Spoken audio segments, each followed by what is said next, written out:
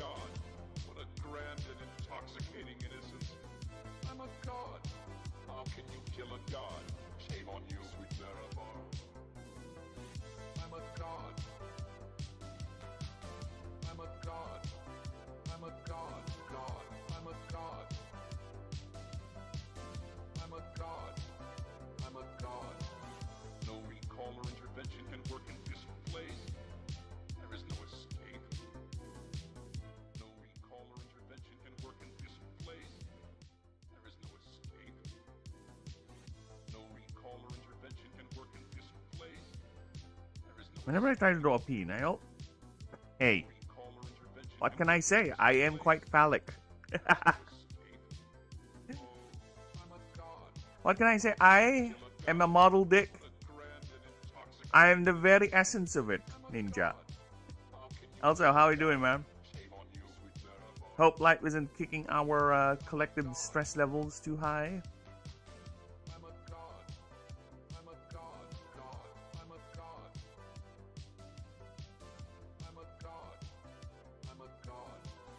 I can't say, just wanted you to know. You're looking like a pen. By pen, I meant penis. I told you. I am quite phallic. There is no point in denying the fact that I am quite a phallic being. You know? I am quite the dick. In every way whatsoever. We do have a saying here. We do have actually... We men have two heads. We are smart beings because we... Well, not really smart, but we just have two heads. And both of them think for us. And when the lower head starts taking over, we're fucked. Gotta go. We'll try to stop back later. No problem, man. Don't mind me. I'm just setting things up.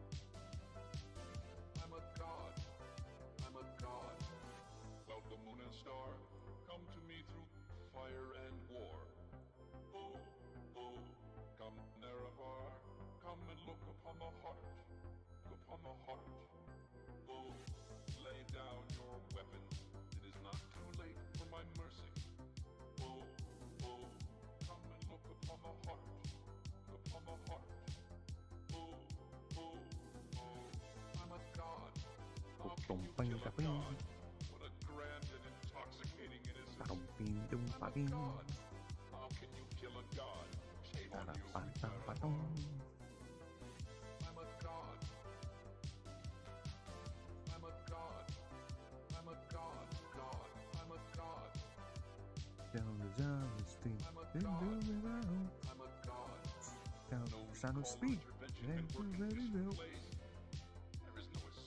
What is said? Have me down in the seat.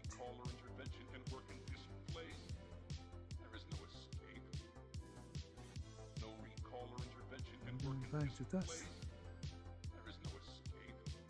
Another one bites the dust. Down and another one down. Another one bites the dust. Hey, protect you too. Another one bites the dust.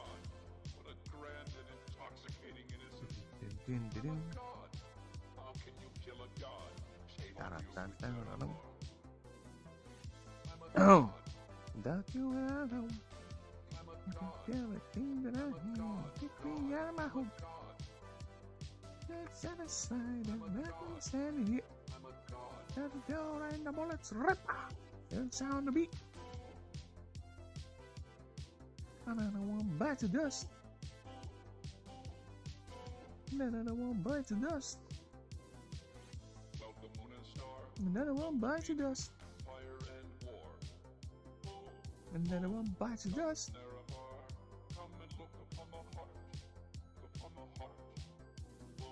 Hey.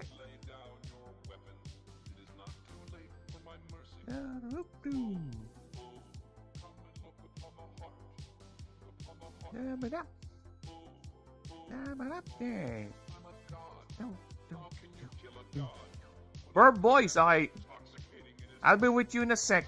Just setting up.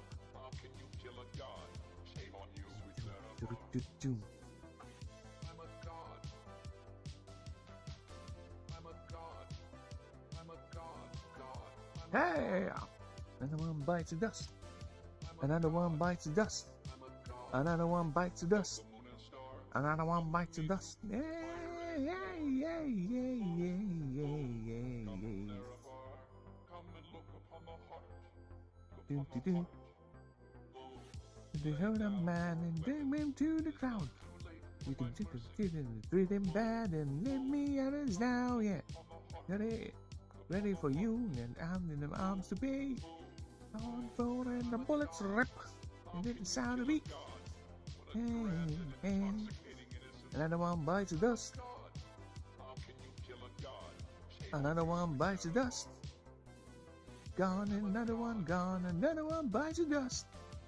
Hey, gonna get you too. Another one bites the dust. You gotta check the audio. You gotta check the audio. Oops, I forgot something else.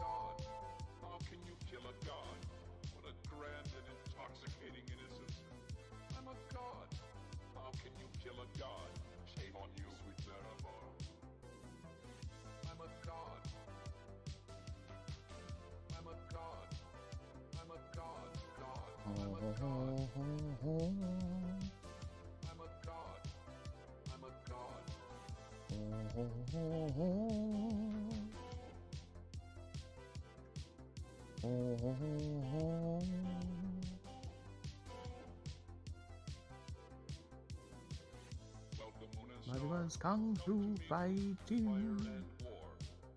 Something quick fast as lightning. That's a little bit frightening. A bit expert timing. Alright, let me just check the audio. See if we're quite good. Chopping back down. China's up. Everybody do their part. In the step, on the hip. That's kung fu fighting. Legs were fast as lightning. Alright, we're fine.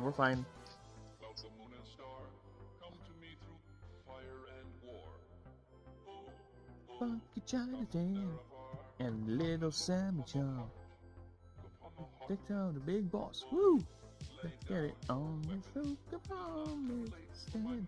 Perfect mating with the hand. He slipped into a brand new grip. Cause kung fu fighting. Kicks were fast as lightning. It was a little bit frightening. Expert timing. Whoa. Oh, oh, oh, oh. Oh, oh, oh, oh. Oh, oh, oh, oh. Kung fu fighting. It's what fast as lightning. That was a little bit frightening.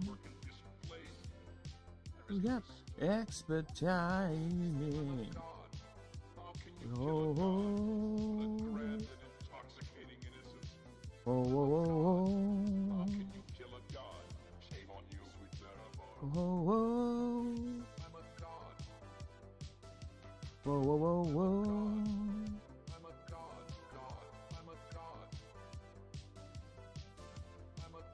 Keep on.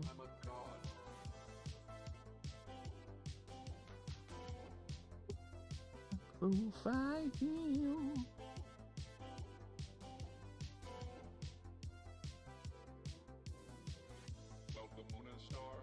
Come to me through fire and war.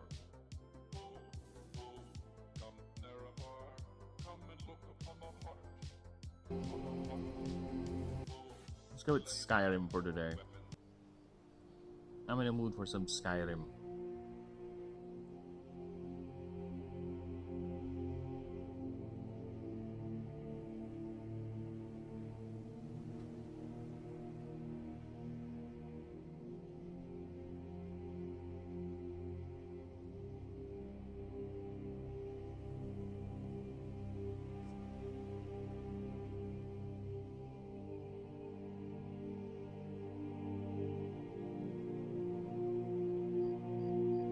Real.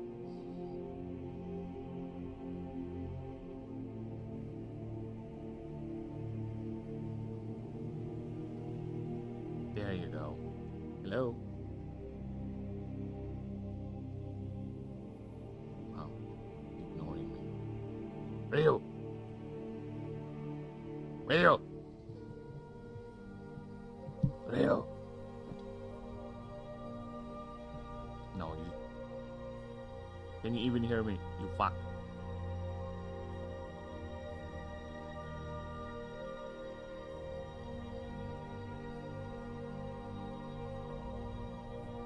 Hello.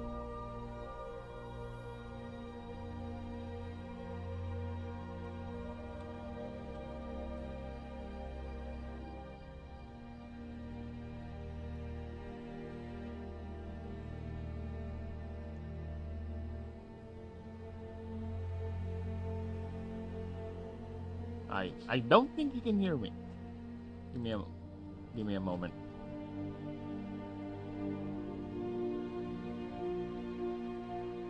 Yes, I don't think you can hear me.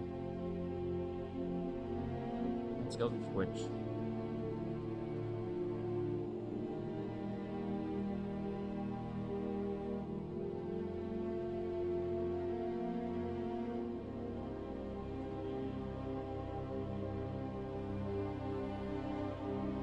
He is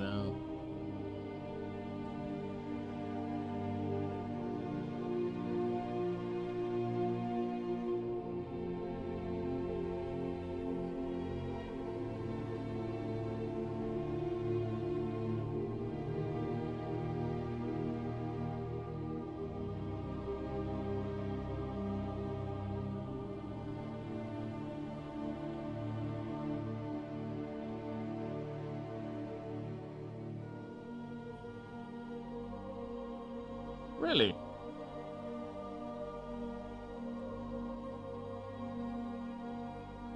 I am already there. Yeah, it's... Yep. Oh, I think that's a you problem then. Wait, do you have me muted? Wait.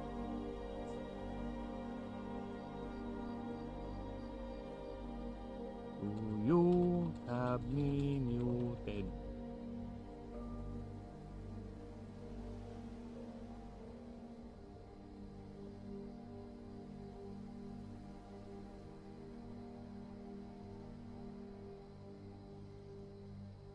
I am not in the mood to do this. I am not in the mood to do this.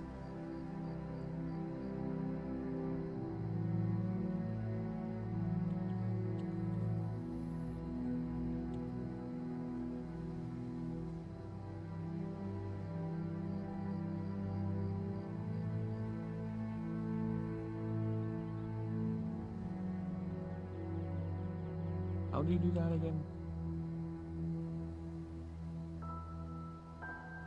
How about now?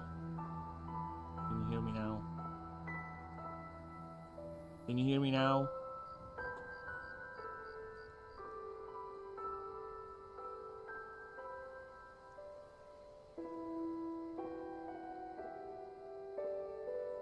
Yo! Oh, there you go.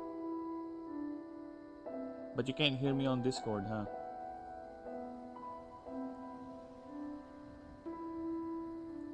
Yeah, it's the same mic. Yeah, I don't know, man. Discord is being racist again.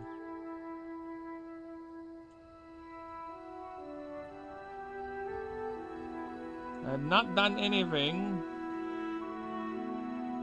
See, the mic is fine. It's the same speakers or whatever.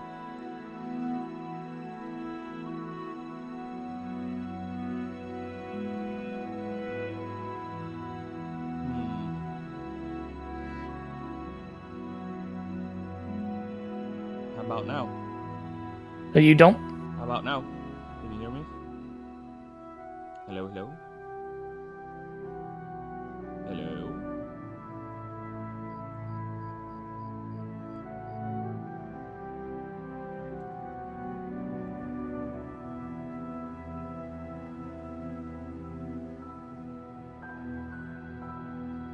Let's move to my voice chat.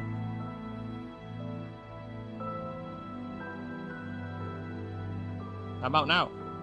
How about now? Be better? Oh, fucking hell. Is it Discord? Is it Discord? Is it really Discord? I am not on any of these mute things. Unless Discord is on full volume. What? What? Ah, racism.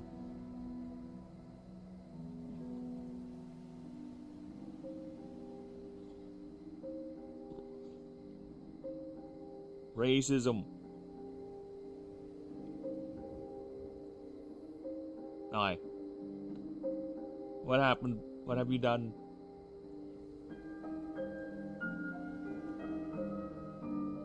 Oh, so you're on a different speaker, basically. The one that...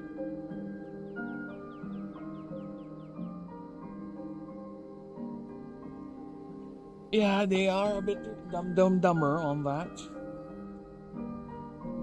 I don't know why they insist on doing weird things like that whenever you do their updates.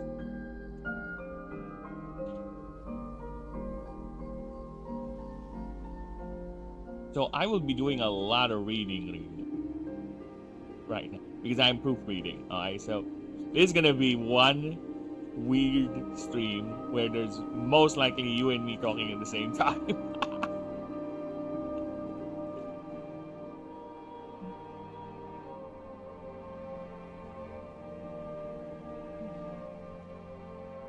Oh, what happened? Give me a quick rundown.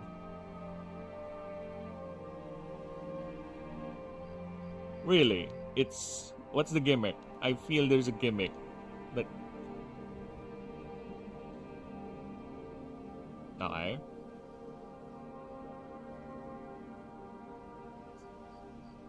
In a sandstorm. Okay. So you don't get to see her. She gets to just automatically trace you wherever she wants. But you can't see her. You can't see her pets. Oh, so they just come out of the come out of nowhere, and you barely have time to react. For the most part. That's But cute. they can't really climb all that well, so like, she's up on little platforms that you want to climb up and stab her. And then, like, when you attack her enough, she'll do the whole, oh, I throw a smoke bomb and vanish, and you have to find me. You have to find her again. Yes. Well, at about half health, she stops using fire arrows. So you can't track her anywhere as easy. Oh, that's fun. So she basically has... then, okay, go ahead. Then in phase 3, she stops using the platforms, and you have to fight her down where her immortal hyenas are. Her hyenas are like twice her level. It's the weirdest thing. Her ads are stronger than she is. Wait, are the ads easy to avoid or something? Why? What's the logic there? Yeah, for the most part. Like, if you fight on the platform, they can't get to you. So I guess their idea is, oh, since the hyenas are not capable of climbing platforms, and they're quite easy to dodge, so let's have them do massive damage. Yeah, but where it falls apart is, she starts fighting down where the hyenas are about at 30% health. And there's nothing you can do with the hyenas. And it's in a sandstorm, so you can't see crap. You can't really dodge them. Then, here's the real kick. Where is this jerk going? Why? Alright. Here's the real kicker. What's the kicker? When she gets down on the lower area, she still does her smoke bomb technique. But it breaks and doesn't teleport her. So you can just stun lock her for that entire phase. Oh. Because as you're attacking her, she'll do the thing, but it won't teleport her anymore. Well, at least that's something. Even though it's dumb, but, you know, at least that's something. A little consolation prize for autism. Have the gameism back on your favor. But yes, it is broken. Yeah, but, like, I would prefer the fight, like, work. To be actually like a fight, yeah.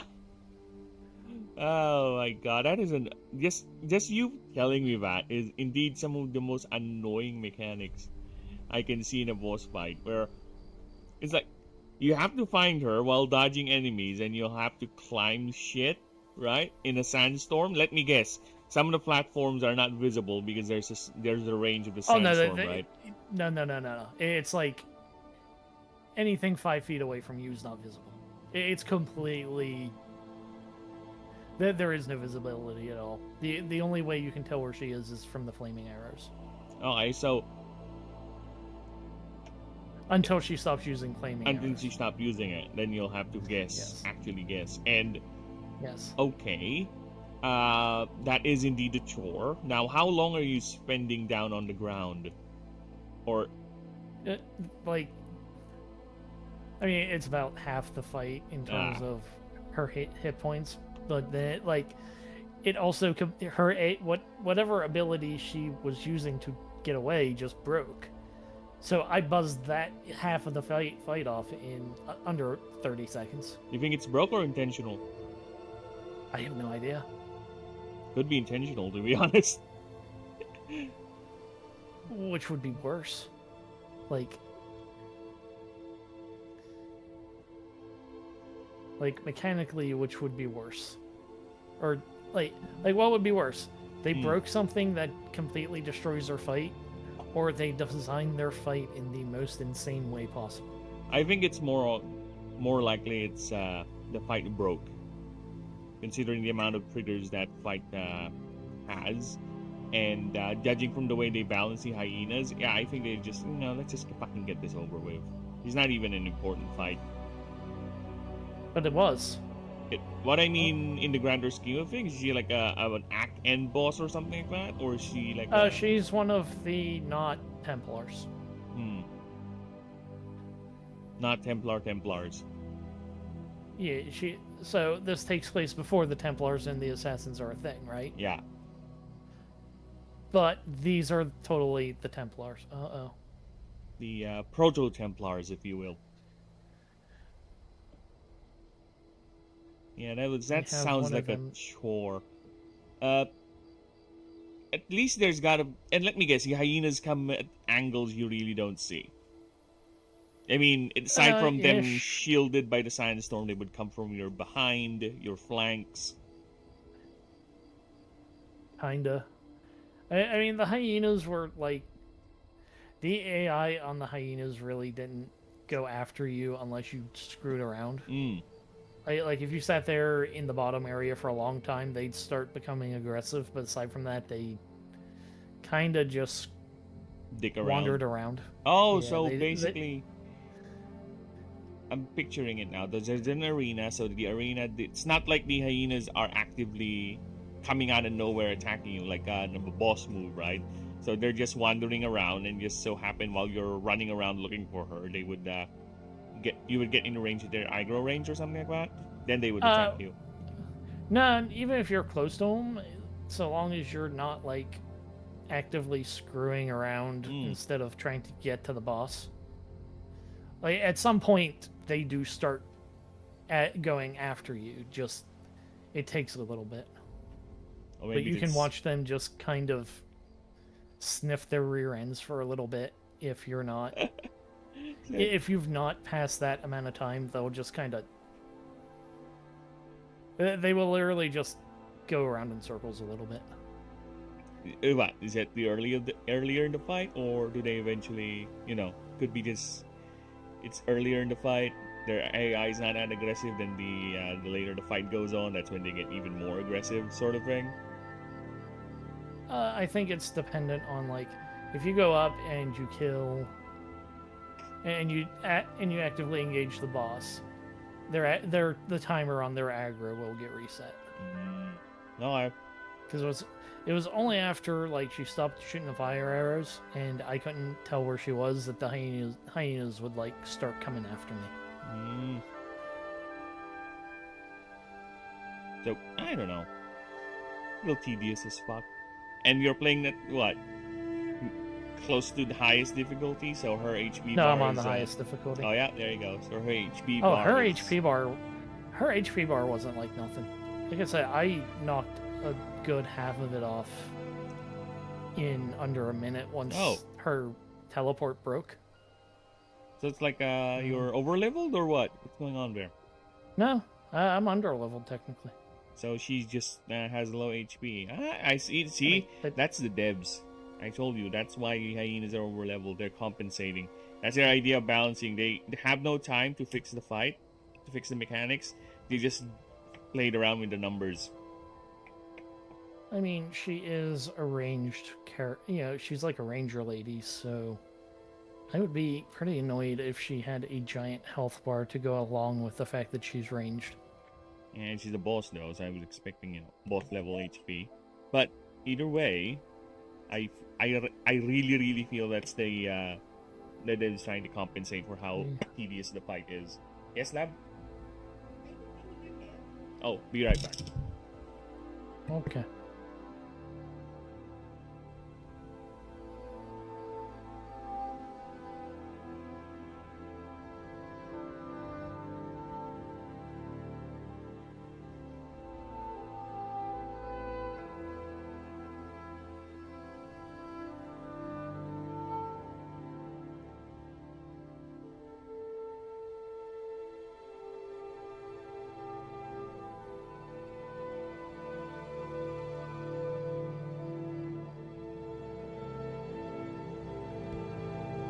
Okay, I'm back. We back. Guess who's back? Back again. The burb is back. Backing back. Guess who's back? Guess who's back? Well, think of it this way, Ryu. There could be worse fights than that coming your way, so enjoy that. Probably. Because I don't doubt it. most likely, it's what? That's like early in the game or midway? I have no idea.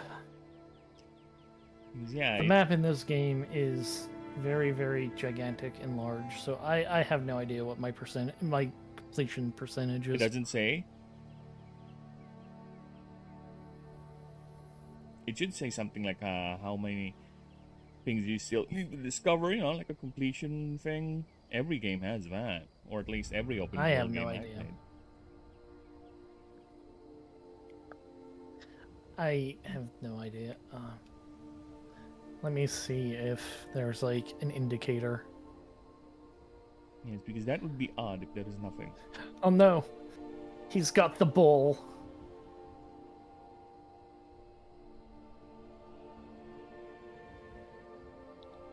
Alright. Now, while Ryu is doing that, I will be doing a little bit of proofreading. But of course, we need to figure out where we left out. Like I just showed you guys, I was still working on, or I'm working on the rewrite in the the creature rules offline. So, there's a lot I have already done. So like I said, unlike the character rules rewrite, this one is taking shorter time because it's mostly the same terminology, the same rules. I'm just expanding or clarifying the wording and even changing some of the naming, the technical writing on some of the abilities and creatures, abilities and descriptions, because I have changed a lot. And let's just say I have developed my technical writing, the pattern, and I don't want to deviate from that because again, reading rules, once we see the pattern, eventually players are going to be, oh, this is how it read, this is how it's written, this is what it means. So we don't need, or it's not advisable to go all over the place when you do your technical writing, especially for describing abilities. So you need to be consistent with how you do it and how you choose your words. Okay? So yeah, we are now on energy. See, now actually no, not on energy, but on glyph capacity. So I'm almost done per se with this one. Then after that will be rapid firing the creature designs. So good luck with me on that one.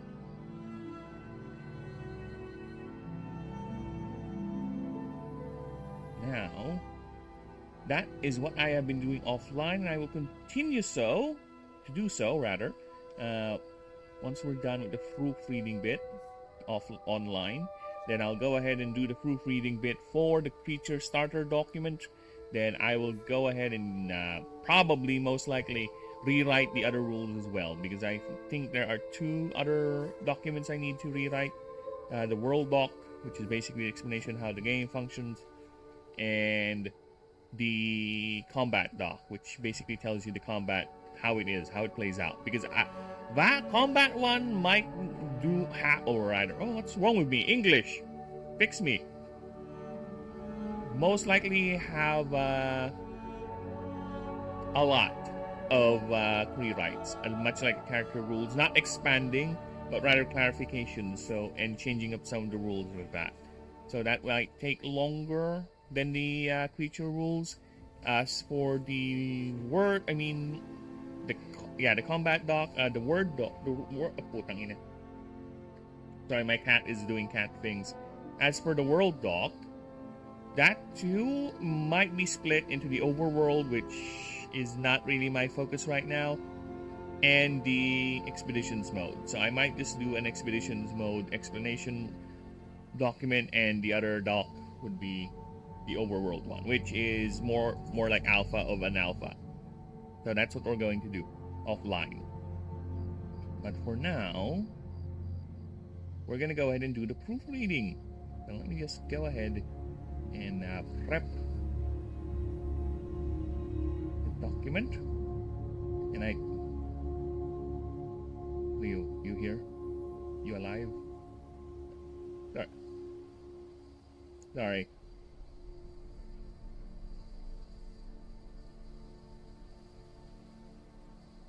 21 more.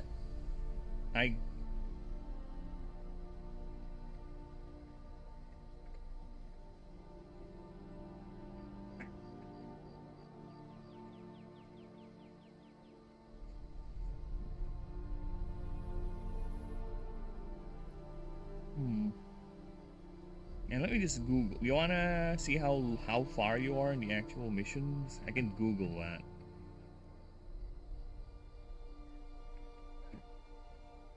How many assassination attempts on Hitler? Why is that my top search? How many assassin...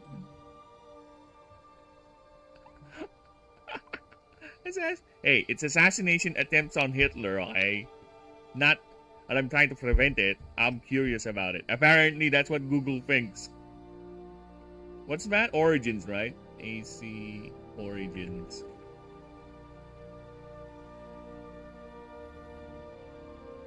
There are around 12 main story targets. How many have you taken down?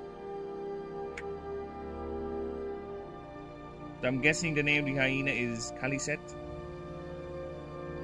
Yep, she's here.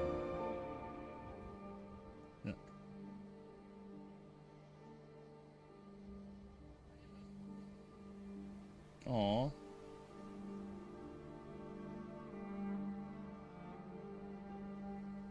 Well, yeah. Okay, so you're more than halfway through, apparently. Is it choose your own target, or you're going on an order or something?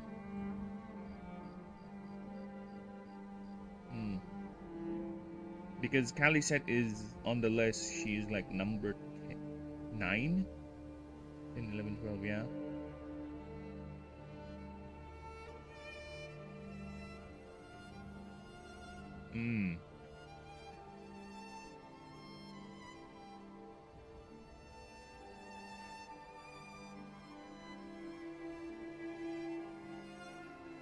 Oh, one hit KO nonsense.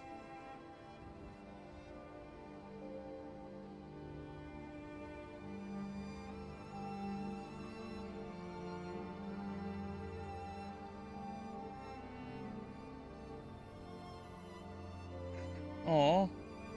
Good drugs. Happy drugs. Just drugs.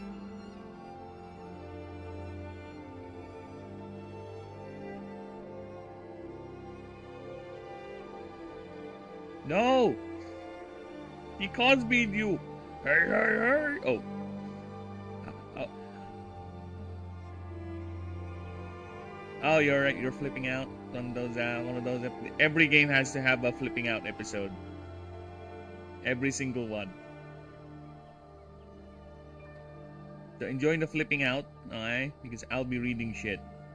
We'll be reading a lot of shit because we are proofreading. And I have to read it out loud because reading them out loud actually is very, very different than reading them quietly because they sound differently when you're reading it.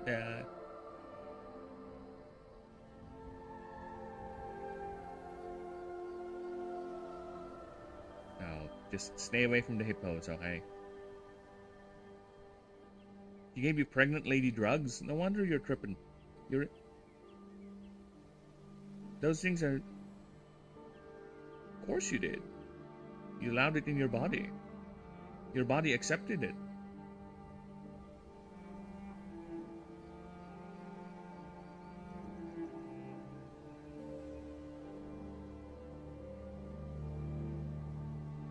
Well, you have fun. I am gonna start reading my shit. Or rather, explaining my shit. Now, let me go back to my OBS so I can see what's going on with chat. Alright.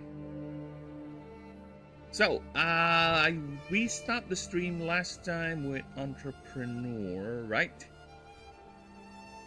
Right. So that's when we stopped. Now, we already did the blurb.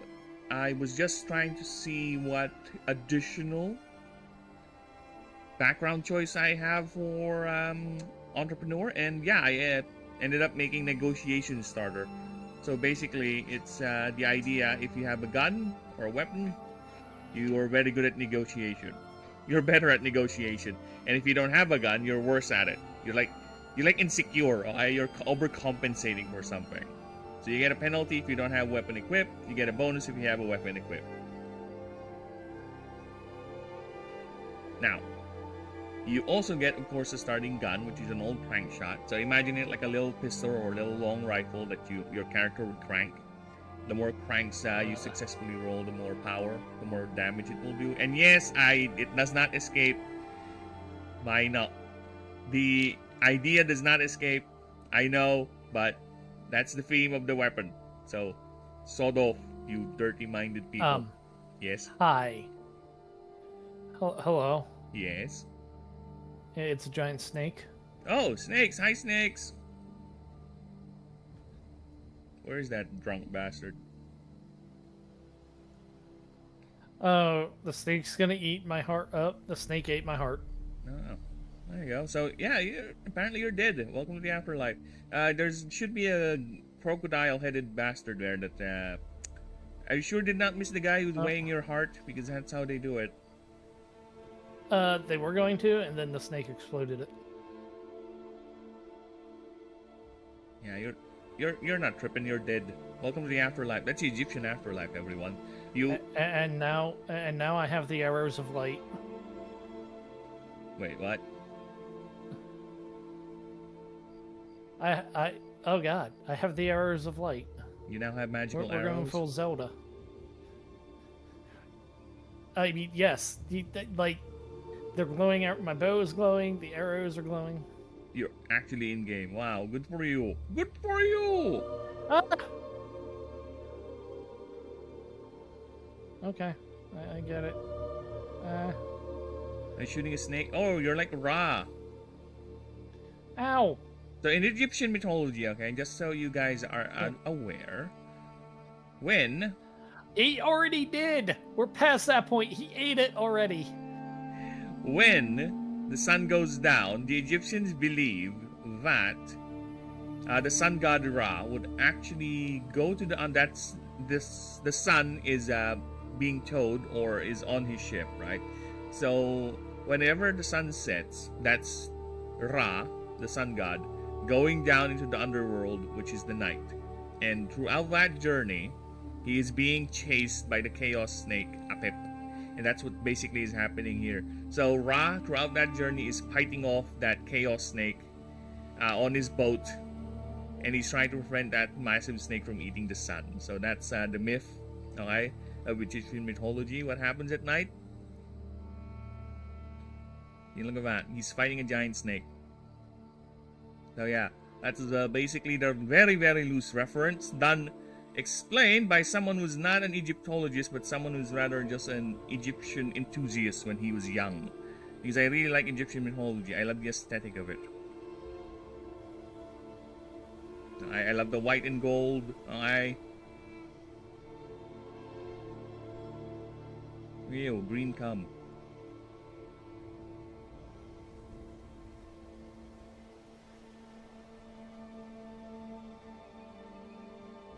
Alright. Now with that little history lesson,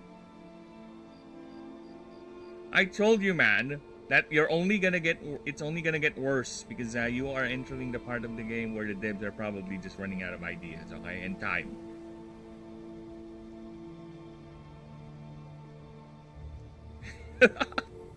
Hey, all those bosses are ideas. The only thing is, are they good ideas or well executed ideas, okay? They have to come from somewhere. Alright, now I'm gonna go ahead and start proofreading this shit. Let's go ahead and read the 11th background, which is the Astari. Because yeah, like I said, for you guys who haven't catched the previous streams, I'm doing the character backgrounds for the creature battler that I'm working on. So, you choose a race, of course, that's the quintessential RPG flow. So choose a race, choose a background for the race, and we are doing that, alright? So I have worked through at least 10 of the 19 backgrounds already for the rewrite and additionals. So now I'm at the 11th. Okay, so that's the goal of the Strumble.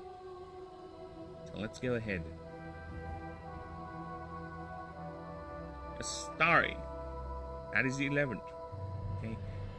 The elite of the elite. You are the best animancers the world has to offer. You are handpicked by the high seats and the gods themselves. You're considered to be their progeny. Okay, let me just change the wording there. And are...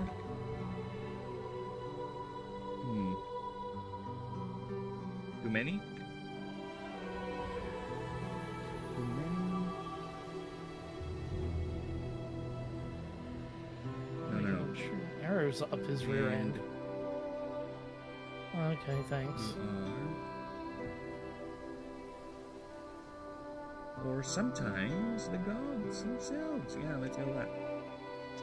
Oh, okay. Sometimes Thanks. the gods themselves. So yeah.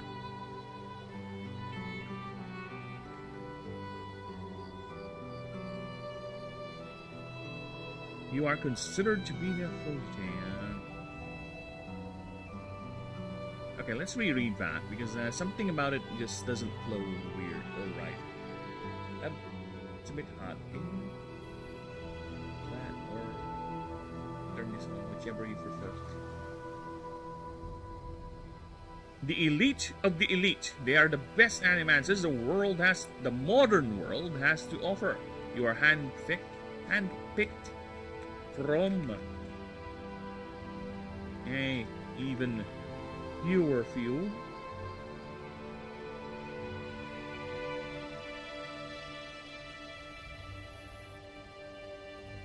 By the high seats of the Auric Confederation. Confederación. Or sometimes even the gods themselves.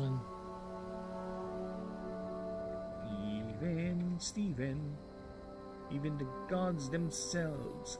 And you are considered to be their protege. You bear the secrets of the high seats, the highest echelons of the Confederation. You'd keep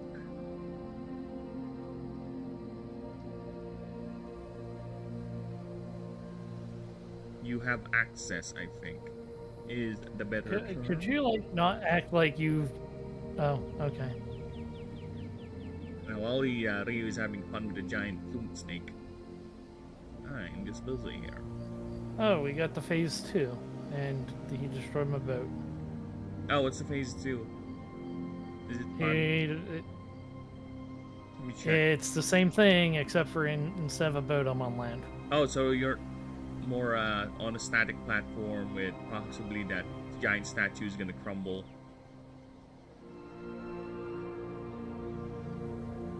Hey, this phase 2 looks it's easier. Oh, he's attacking from above now. No, he was doing that earlier. That's all he does. Well, there you go. It's easier then. Alright. You have access to... Where are you at?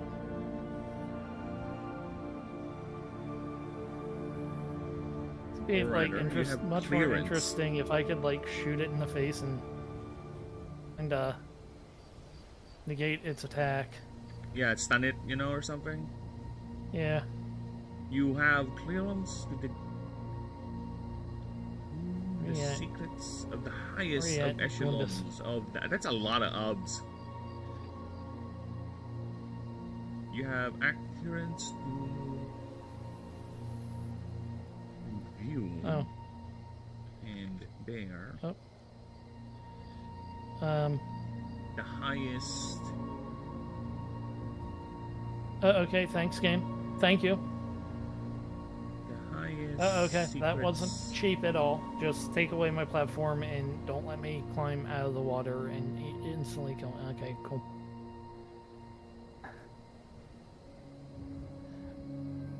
Thank you, game. Thanks. Only That was engaging. the highest. Okay, fucking hell. Yes. I have to change that to deepest then. Deepest secrets. Privy only to the highest echelons of the Confederation. They are asked. You are asked because you are asked, rather tasked. You are tasked with the most dangerous of missions, given the most brutal of tasks. You are expected to perform this regardless of method and collateral.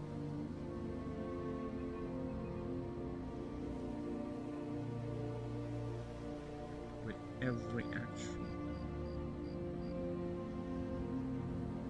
done in the name of the greatest of goods, of the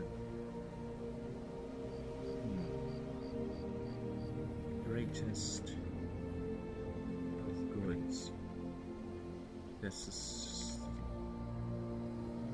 Okay, okay, that just went right through the column to hit on the land. Okay. preservation of peace and stability. Yeah.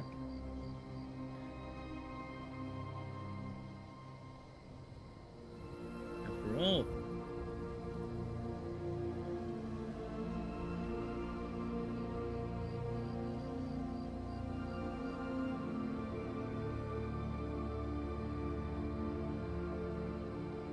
everywhere you go, you carry the badge of this esteemed office. People look up to you, and people want to be you, and with you. You are the savior of the meek, and you are the very best that ever will be. And yet... That was the most unimpressive snake god fight I've seen in a long, long time. Snake dream god fight, mind you. Thinking about it. Let's just say, you know what? Let's just chalk that your character having a very, very boring dream. Okay? It's not imaginative, okay? What can I say? That's the best thing his imagination, his subconscious can come up with.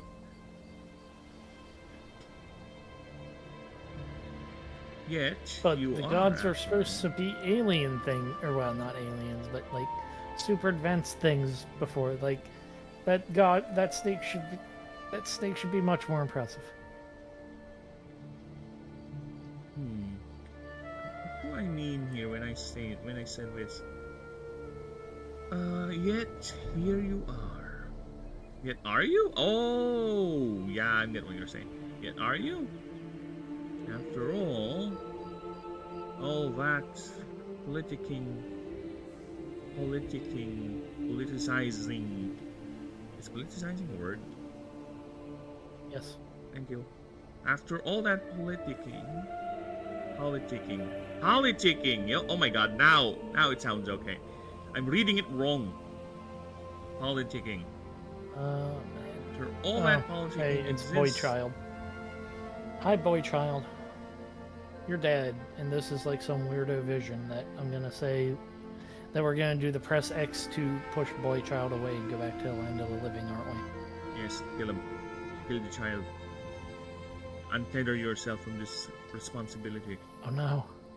The boy child told me the Hillary Clinton's secrets. No, we're all gonna die. No, she showed you her emails. No. It's one of the signs of the apocalypse. Alright. Yet, are you? After all, politicking politicking does exist. And is rampant.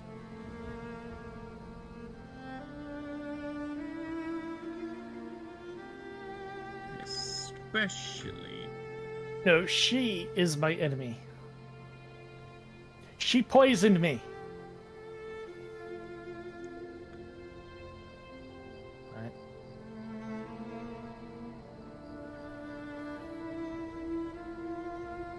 Especially in the most highest offices. I think another word, because I used highest quite a lot already. So another word for highest, please, my thesaurus. Other words for highest. Wait, what?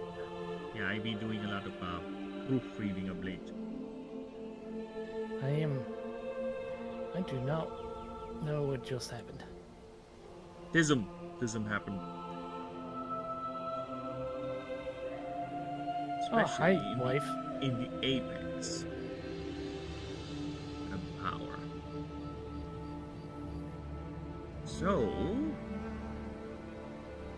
maybe mommy and daddy paid for you to get in. Did you pay to get in?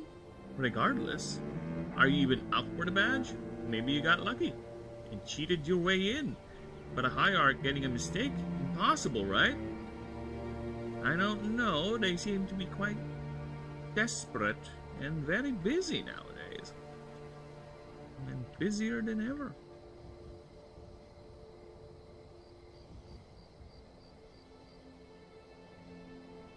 Do you really know all those classified secrets?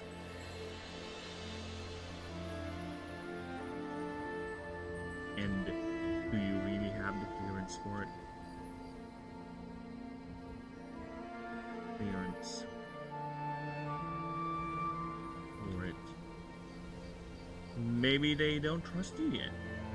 That's why you're here in the ass end of the world. Well, one way to find out, right? One way to find out. Get out there, oh great one, and remember, that fancy badge may not be that helpful when facing a real threat. Or I don't know. You're the special one anyway. Okay, so yep, the trilogy of starts. 3,000 currencies. There you go. And you get to choose your patron hierarchy, you get immediate access and animation chain, and one free mark challenge. Alright. So let's reread that. just to make sure we're not hodging up the... Again, this is a proofread as well as an introductory stream, okay? So we are both doing that at the same time. Killing multiple birds in one stone. Because I am only one man, okay? I don't have a team. This is a team of me. So, we have to be thorough with our progress. The last thing I want is to be inconsistent. Yes? No, I'm talking to wife character lady. Oh, the other you? It feels like we're going to head for divorce. Oh, nah. Long time coming. She is a strong, independent woman, and you have not been giving her the thing for so long. You're like EDP's girlfriend. Have you seen that documentary, by the way? That Mike Klum documentary? I would take that as a no. Sorry, I was listening to the game. Oh, no. Have you seen the new Mike Klum documentary?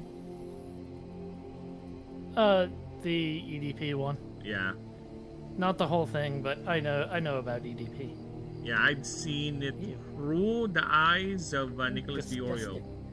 That's not something I would watch directly, because fucking hell. I can only take so much cringe in my life. I just put my hands in a giant pile of bull poop, so... Oh, neat. Oh, they're feeding the bull peaches.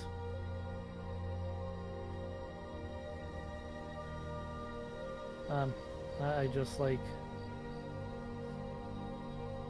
Where's your shining sunbow? I lost it when I got out of my trip. It's only a stupid dream, I see. I mean, given the fact that, like, we have ancient alien precursors that have godlike powers, I won't just dismiss it as a dream. I think they're fucking up your mind. They're making you do all fruity poopers. Making you do that. Oh. I didn't. Okay. No. We know that, like... We know that, like, two of the ancient... The Anunnaki were good guys. And this takes place before the third one got free, so, like...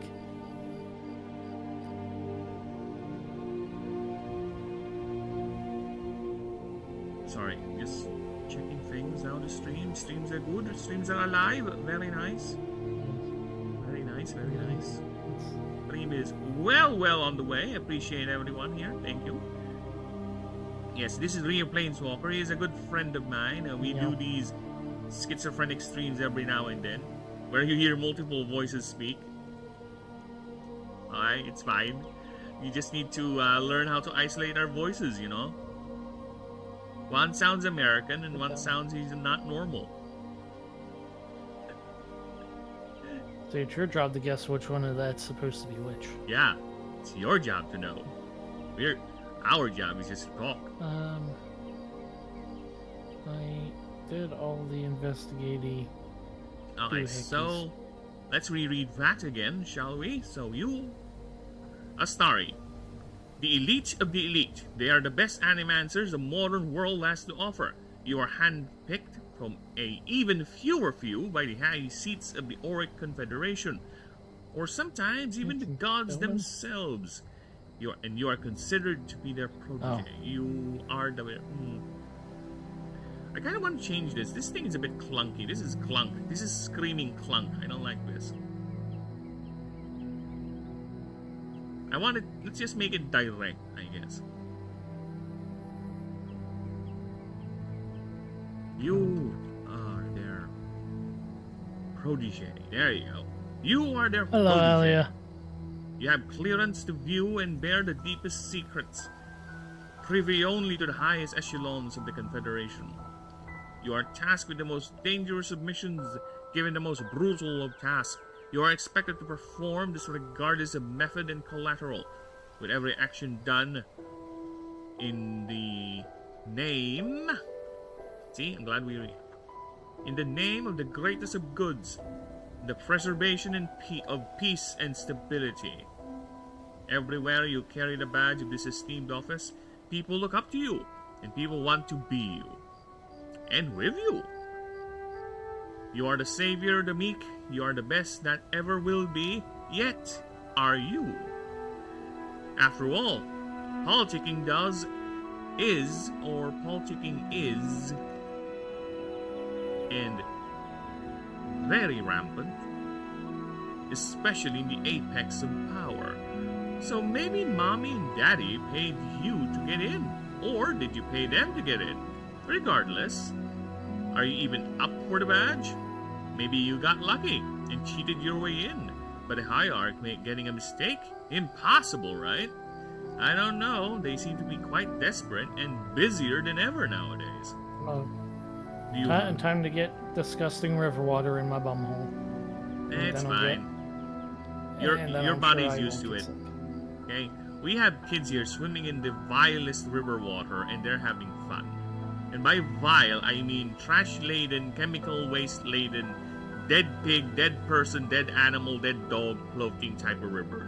And they're fine. They're alive. They got through adulthood. Do you really know all those classified secrets? And do you really have the clearance for it? Maybe they don't trust you yet. And that's why you're here in the ass end of the world. Well, one way to find out. Get out there, oh great one. And remember, that fancy badge may not be that helpful when facing a real threat. Or, I don't know, you are the special one anyway. There you go, that's the blurb for the Astari character background. And again, the idea is not to give you a explicit origin, but rather to fill you with, inspire you. Give you a basic idea what the origin is, or rather the background is in terms of the setting, right? And the rest is up to you. You know, your origin, your history, whatever. You make up that shit, not mine, not me. Alright. And also, have a delayed hello, Alia. Yeah, Alia's in my chat too. Alia, you must be fighting a really terrible boss. Like, for real, for real. For real, for real? Or snap, snap? It ain't fire, dog. Yes. It ain't fire. It's Full Valley. Alright. So, the trifecta is here. Yeah, 3,000 currencies. Nothing special there. However, if you start as one of the elite Astari, you get to choose a patron hierarch, which is one of the 17. So this is a massive choice, because originally, in the game, this is how you start. Yes, originally in the game, this is how you start. This is how you normally start. And I just had the idea, or was inspired, to create the character background. So that's why we have downgraded, I would say, the Astari as one of the 11 backgrounds. Right? Before, you started up as this, flat. No issue, no caveat, no nothing. You started an Astari. No other choice there. You do you. Alright? But, again, because of the introduction to character backgrounds, here we are. Now, the original perk for it, or rather choice for the starting character, has been moved exclusively to the Astari. This is among the reasons why the world doc will shrink a bit and needs to be refined, because it's no longer applicable to this new character background setting. And also the favor system. So it's no longer supporting that, but rather is conflicting with that rule set now. So we carry this moron out? No. That's why we need to do all the rule sets. We need to have them all rewritten. Alright, we need to make sure they are consistent all throughout. And of course, this is a lot more easier if I'm just planning to do a PC game, but this is going to be tabletop tested first. So yeah, we need to be consistent on that. And besides, once I get to making the video game, I think it's fine that we have discipline in terms of consistency with the technical writing, and of course already background lore and all that, because I can just easily translate it into the game, right? Imagine this part, this blurb here is going to be on your character selection screen. So yeah, it's serving a lot of purposes actually. which is fun, which is nice. Efficiency through pain and tedium, because this is all foundational, all of them. So let's continue. We'll be checking all the 17 checks, and yes, there is still the sub options, so we'll get to that. So let's go ahead and see. Let us introduce the hierarchs of the 17 high seats of the Auric Confederation. So we have first Hierarch of Leeds, Druidess Ilderain Evershade. She's an elf, and if you choose her, starts with 3 minor mana pots and 3 minor healing pots. Receive the item the Evershade Rose, which is a tier 5 trinket, weight 1. When equipping this item, choose 1 stat, it gets +3. Then verdant creatures in your party get +3 and 10% more damage. So +3 energy, 10% more damage. I don't think I need to change any of that because I will tell you this right now. Yes. The guy just raised the alarm for the dead body that I left up there, and like I'm nowhere near that. I think I think I wandered into an entirely different area. Why did you left the dead body there? It should have been more efficient and more assassin-like. Because I was just going to murder my way out anyways. Oh well. You start it as early as you can, right? So they can just... Yeah, but I think it's funny that they are doing an alert in an area that I, like, accidentally fell out of. It's funny.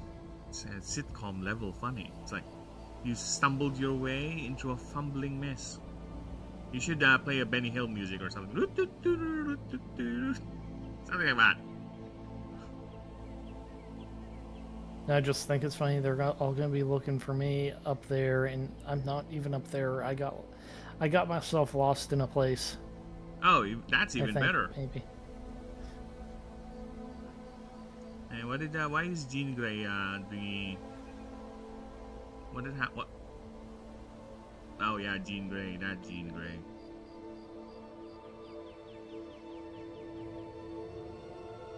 Maybe I am not. Maybe I'm not in a different area. Again, it reminded me.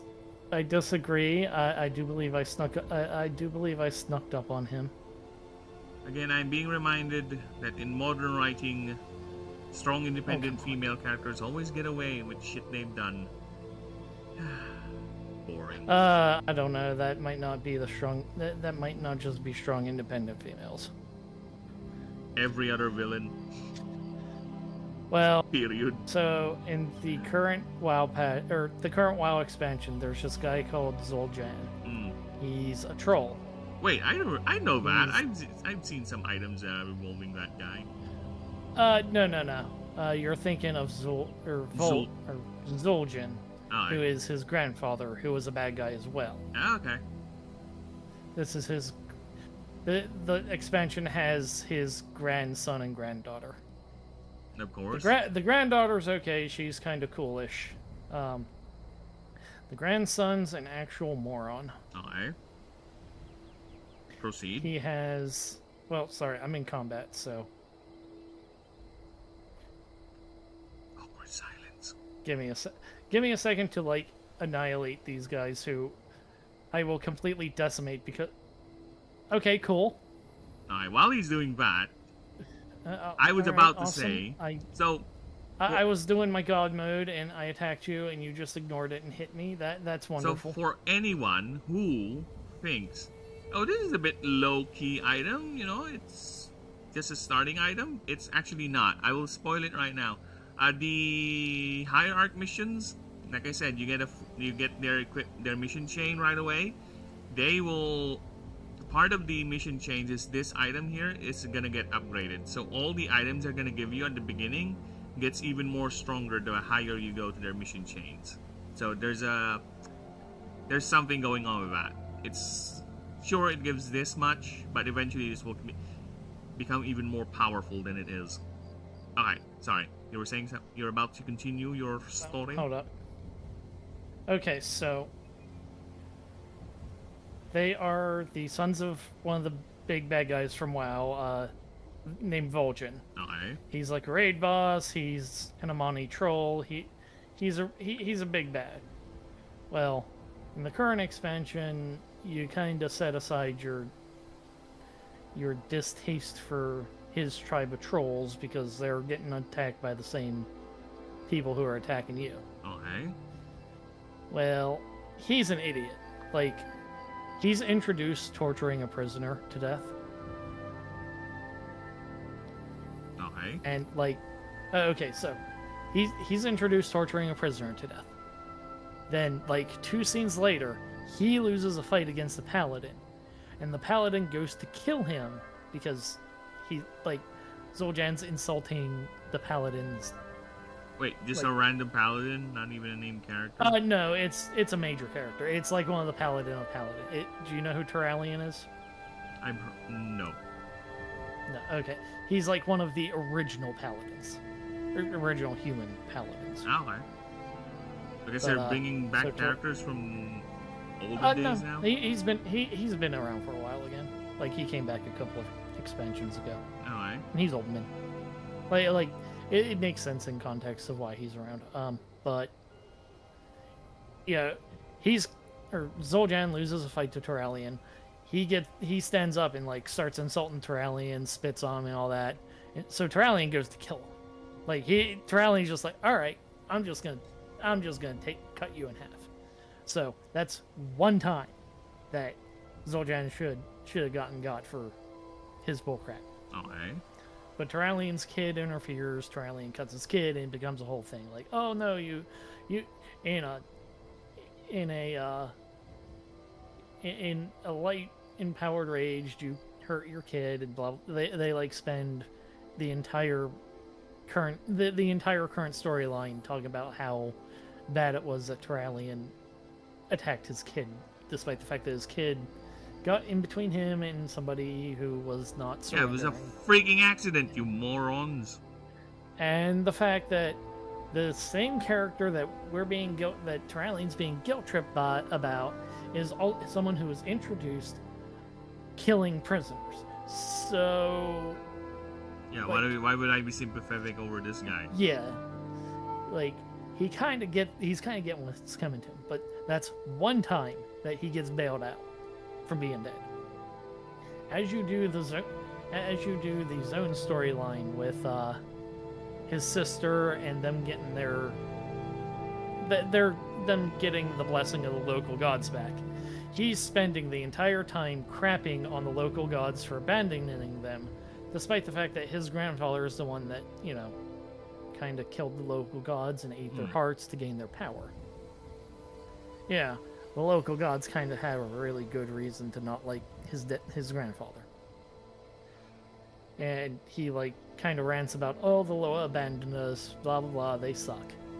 Well, he takes a bunch of his sister's warriors to go attack the bad guy, or to attack the main bad guys of the expansion that you're working together to fight. Alright. Against her orders, and gets a bunch of her soldiers killed.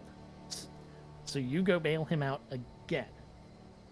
So that's 2 times he should have been dead, because he can't learn.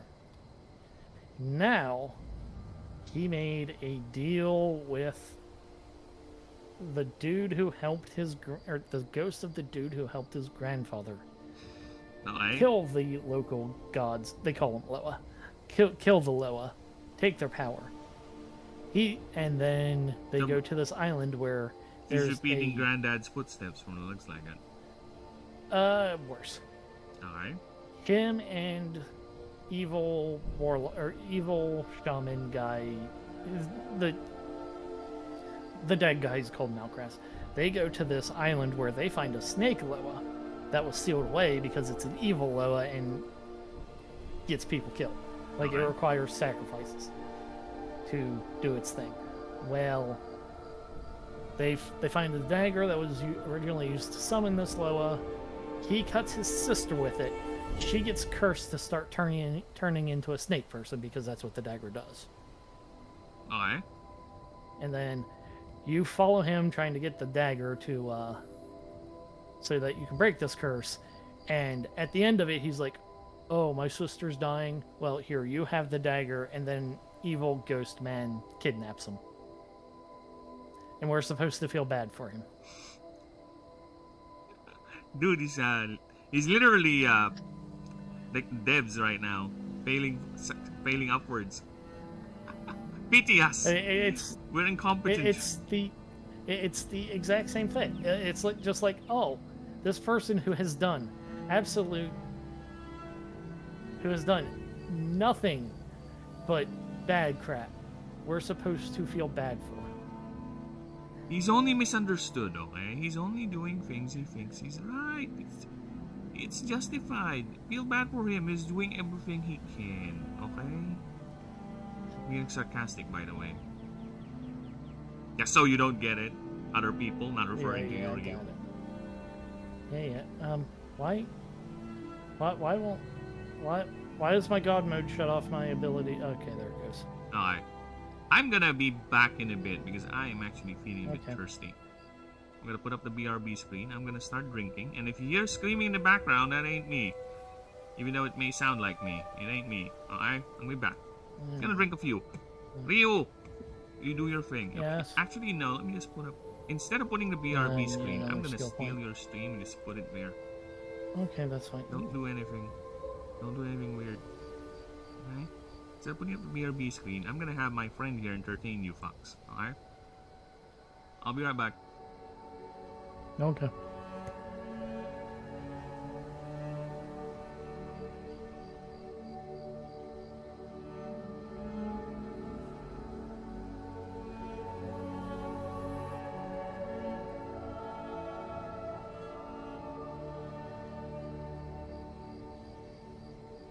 Alright, so...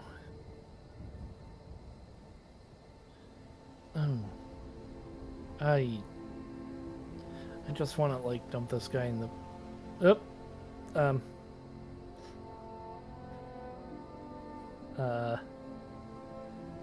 Well, that was not intentional, but... I did it, okay, I was saying I would just like to dump this guy in the river. And I kind of did. By accident.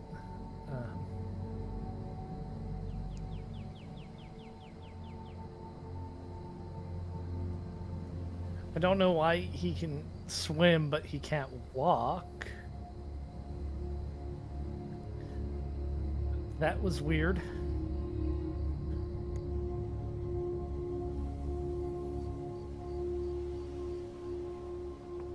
I go grab a drink, and I come back to Ryu just kidnapping a person.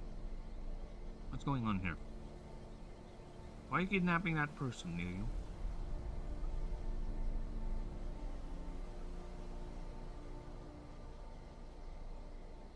Why are you doing that?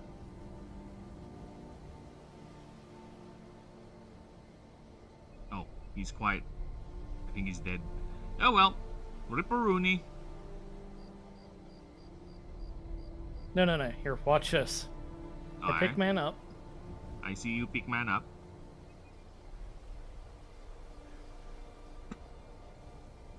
You drown man up. There he goes. What? Bye. Wait. Oh, what the fuck? Oh, he's back to normal. Hello. Hi. That was a refreshing dip. Okay. Can I have more? Okay, that wasn't where I was going with that. I want more. What? You really like that dip? Okay. Whee! I want to. Thank you for introducing me to the glory of the swing. Now what? Okay, what's he do? He's gonna go. He's gonna get away. He's gonna get away. I think he's trying to get away from you. In the slowest way possible. Look at that. Okay, I think you can try to herd him back into the river. Get out of there. Get out of there before he gets away. I can't. Won't let me climb up. Dude, the NPC's better at climbing than you. What the fuck? No, hold up. Let me get out of here. What's some tisms? Alright. While he's dealing with that, I'm gonna go ahead and continue reading my shit. No. Look at what he did. Ah, what did he do? Oh, just chilling. Oh! I just suddenly remembered I'm actually supposed to be down. He just had a heart attack. Bye! Oh my god, look at that. Alright, sorry. This is some... Okay, where's he going now? He's not... Dude, just let him... Let's watch him. And... But that's what I'm doing. I think he's trying to get to a surface, alright? He's going to get out. Then I'm not going to be surprised if he's going to walk a bit and eventually return to his default falling position. Because that's the game trying to correct itself. Look at that. Come on! Oh, he's not getting in on the ladder? Where is he going? Even... Where are you going, you fuck? No.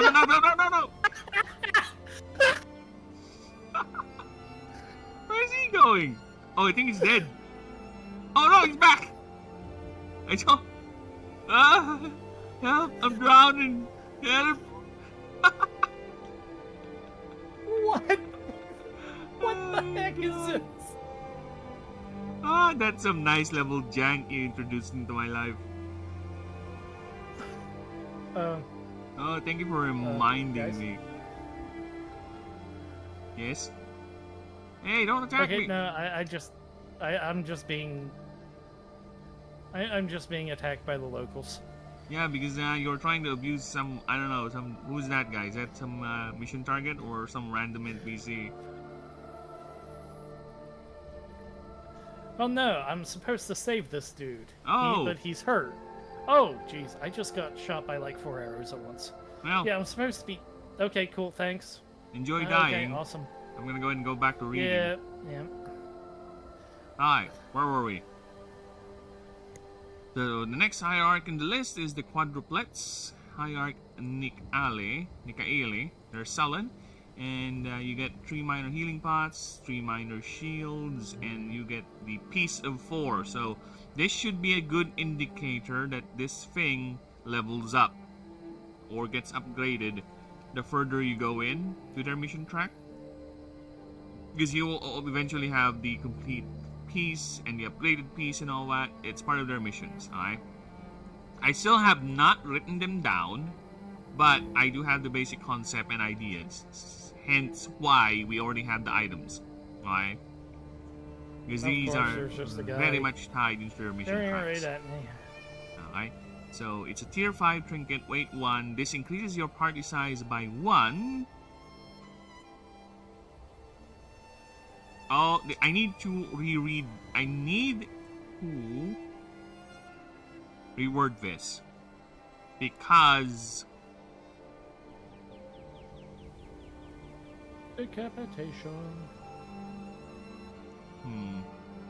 I think, is it fine? Or should I reword it the same as like a link rune, right? Because I think the link rune is the same in terms of wording. Alright, let me just go to the character rules. Okay, cool. So I can see... Oh shit, I am already the character rules! You massive dingbat! Alright, so here's link rune. Alright, so it's the same wording as a link rune. Alright, each...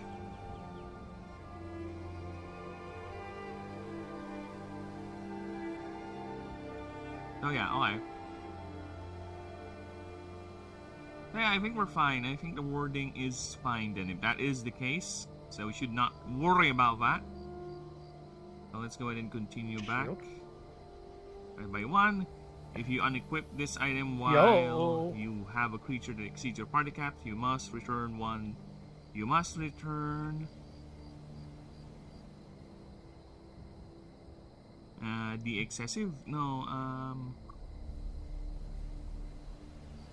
you must return creatures to the bank to match your current. Oh, come on. You can do it. You can fall. I wonder if the game will let me. Alright. Nope. Storm type creatures get plus 3 DR. Again, this gets better. Alright. This gets fucking better. But yeah, I forgot to italicize the numbers. So let's get right to it.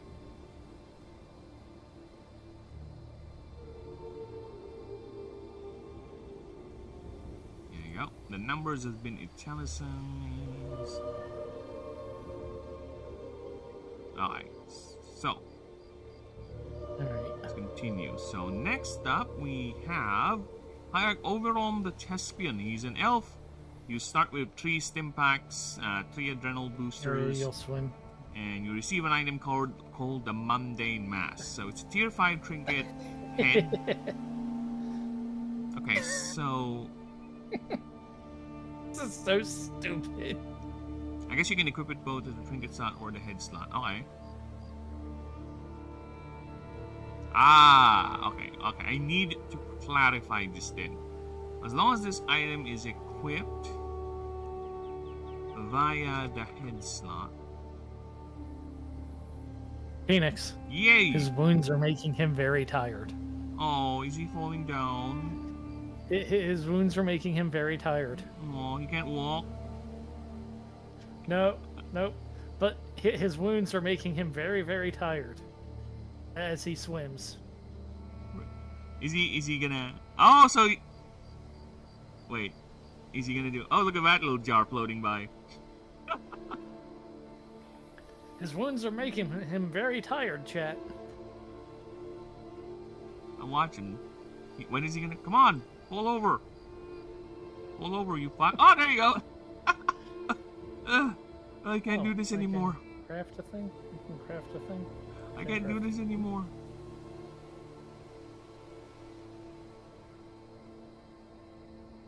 Well, at least you get fun jank like that. Alright. The game might be broken at times, but I guess you have little moments of fun. And unfortunately, the fun is coming from you breaking the game's broken system. Right? Oh, excuse me, gentlemen. Sorry, I would like to assassinate you and get in combat and all that, but we have things to play with. Just put him in the river. You can go back to him. It's fine. He's fine. No, I can't. Okay, so via the head slot. There. Okay. Yep, this is a bit Nope. too I'll odd. be away. When in a dialogue,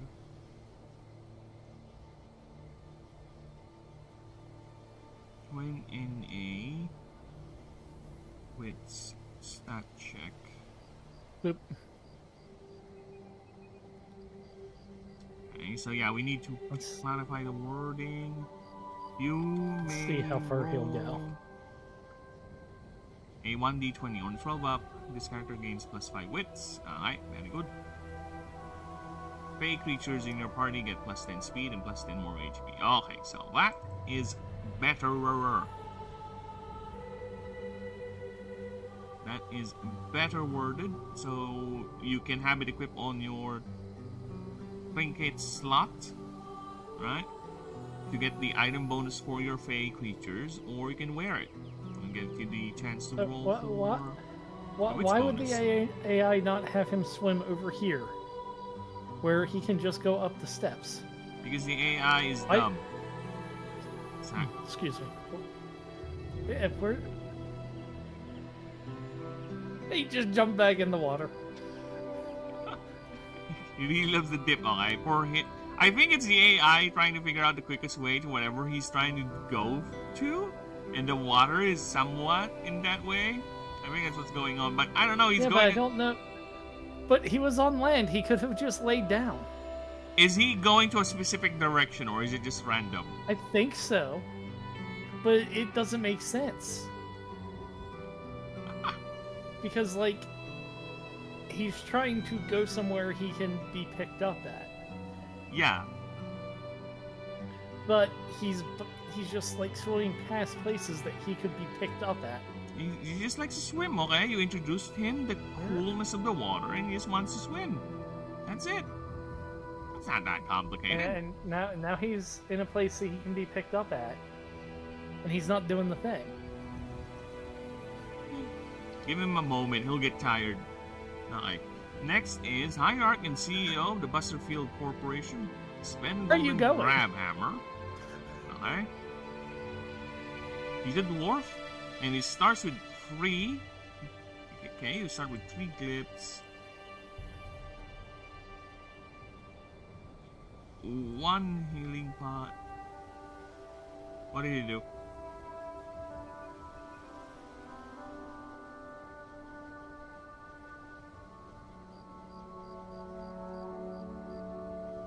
You know, you can just feed that.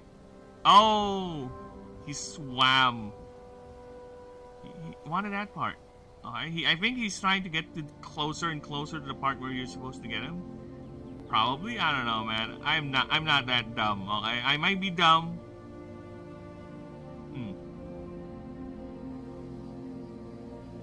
Oh, he's going away. He's probably returning to his endpoint then, to his origin point, not the endpoint. Ah, then fuck off, AI. Alright. CEO, spin golden grab hammer. He's a dwarf. Starts with 3 glyphs plus 1 healing pot. You receive the item called BCID, which is basically Busterfield Core ID. Just so we are aware, he's apparently the whatever. It's a tier 5, weight 1. Now this is interesting because this one is a bit confusing when I read it the first time. So let's see if I can reword. Okay, grants a +5 modifier. I need to word that in modifier. In whatever child is chosen. In negotiating with merchants, grants the additional +5 modifier. Gets an additional +5 modifier when negotiating with a dwarven merchant. Fire type creatures in your party get +2 power and +10 more HP. So I think it's fine. Again, this thing will get better eventually. And the fact that it's just an ID and it's making your fire creatures more powerful is quite something already. I don't know how that works. How does that make sense? And I'm the one who fucking made it. Oh, you're lucky we have that effect already. Don't question it.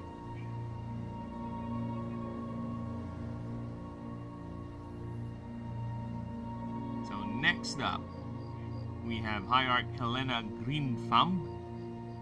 She's a human, and she starts with 3 cure-alls, 2 healing pots, and you receive the item called the Dancing Clay. It's a trinket. Oh, it's the other way around. We need to be consistent with our technical writing, so I can't have it all willy-nilly all over the place. It has to be consistent with the pattern.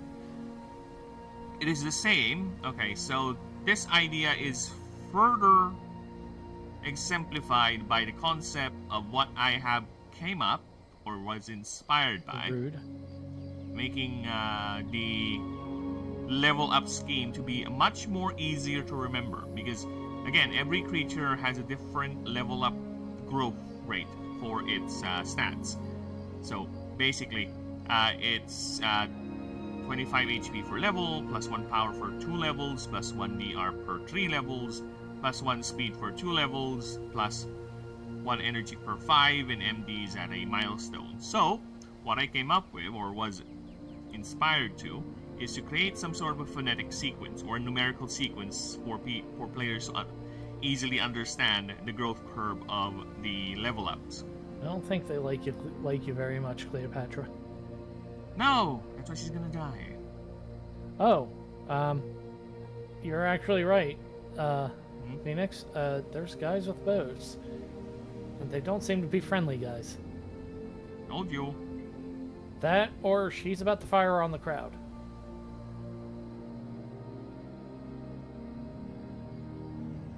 No, she's not.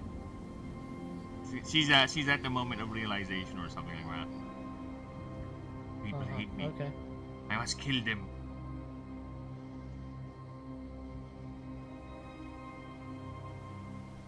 Hey, why isn't Cleopatra black? Oh dear.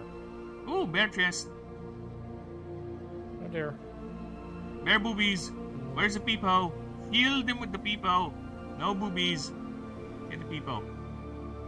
Peepo that shit up. There you go. Crack it with the boobies. Move it around. The anti-booby people. I can't do that because it will. Okay, it's gone. No more boobies. Oh, she's on the other side. She's on the other side. Oh, nice, nice. Nice booby. Oh, good luck with that. Okay, so as I was saying, Alright, we're just gonna have to do that. just do a massive peepo on one side of the screen and you're good. Alright, so the way I'm coming up with this, because of the fixed level curve, right?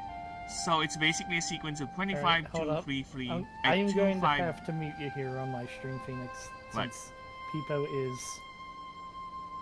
Peepo is blocking the screen, so people need to see. That's how big the tits are? Oh. Is everyone's showing off their tits? Is Cleopatra showing off her tits now?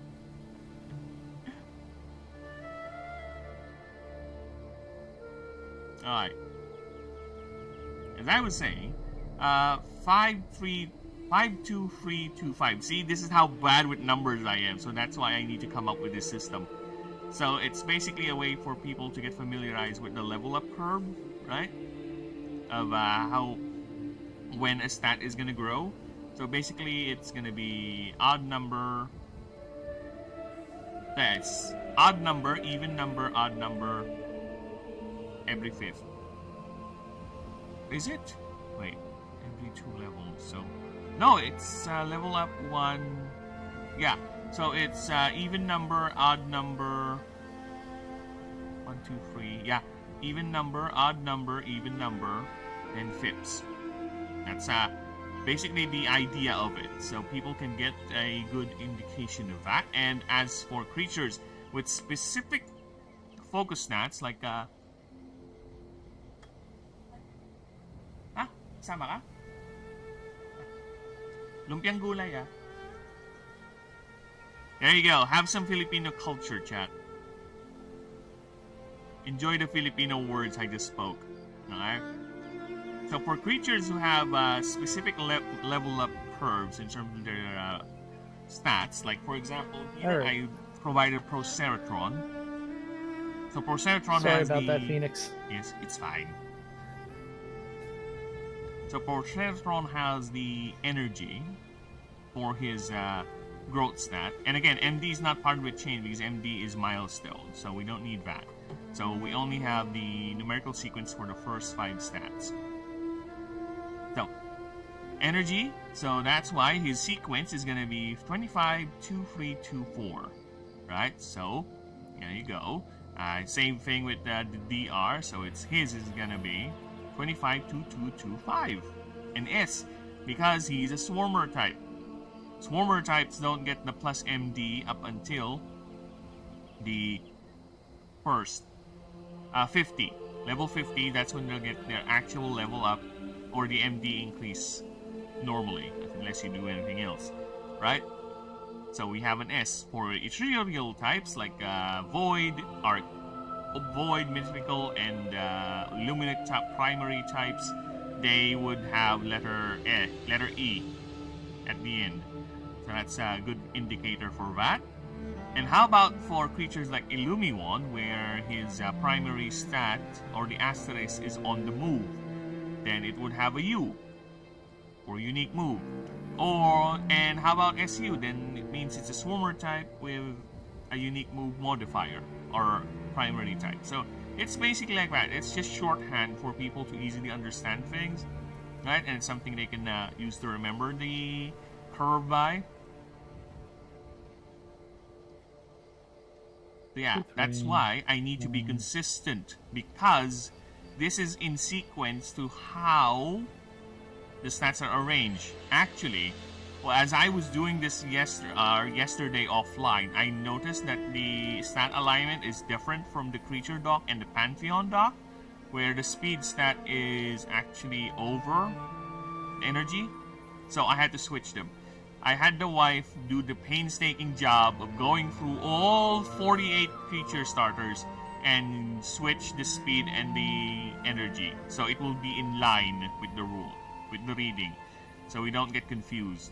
Alright, so moving forward, if you ever do see a creature, stat, block, or whatever, and it's made by me, it will follow this pattern, this line. So HP, power, DR, speed, energy, then MD, then cliff capacity. It's always like that. So we can be in line with this and people don't get confused. So yeah, like I said, the power of consistency is strong, especially in a game system. Otherwise, you're going to cause all sorts of confusion. Do you want people to get confused? No. No. The game is already complicated enough as it is, okay? You don't need to confuse them even more with more shit and inconsistent shit with your rulings, alright? Yes, and moving on.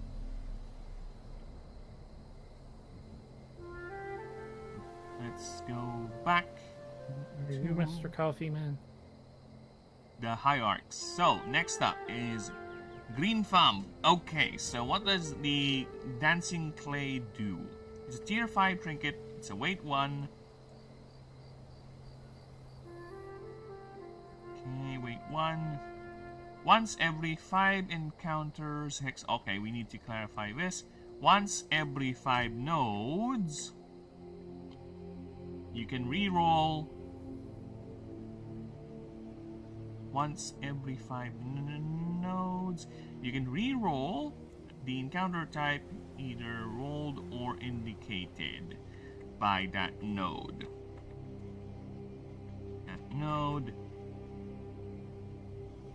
And let's put the caveat there.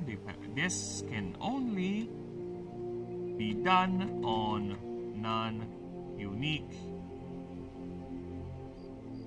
or special nodes. So see, we need that cleared up. So again, when people who are reading this, the moment they just see this exact word alignment, they don't need to read the whole thing. It means if they've seen this wording so much that they just need to see the first few parts of it and just move on because they already understood what it is.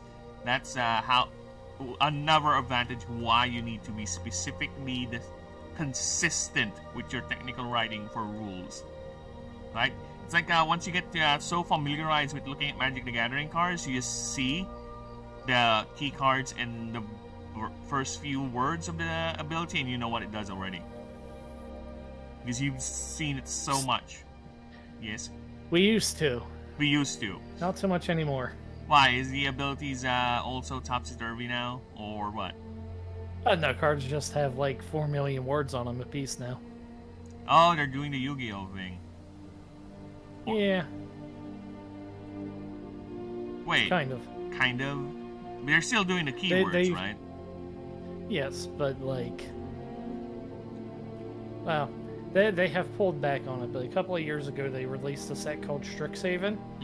It had like twice the amount of words per card than any other set before it. Why? What's the gimmick? I mean, the Planes gimmick? Yeah. Harry Potter? Oh, why is the reason, so you just wanted the designs that are overly complex or something like that? Yes. And it was incredibly complex worded cards, plus the fact that it was a set with double face cards, so you would have really, really long words, or really, really wordy cards with 2 sides on them. Wow, text overload. You know, that's one thing that I am really, really against, the idea that there's so many sets being released per year. I know it's their idea of getting things fresh, whatever. But every set, they would add a new keywords. Like, so you spend the set, you make it this new set, and you have to explain all what the set does. So that's adding more words into the card. And you're gonna let go of that keyword most likely by the next expansion.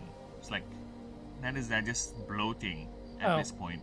They bring back keywords when they are relevant to the flavor of the set. Yeah, that's it, right? But they would at least add one more or a couple more, and sometimes they would go back to it, sometimes they won't. It's just adding more bloat. But I'm okay if they would add keywords that replace card descriptions for some, like remove from play. I think they added a keyword or for that. A couple of other things. Exile. Yeah, exile, right? Okay, so there's two types of keywords. Ones that are usually set based, like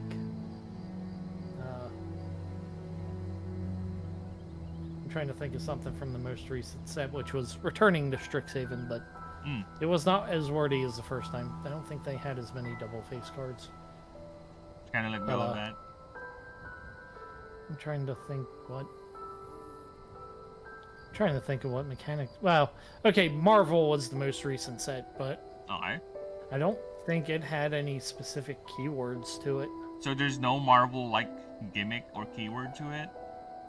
I mean, it was like tribal, kindred heroes and kindred villains. Oh, okay. I don't think it had any specific like keyword well, no, there was connive. Villains had an ability called connive, but that's not new. Yeah, that's not new. I've heard that. Wait, speaking And of that, technically, sorry, go ahead. And technically speaking, connive works really well as a villain mechanic. Like, that's flavorful. The word itself, right? Oh no, Heroes had something called teamwork, which is just kind of kicker, but for instead creatures, like banding. Well, no. Instead of extra mana, you would tap creatures to pay the kicker cost. Oh, okay. So it's not like banding. I was thinking maybe like banding or something like that. That's an old. What was your question? Did they even reuse that keyword banding? I think that was that's. No, they never have. They never have. I mean, it's not worth it. Yeah, it's confusing as fuck. I understand. No, I understand banding. I understand how it works. I've used it. It's not worth it. Like, it doesn't, as complicated as it is, in practice it doesn't do it a whole lot. If I recall correctly, that basically just turns a creature into two creatures into one creature, right? Give or take. The effective thing is, instead of the person controlling the damage deciding where the damage goes, the player that controls the band decides where the damage goes. In essence, it's a little more complicated than that.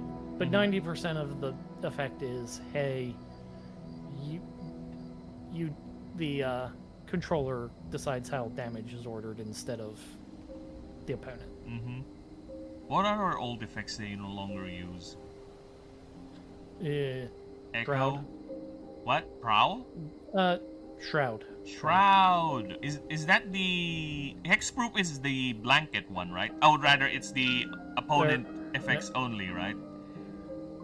Hexproof is opponent effects only. Shroud is everything. Yeah, I can see why, because hexproof is better. Shroud is just blanket. But hexproof, like hexproof is objectively better, but Shroud is more fun because hexproof just means you can load something up with enchantments and the opponent can't do a whole lot. Yeah, because I think hexproof is more balanced, right? In the sense that this is the drawback. Right? No. I'm sorry. Shroud, rather. Yeah. Shroud. Yes. Yeah, hexproof is more of the safe one because it's pure positive. Like, how do you deal with a hexproof creature then? You use AoE effects. You play around with the targeting rule, right? That's how you deal with it, or just if you can kill it outright one by one. You use edicts.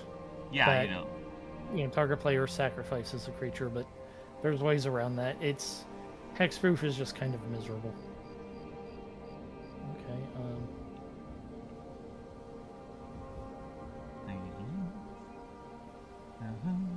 Okay, I guess now let's continue. Have to go do the level 25 one. Where are we at? So next up we have. Oh yeah, sorry. I need to double check the wording. Once every 5 nodes, you may reroll an encounter type to either rolled or indicated by that node. I don't think I need to put this in. I think it's already fine. You can reroll. I think it's already understood, but I think I'll just leave it in just to be safe. Earth-type creatures in your party get +10 more speed and +3 more energy. plus 10 speed at the very beginning, I know we're referring to Earth types, which are usually slow. But, I don't know, I think it's too much, especially for an early trinket item that will get more powerful the further you progress through the hierarch story. So I think I might nerf it down to 5. Right? I think we're fine with that. Well, this is where I would learn from Pokemon in that speed is an incredibly powerful stat to That is have. correct. Yeah, that's why I'm nerfing it down at certain intervals. I introduced a lot of methods and ways to deal with speed, right? I even have a rule where any speed in additions or speed calculation does not affect the current turn order. It will affect the next one on the next turn order, because that's another way you can interrupt by doing speed stacking, and it's just gonna fuck up the turn and gonna deny people their moves. So yeah, I don't want that. So any speed changes will happen next round. Oh. That's another way. And if your creature is really, really fast, like it's because I have crafted a system where the faster your creature is, the more moves it will have.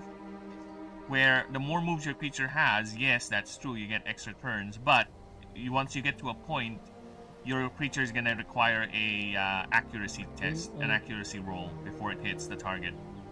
Because again, that's kind of broken already. The fact that you're moving like 3 turns in a round is kind of too much already, right? Yeah, because the Pokemon, that is correct. In Pokemon, the best speed is stat. The best stat is speed. There's no two ways around it. Considering everything in that game is a multiplier, a high speed weakness hit is gonna fucking end the fight. And most of the fights in late game Pokemon are either a 1-shot or a 2-shot. It's fucking rock, paper, scissors to the extreme.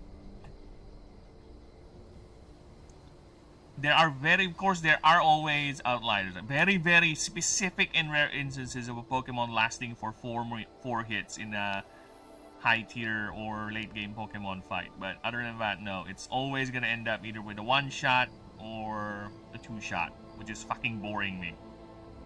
That gets even worse in quote-unquote official competitive play because it's always 2v2.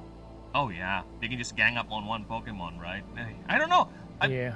People actually 2v2 is much more popular apparently than 1v1 Pokemon. I don't see Yeah. why. I don't know, but it's just that has been what Nintendo has pushed forever.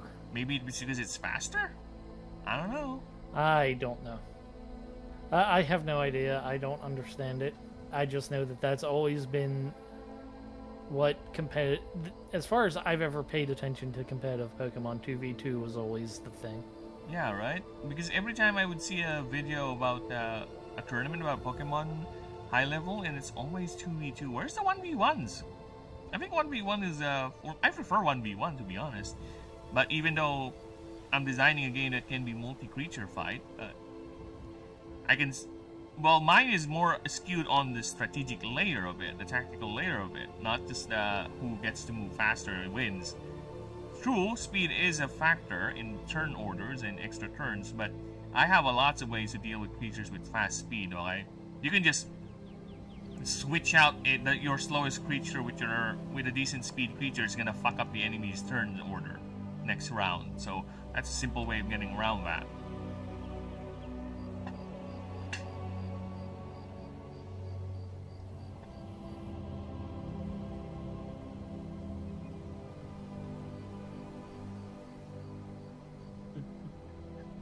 And this next assassination target's level 25.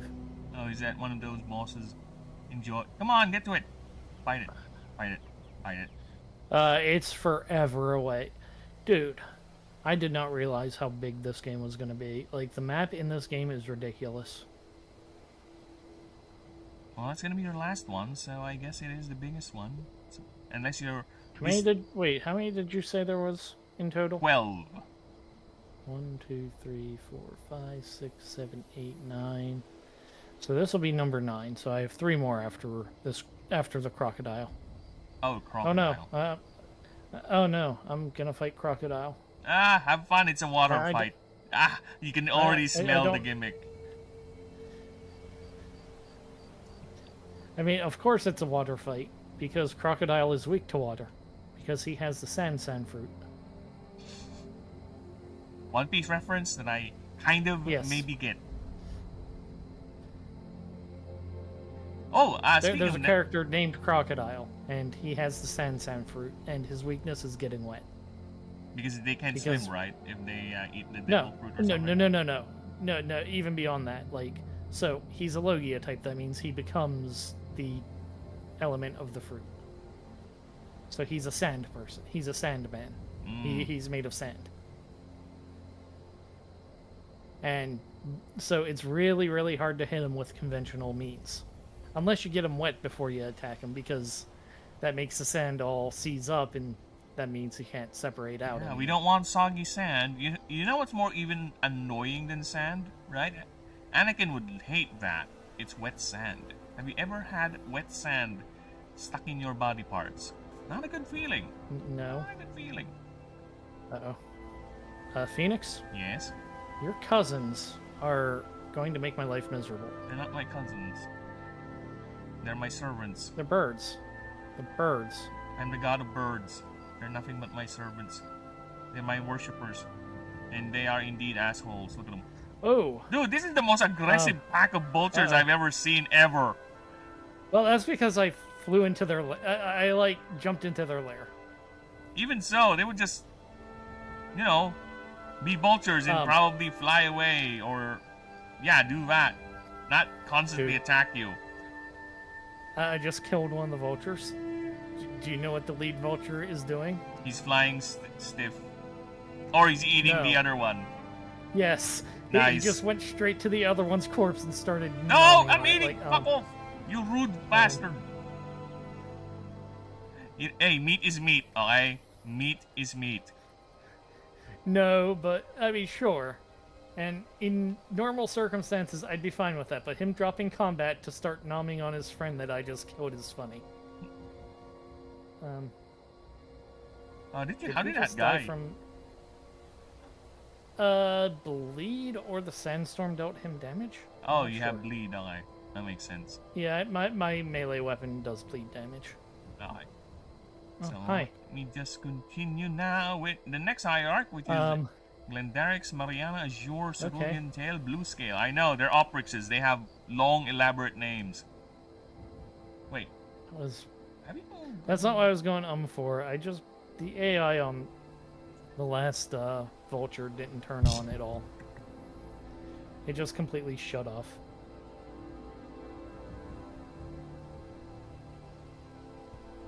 Alright. So next up, what does Miss Blue Scale do? So she gives you with 2 restore gels, 1 revitalizer, and an item. Her key item is the Spirit Flask. It's a tier 5, weight 1. Okay. And Oh, once every 5 encounters, they this ambushed me. item has this effect. The wordings.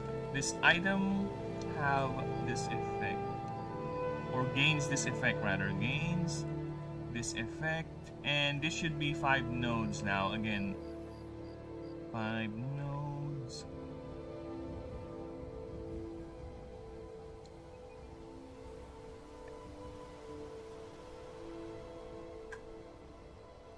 No. Okay, we need to reword this properly. I don't like this. So let's remove all that. Okay, so weight 1, tier 5. It's a healing item with a cap 2. Okay. That's it. I don't need to put the caveat on that. So we'll just put that. Choose a creature, heal up to 50%. So we now have a new format when it comes to healing items. So this is going to be 100 plus Oh, come on. 50% of max HP and remove all status stacks on it. Okay. This Screw item, off. once used, this item cannot be used Boring. for 5 node. Cannot be used. Cannot What? be used Bull crap. every.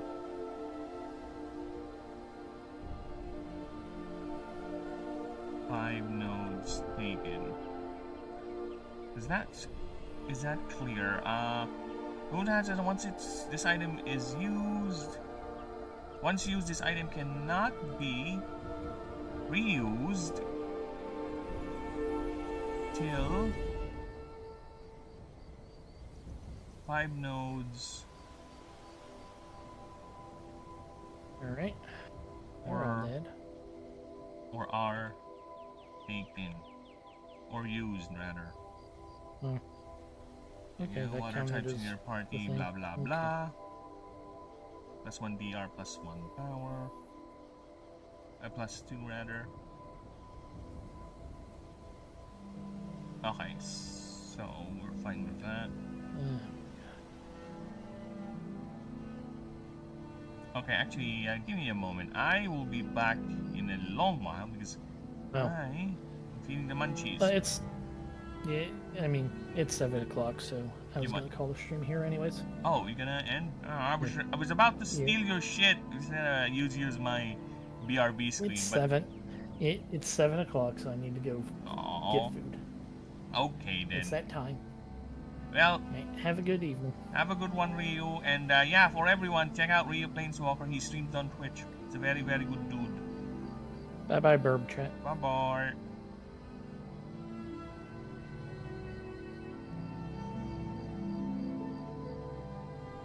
Okay, now since Ryu is gone, I have no choice. I have no choice but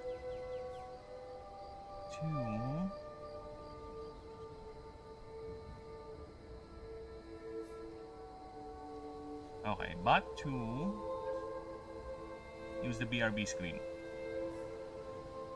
We are BRBing the BRB. Okay. Where is my OBS? Alright, give me a few moments, people. I am just gonna go in and grab a snack. It will not take too long. I'll be with you in a bit. Okay. In the meantime, go ahead and chill out. We will be continuing this journey. And in the meantime, you guys enjoy the art. Alright? Because I really am feeling the munchies. And I don't want to be munching on stream because that is actually rude. You don't want me to be rude. Me hearing my chewing and all that. No, that's not appropriate. Alright? I'll be right back. It'll be quick. I promise, I swear. Stay there. Don't go anywhere. Let the Skyrim music fill your ears.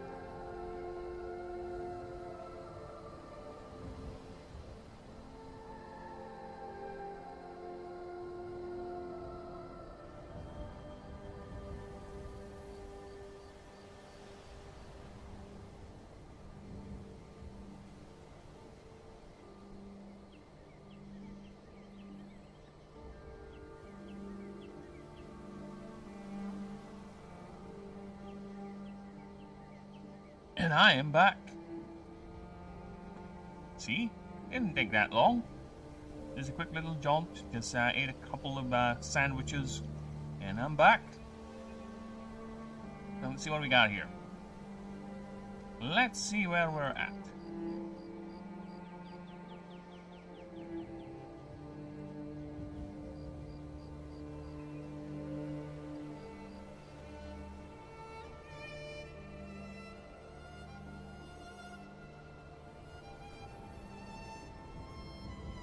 Okay, OBS, show me what you got.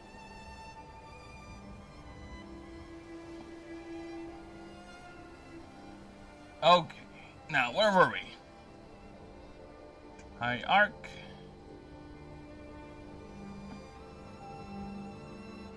This item cannot be reused.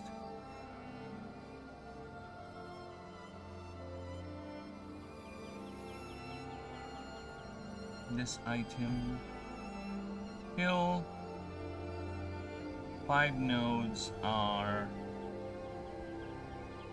or till until after 5 nodes are taken. Water type creatures in your party gets +1. Okay, that's good. Next up is the High Arc, the Adherent or Adherent one. He's a low boss, and it starts with 3 defensive shields and 2 flash powders. The item received is the Petrified Tentacle. His trinket, level 5. Tier 1, Tier 5, weight 1. And once per round, you may have one of your creatures lose 5 mana, and another creature gain 5 stacks of toxic. So this is easily done like this. I don't need to add more to that. Actually, there's a lot of things I want to change. Probably moving forward, the item naming is gonna be T something, so it's more easier that way. Alright. So it's an air type creatures in your party gain +3 energy and 10% more damage. So I think we're fine with that.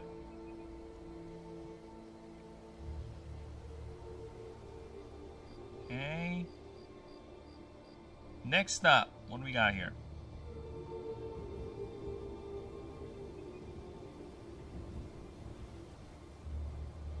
Hierarch just next still. He's an Esper.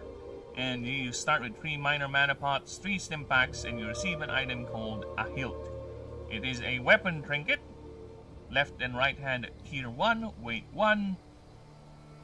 When equipped in either actually, I have now changed weapon trinkets to be basically trinkets. They don't occupy hand slots. Hand slots are reserved only for gloves, gauntlets, anything like that. Your trinket slots will be your holster. Alright. So that's how it works now. There is technically no weapon slots for the game because weapons are not really a part of the game. They're additional. So they are on the trinket slot. Technically, you can carry more than 1 weapon trinket as long as you have the space for it. So you can carry 3 handguns if you want, or the hilt, then a handgun, or a hilt or a sniper. It's just up to you when you're gonna use it. Okay. So it's a tier 1, weight 1. When equipped, once for combat, you may deal 20 piercing base damage. Again, we have to put the typing. Or no, it's a martial type damage. Martial type damage to a target creature. This damage does not incapacitate a target creature. Martial type creatures in your party get +2 power and +10% more damage, which is a bit redundant, but you know, power and more damage are 2 different things, so I think we are fine with that. So okay, next up, Hierarch and CEO of the Nova Power Corporation, Hildra Elena Hustine. She's a human. She starts with 3 minor mana pots, 1 decoy drone, and you received an item called the Gilded Handkerchief. Alright?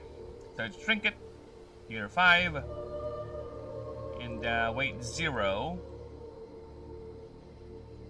And I don't know. It's not a move, so we'll have to remove the flash tag. Once every combat, anytime, during anyone's turn, during any creature's turn,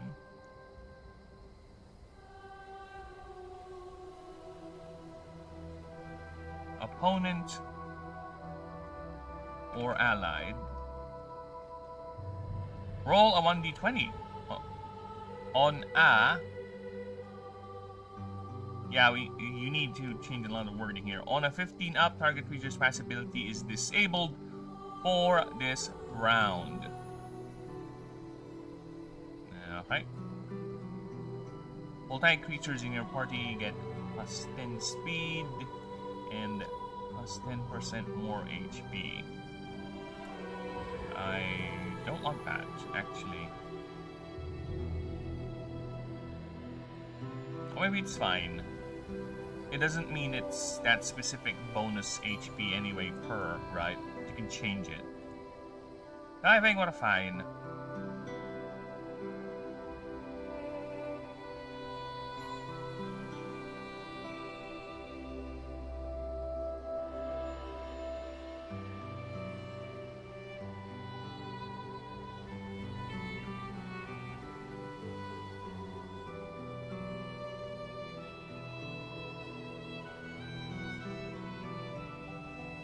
Definitely fine on this, so I don't see any reason to change that. Wait. I'm still thinking about it, actually. Give me a few moments. Should I change it? Should I not change it? Should I change it or should I not change it? Damn it.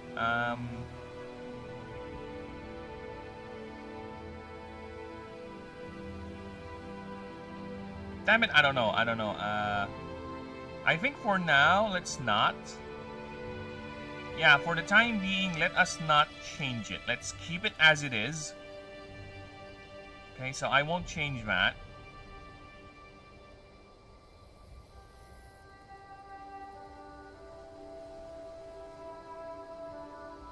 Yeah, I won't change that. We'll keep it as is.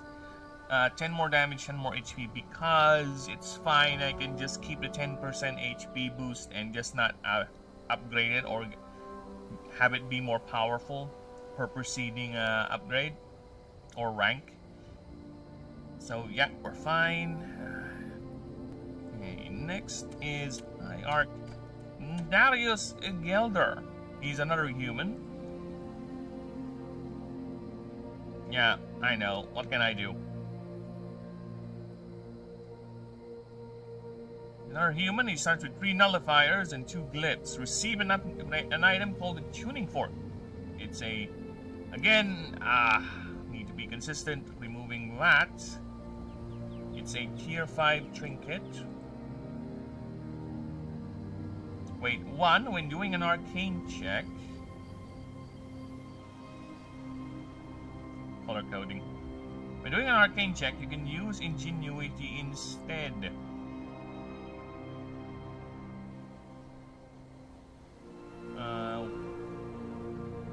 As you can only move. Also, okay, let me just read this carefully. You may also move to any node on the next rank.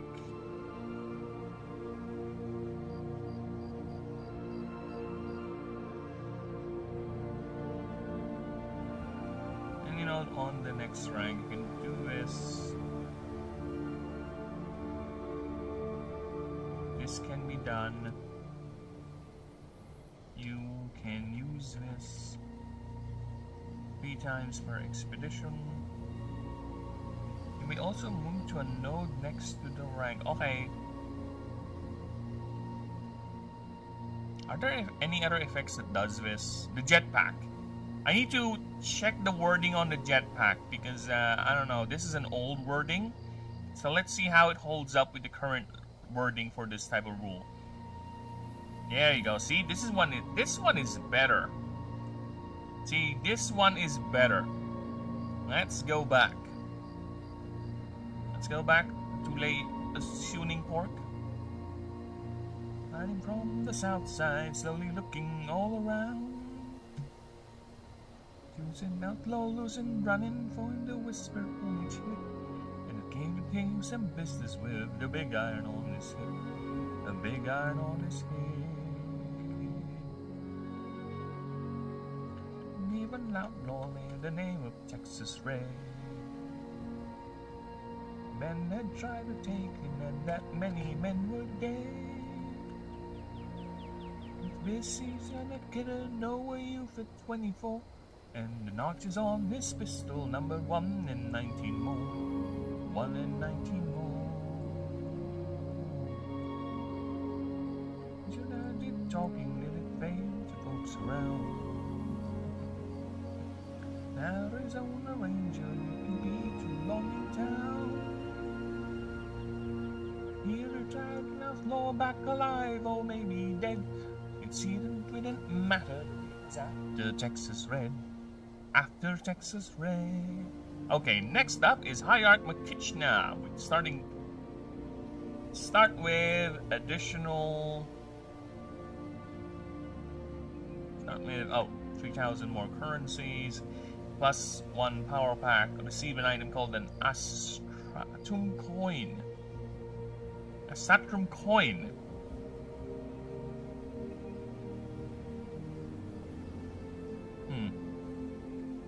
It's a tier 5 weight 0. Whenever you gain currencies, you may roll a 1d20.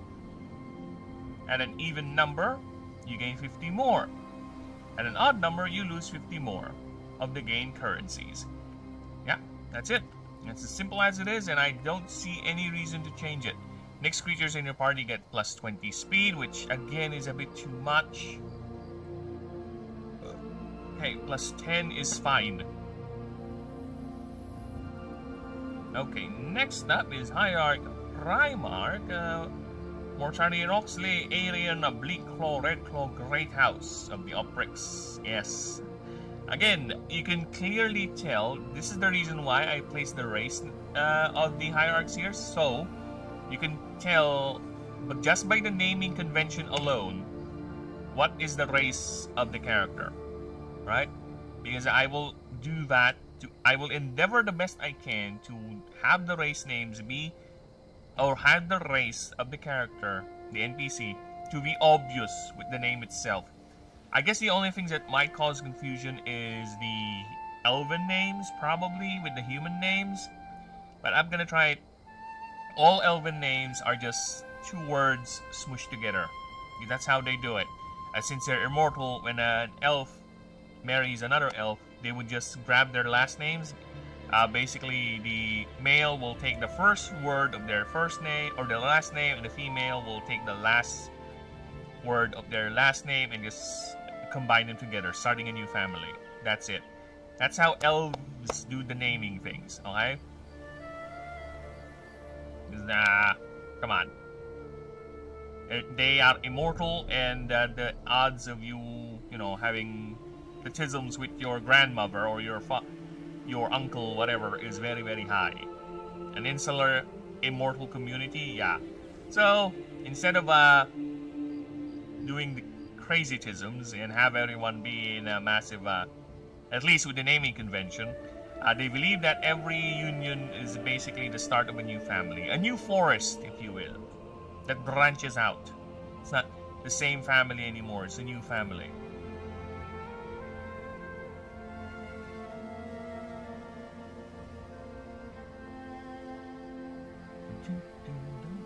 Okay, now next. Makitchna, a stratum coin, yeah. Or actually, you get 2 revitalizers, 2 minor shields, and you receive an item called a mauve lantern. It's a trinket that can be equipped the left and right arm. Yeah. Wait.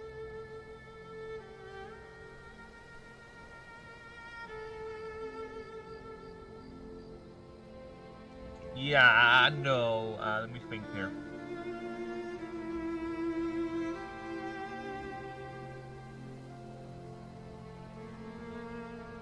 So weapon trinkets are weapon trinkets, but non-weapon... Okay, I need to double check. I need to check the staff. Where is the staff of the priest? It's a trinket too. Okay. So yeah, so with the lantern, it's gonna be another trinket item, which is fine. We're gonna go back up Veil and change that.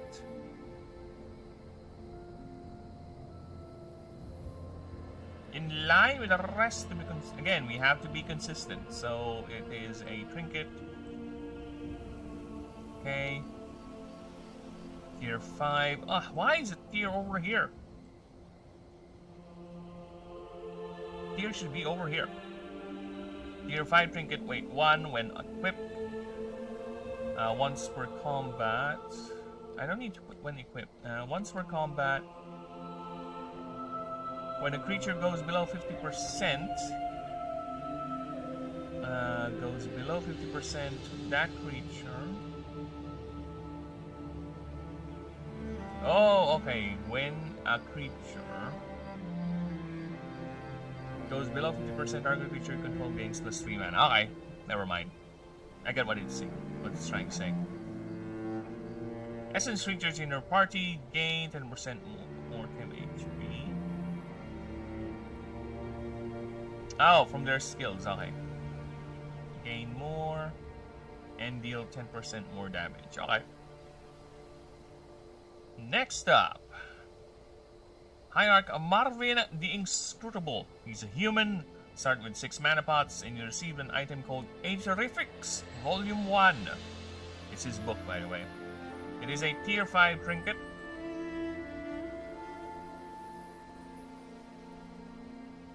Tier 5 trinket, weight 1. It's a big book. Weight 2, when a move consumes, or... I think consume is fine. Consumes 5 or more mana. Yeah, forgetting to italicize the numbers, to be honest. Sorry about that. Neither one the same. Hugging us, squeeze 'em. Maybe I don't know my name. They call me the Wanderer. Yeah, the Wanderer. I roam around.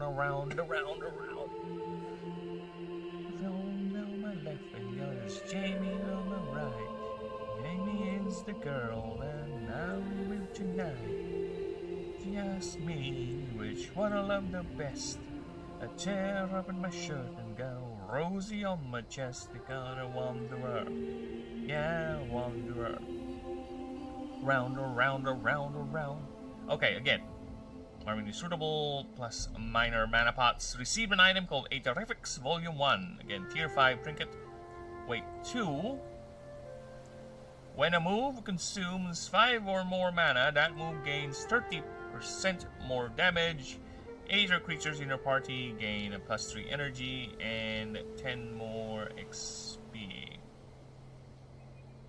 Alright. I'm falling for some girl, man. I'll hop right in my car and drive around the world. Next up is a Hierarch, he which calls foes. He's a Lobos, and he starts with 4 cure rolls, 2 minor healing pots, and 1 minor mana. Okay. You receive an item called Arriving Jar. What does it do? Arriving Jar is a trinket. Ah, what's that? That's all it does. Trinket. Guy that likes to roam around down there on one place, roaming down the town and 5. Trinket.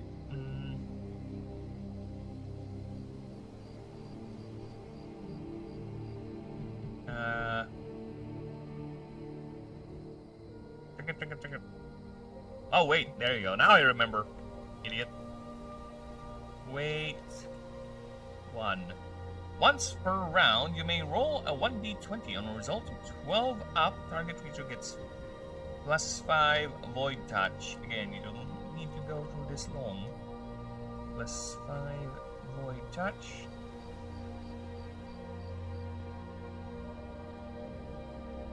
There you go.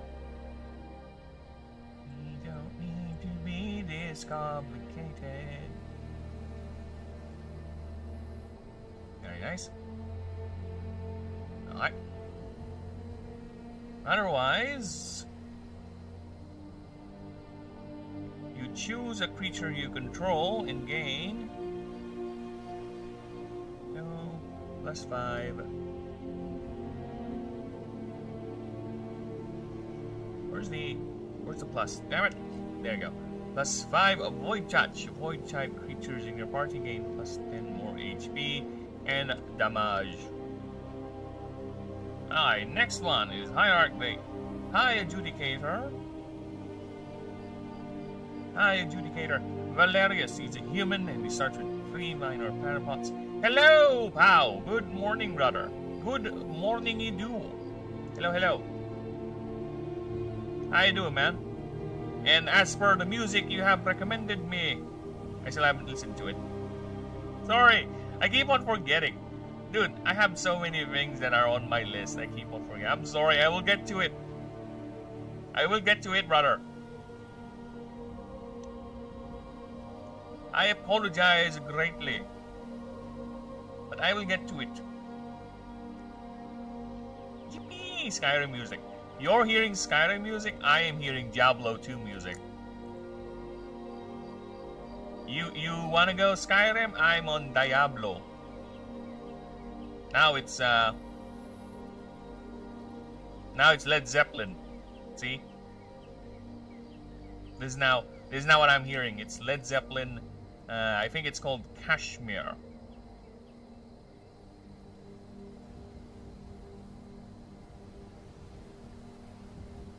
Oh, I don't mind, Lamau. Honestly, when you're at the music chat, just click the link and listen to it for a bit. No problem. But I feel bad getting all these recommendations and saying that I am gonna do it and I still haven't done it.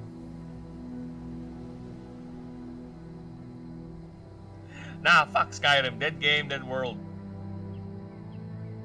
You know, it's been a dead game for so long. You know what's only keeping it alive? Are the mods, pal! The mods! I swear to Christ, if we're gonna go to the mods right now, alright? Look at this. Mod Nexus, I think? Nexus mods, yeah, there you go, now I remember.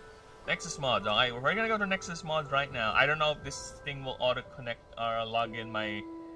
Well, it won't. Alright, whatever. If we're gonna go to Skyrim right now, see, Skyrim...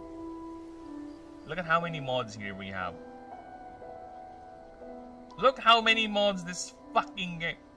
Alright? 487 results.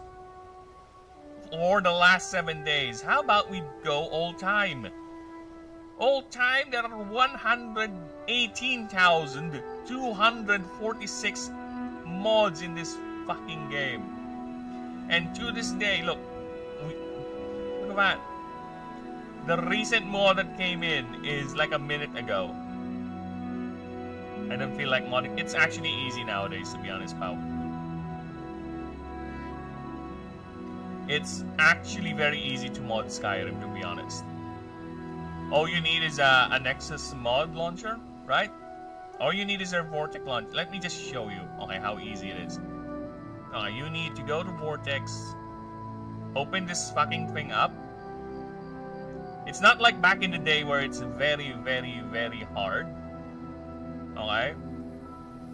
Like, literally, you have to download the files and manually create a folder and paste them in. Nowadays, all you need to do is just go ahead and go to Nexus mods, okay? download this launcher, this app right here, alright?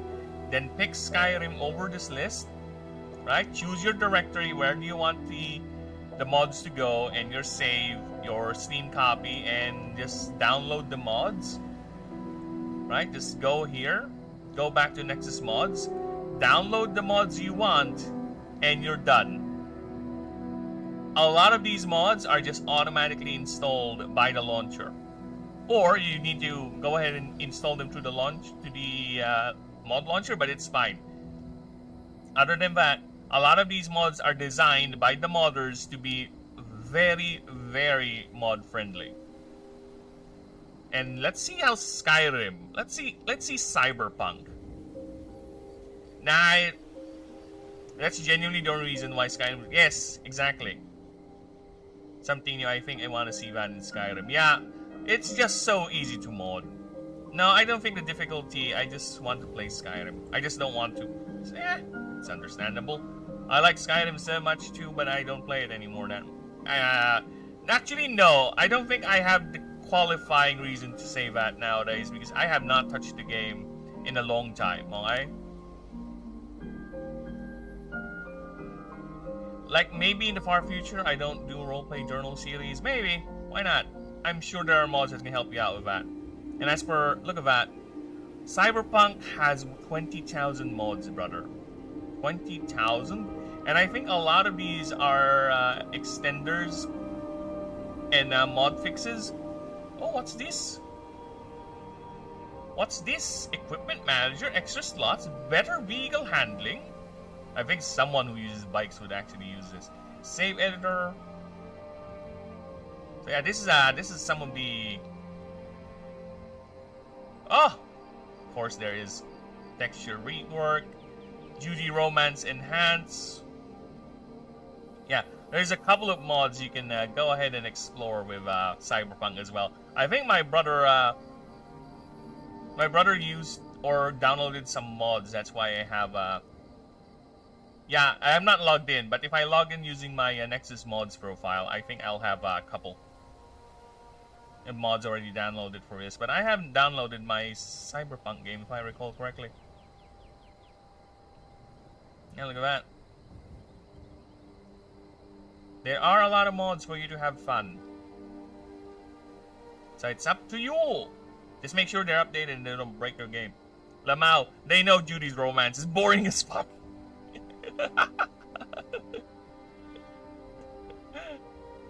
Well, it is true. It is boring as fuck.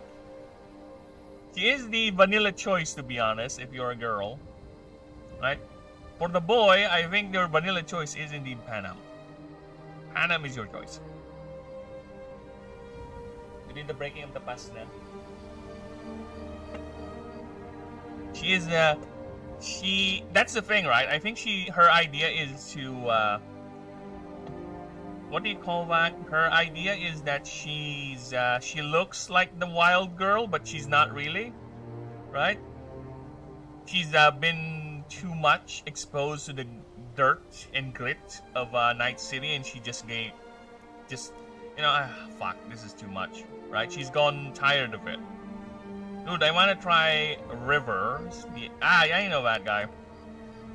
Hey, if you want to be gay, why not? I think he's a gay option too. I think. I could be wrong. Alright, let me continue.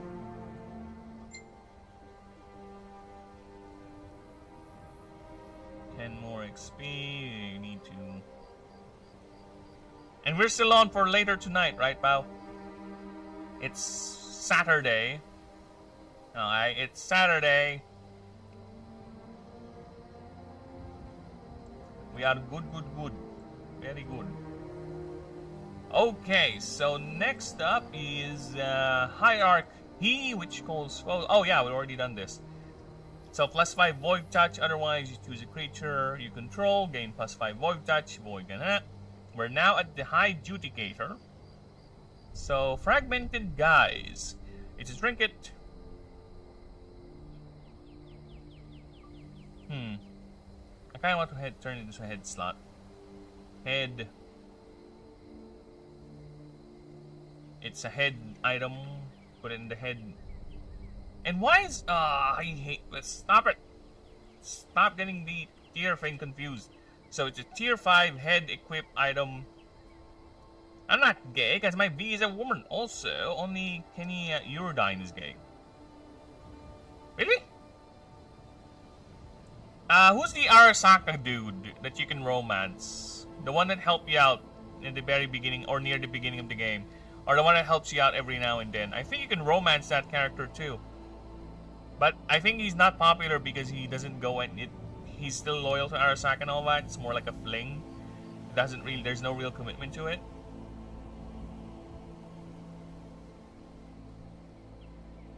Also, you cannot roam. Really? You cannot? Why do I?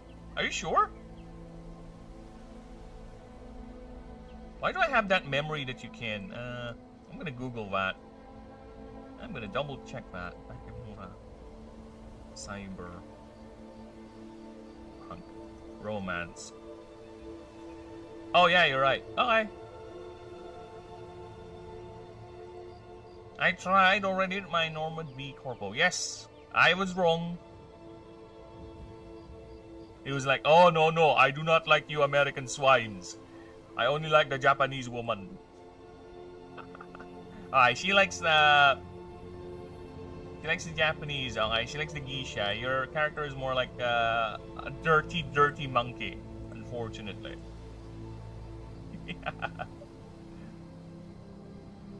Okay, when an enemy creature is, so you get a fragmented guide, it's a head equip item, it's a tier 5. When an enemy creature gets incapacitated by a weakness hit, that creature gains 200 more EXP from it. Mythical type creatures get -1 MD. So I think we're fine. It's fine.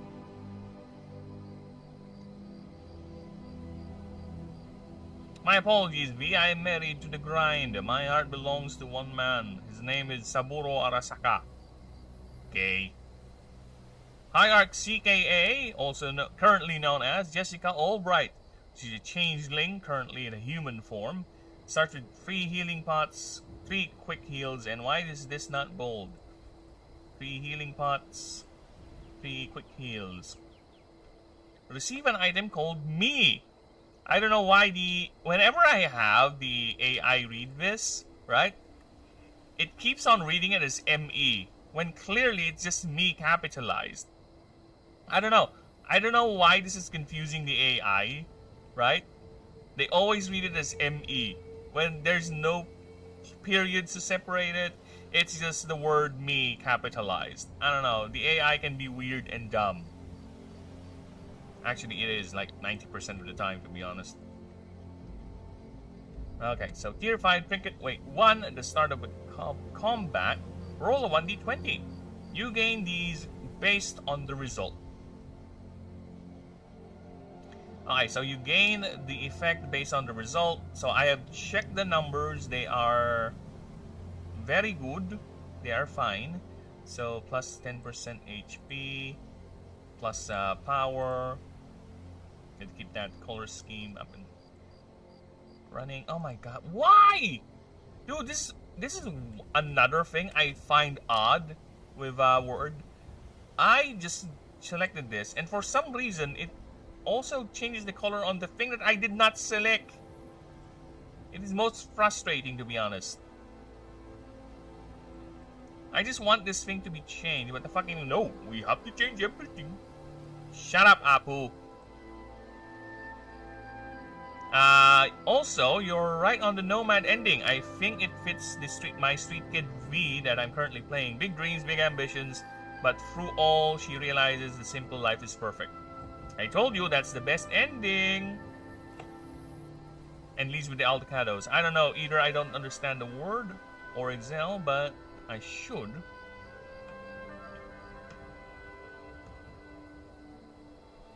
I don't know either. I don't...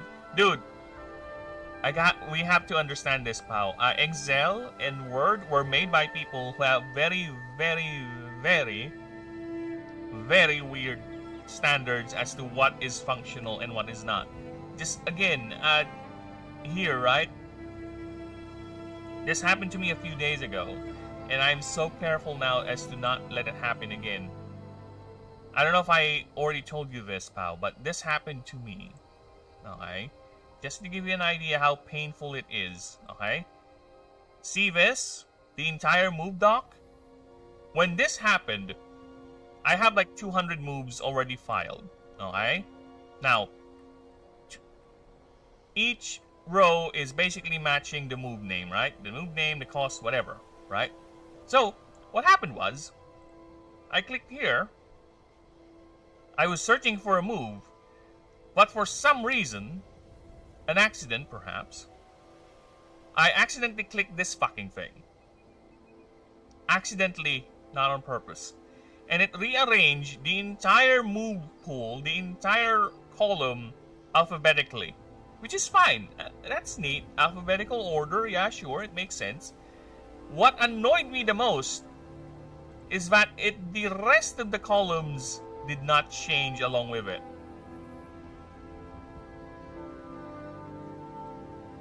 So, I have an alphabetical order arranged name move pool here, but then it's all mismatched.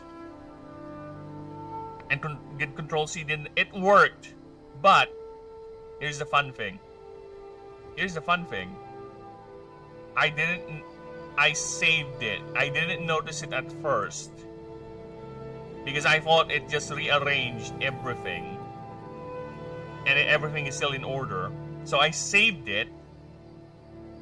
Yeah, no indeed. Fucking hell. So I saved it. Mind you, we're around 260 plus moves at the time. So I saved it.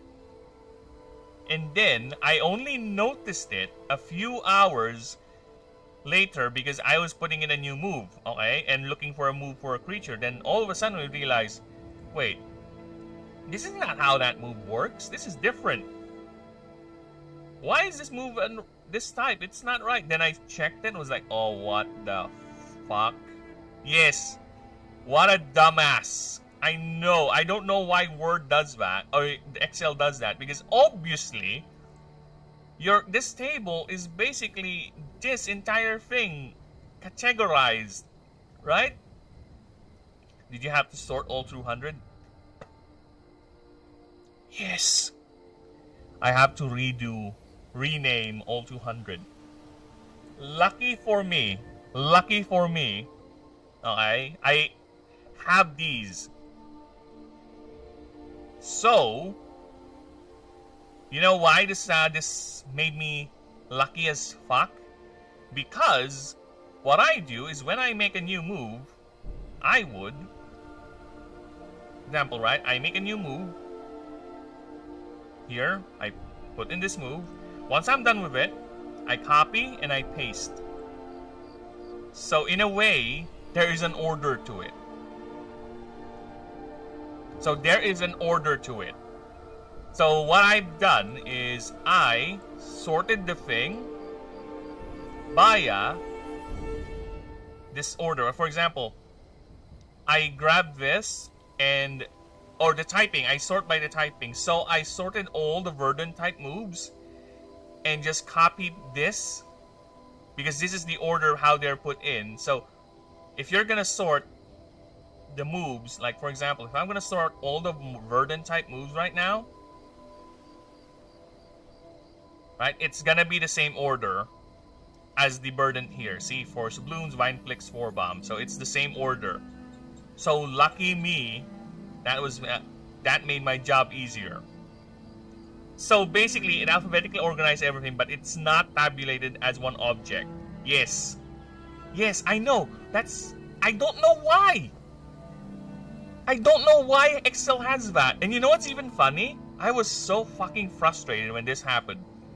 I asked Gemini how to fix it, and Gemini was like, I don't even know why Excel has that feature, and it does not have that feature. I don't know why Excel has that too. It was like, wow, really? This is what you parse from the internet? So, this is what basically the internet is telling us. Oh no! It's nice, yes, it was helpful, but what if I tell you, pal? What if I tell you there's even more tisms to this? Alright? Here's more tisms to this. Now, I was relieved. I was able to breathe a sigh of relief because everything is ordered, right? So I did a copy paste, and when I copy pasted the move, it's still out of order. It's still out of order. You know why? I'll tell you why. So, for example, I copy pasted all of it, right? Copy pasted all that. Then when I pasted here, Convergent Equinox and Dream Blossom did not match. These two. You know why they did not match? I'll tell you why. Here's the annoying thing. See their number? See their number? This is number 65 and number 68. So you know what happened?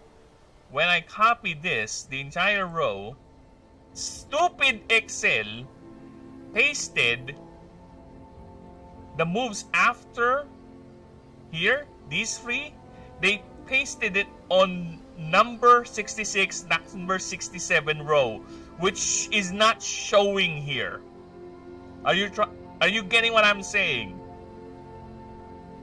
Are you getting what I'm saying, chat? So instead of it following exactly like this, for some fucking reason, even the hidden rows right here, columns, whatever, are still being considered with the copy paste. I was like, Excel, they're hidden for a reason. Why are you doing this to me? So the copy pasting went along, so to the point that I have to double check if no, it's not 67 specifically. Here, look at this, Lotus Pods and Venom Crush. Here they are, right? So 12 and 13. If I grab these two and I copy pasted it here, it's not gonna change Venom Wave. No, it's not. You know why? Because it's number 99 of 162. So it's gonna paste Venom Crush on the number 100. Whatever that number 100 is. You're seeing the problem, right? So this is verdant. What if there's a move that's not really that familiar, that does not have much moves that are done in sequence, exacerbating the problem, right? So it did reduce the work. It did reduce the work, but I have to make sure the pasting is correct. I have to make sure that they're in the same number sequence. If there's a skip, I'll have to stop the pasting there and just copy paste one by one or by 4, since this one breaks at 229, so 231. So I'll paste it up until there, then start a new copy paste here, then end it here. Then here. Start here new, then end it there. Yeah. It was a bit of a hassle, but at least it's not as bad as having me to redo in one by one, work through the entire document and match the moves. Lucky me, my brain was sophisticated enough to give me the idea to create the separate move list for specific types. So every single move and number. Yeah, it's fucking stupid, right? So yeah, lucky me, I have this. Otherwise, I'm fucked. Dude, I was already fuming. If you were here at that time, at home, with me, you would hear me screaming. I was like, literally losing my shit. Angry is an understatement when that happened. Angry was an understatement. I was brimming with so much hatred at the fucking Excel that I am already looking for other apps that I can use that can functionally do this better and will not cause me problems. But lucky me, I was able to notice that, and here. Now, to this day, I am so afraid to click this because it might cause that same problem again. So if I were to look for a specific move, I would just Control F. I would just do this instead and just gradually work on it. That's how I'm gonna do it now. That's how I've been doing it moving forward ever since that specific problem, that specific tism. Whenever I'm looking for a move, just type the name, just do that. I'm not gonna fucking sort it like this anymore. I'd give up on the project. I was already I can't give up, dude. I'm just too deep within, man. It's just, I have to redo it. That's the thing. I'll just have to swallow my anger and just get back to work. It's very frustrating. Lucky me, we're able to fix it.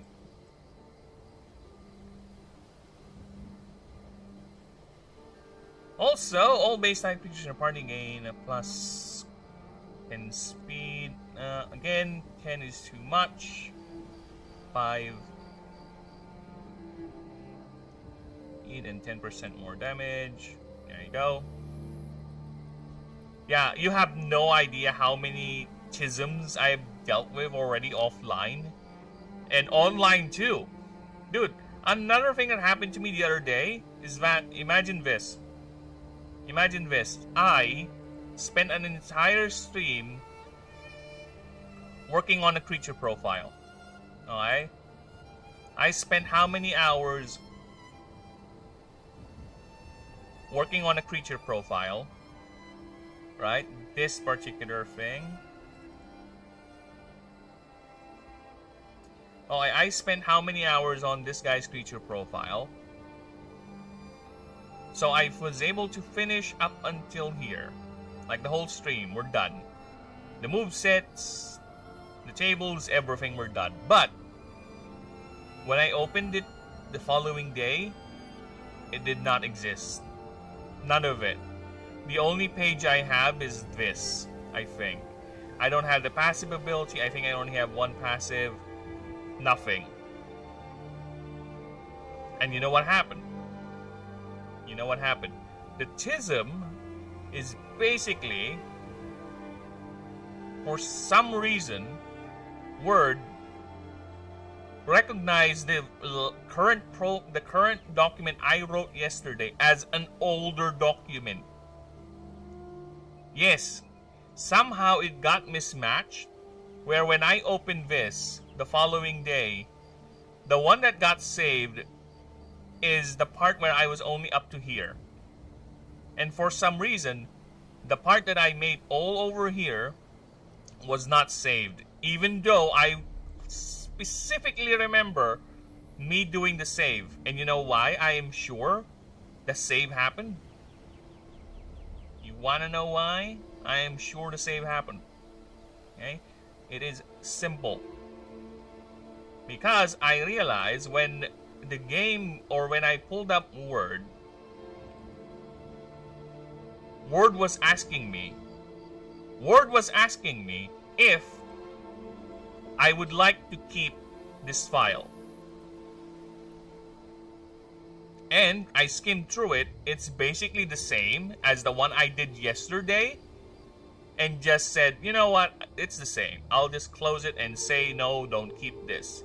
Then, stupid me, yeah, it's partially my fault as well, because I should have double checked. I should have.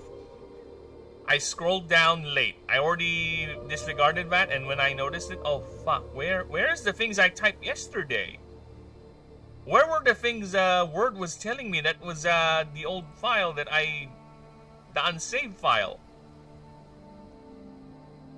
Because if Word has that, then that means it's saved somewhere, right? I don't know what happened. It was fucking fuming. I was able to rewrite everything exactly the way I did it because I have a stream. So I re-pulled up the stream, copied everything there. And I just realized what happened a few days ago. After that. A few days after that. What happened was, when I worked on the doc on that day, what I actually opened was the OneDrive version. The one stored on my OneDrive was the one that was pulled up and worked on. So the data that was saved is the one in this folder. That's the one. So Basically, the root cause of all of that was me making the mistake of clicking the OneDrive version when I pulled up the folders, which can happen because it doesn't say OneDrive here. So look at that, it doesn't say OneDrive, and there you go. You unless you do that. So sometimes when you're in the rush of things, you just click and click because they're the same names, right? So yeah, moving forward, I have been very, very careful on what I click on. So I wait for it to appear. Just look at that, same creature folder, but different directories. This is the one on the PC. This is the one on the OneDrive. So yeah, I have to be very careful. And I also pinned them now. So the ones that are pinned here are the folders that I need to work on or pull up whenever I start working on the project, so it doesn't happen again. So yeah, there's a lot of lessons, man. A lot of lessons in tedium and amazing, almost mind-shattering bullshit I have encountered in this project, which is fine. You do you. Now, let us continue. Tangent aside, let us continue. Okay. OBS said my stream disconnected. And now reconnected. Are we still alive? Stream.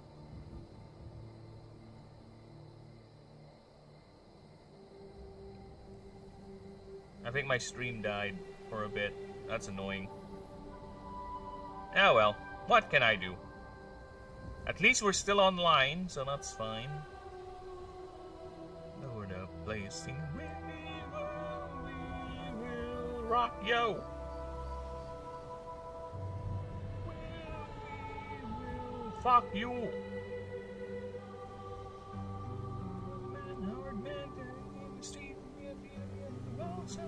Okay. Let us now continue. Alright, next up is the Steward Hierarch Lunaneth. Starts with 1500 AXP, so that's a good experience boost for you. You receive an item called the Golden Thread. It's a healing... Oh my god, what is that? Back in your face. We will rock you. I'm removing the flash tag. He's already powerful enough as is. Okay, weight 0. Okay, heal and revitalize all... Oh, I need to check the terminology on that. Let me just pull up the perks. Because there is that one creature that actually revives, uses the term revive. I'm not sure if I use revive, revitalize, or whatever. So we need to be specific with the term or uniform with the term. Because that could mean two different things in game language, right? So where is Mossianic? Mossianic has a passive where, once per combat, you make the best at revived. Alright, so revive is the term we use for that. So, revive it is then.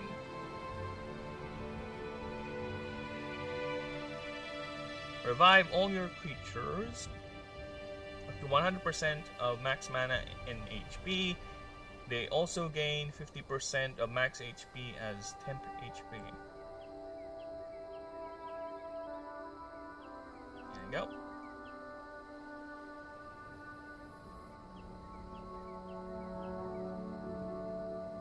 Start with +1 additional favor rank for Lunaneth. Lunaleth? Why is Lunaleth? Who is Lunaleth? That's a different character. Who's that?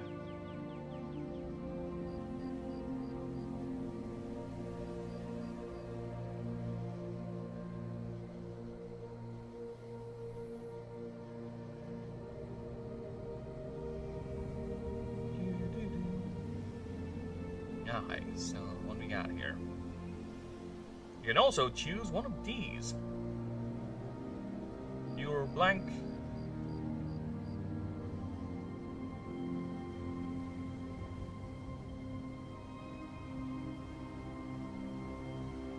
Okay, so we're done with the hierarchy options. Now, once you're done with that, you still have your sub options, and let's get to it. So the first sub option is called Pure Blank. This character gets a perk called Tabula whatever. This character gains no stat points and only every 5 levels. So that's 5, 7, 15, etc. etc. It for only every it gains 8 stat points, 16 for Sullen. Okay. So basically it's delayed gratification. You don't gain stat points regular, like +1 every, so it's delayed. Now the main question is, because 8 is a lot, to be honest, it's gonna compound a lot the further you progress. Like that. Honestly. What are you waiting for?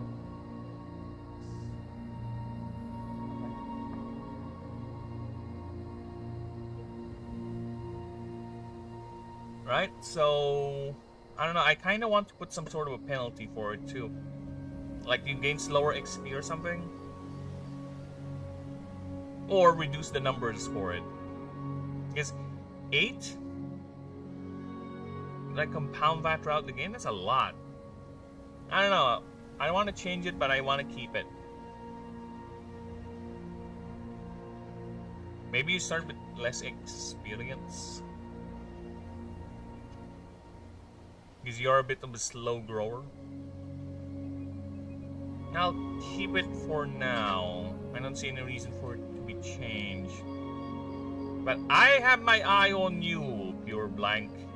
I have my eye on you. You might be changed. There is a very strong possibility you might. Okay, next is Tuggo Patron. Choose an additional patron. Choose an additional patron. This character also gets this perk. Overwhelming Attention. This character cannot take any other missions from any other hierarch until they complete both mission tracks. I think that's fine because you're gonna get both 2 items. Right? 2 items. So I think we're fine.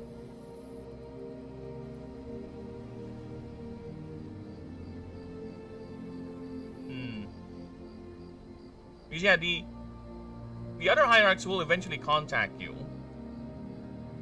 Eventually. And it's not going to be a continuous thing. It's going to be every now and then, right?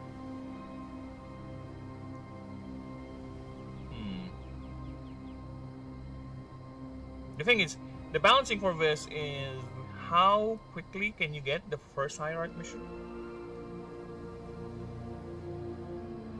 And is it going to be a random roll, right?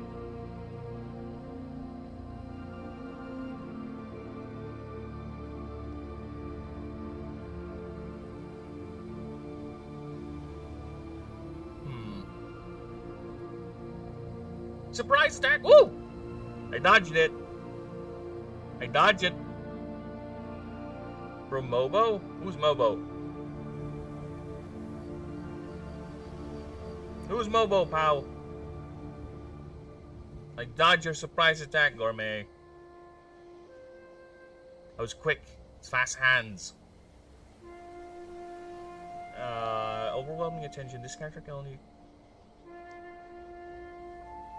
not take any other missions from any other hierarch until they both complete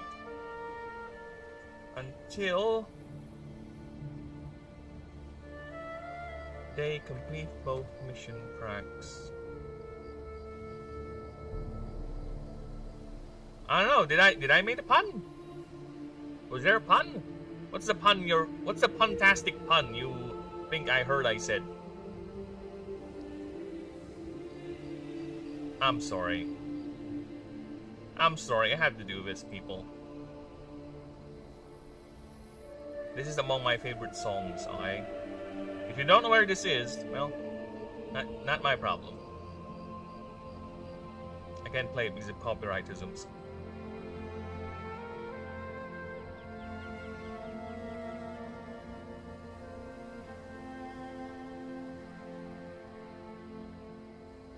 Oh, hi.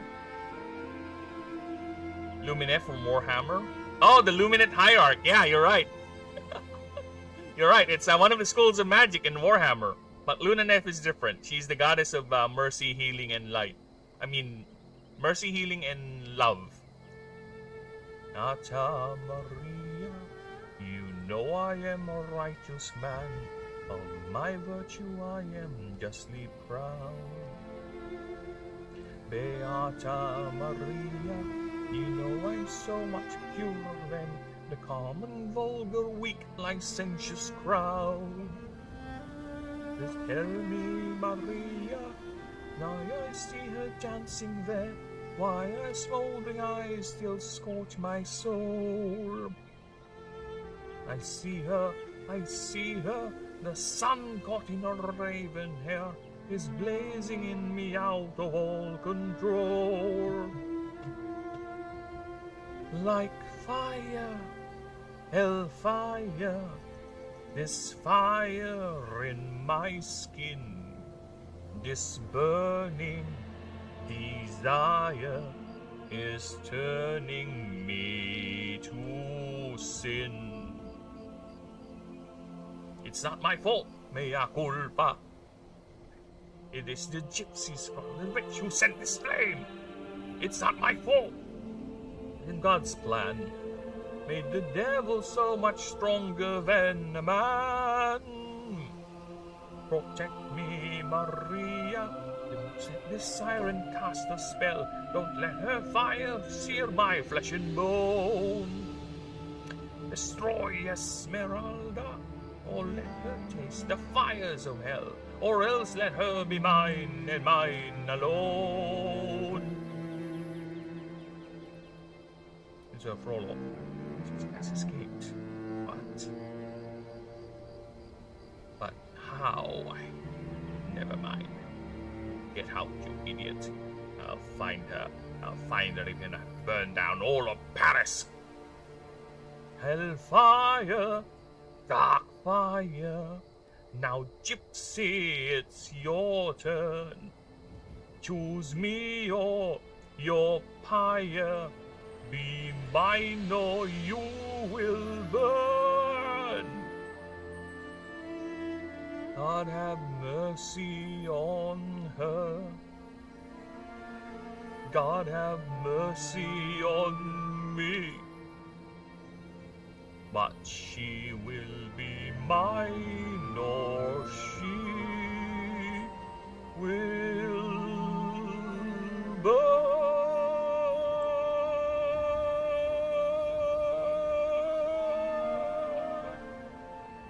Oh my god, yes. Remember when Disney used to make quality content? I do. Ugh. Fucking hell, what has happened to Disney? It's so fucking sad. Hunchback of Notre Dame. It's called Hellfire. Sang by Judge Claude Frollo. Which, to be fair, as much as I like Disney's balls in making that movie, they did kind of censor themselves. Because in the original play, in the original story of The Hunchback of Notre Dame, Judge Frollo was not the judge. He was actually the Archbishop of the Notre Dame Cathedral. Which makes more sense, right? Why would he adopt and keep the child there as the bell on the top of the bell tower, right? Because he is the Archbishop. He's actually living in the actual cathedral. He's not a judge that's very far away from the actual cathedral. But I think Disney just wanted to avoid the idea of having an actual archbishop be an actual degenerate fuck. Okay? So yeah, they did try to do a little bit of censoring there. I get. But still, that is still a badass song. What can I say? More currency rewards. And yeah, Warhammer is among my favorite franchise. I'm an elf simp. I'm a high elf simp. I hate the dwarves because they are backwards and LG haters, okay? Fuck your book of grudges, okay? The Phoenix King shall rise, you bastards. Just to show you guys how many hours I have played Warhammer, okay? Look at that. 1,800 hours of Warhammer 2. Warhammer 1 is a bit lower because by the time I started playing Warhammer 1, Warhammer 2 was already coming out. And this is heavily modded gameplay, by the way. I have Warhammer 3, but I am not too enthused by it. I don't know, there's something about the races where I think it's the lack of elves that does not enthuse me. Besides, I don't have much time to play games nowadays. Alright. So yeah, don't think I do not know what the Lumineth is. I know what that is. And I know that GW also butchered the lore on this one. And now they're gonna do it with 40k, or they're doing it with 40k. You know what? Whatever. You do you. It's your IP. Currency rewards for...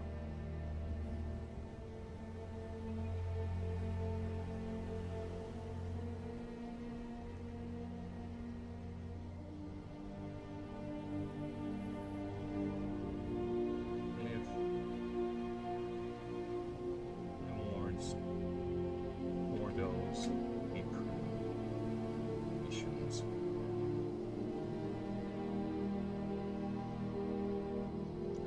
So yeah, let's put a little bit of a thing here because technically speaking, yeah, you do get 2 patrons at the start, but the patron missions will come to you eventually via random rolls per run selection.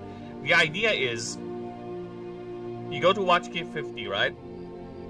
So every run or every in-between run where you get to choose your next mission, there's 3 options available for you. One is the main campaign choice, and the other 2 are random side things. So they could be a patriarch mission, they could be a god mission, whatever, right? But of course, or they're just some generic mission. So it's up to you which one you want to take, right? Or it could be 3 randomly rolled, 1 side quest, 2 random things, and by side quest I mean story track for whatever, and the actual main campaign mission. So I could do that. That's the current idea. So I'm thinking, so having 2 patrons is fine because you get to choose 2 bonuses, right? So which is already a massive thing, but you're locked to it. I think it's too much because you have to complete the mission track, right? For you to be able to get other missions from the other patriarchs, hierarchs rather. So yeah, I think it's fine if I put this in as a way to balance it out a bit, and a way to incentivize players to actually go ahead and quickly finish the mission track, so they can get access to the other ones. I think we're fine with that. So, plus 2,000 more currencies. Starts with 2,000 more currencies. This character also gets the perk. That guy, his character gets minus 10 modifier to any stat check involving a Star Justiciar or Hierarch NPC interactions. Okay, until they complete their patron's full mission track. I think if that's the case, then I think 3,000 would be a much more apt starting money. Yeah, let's do that. Yeah, let's do that. Yeah, this thing is a pure debuff though. Should I add more to it? I think we're fine. I don't see any reason for me to change it.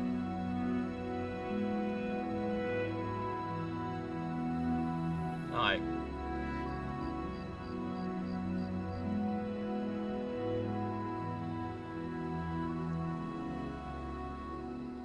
This character gets the perk expected, so living up to is our next one.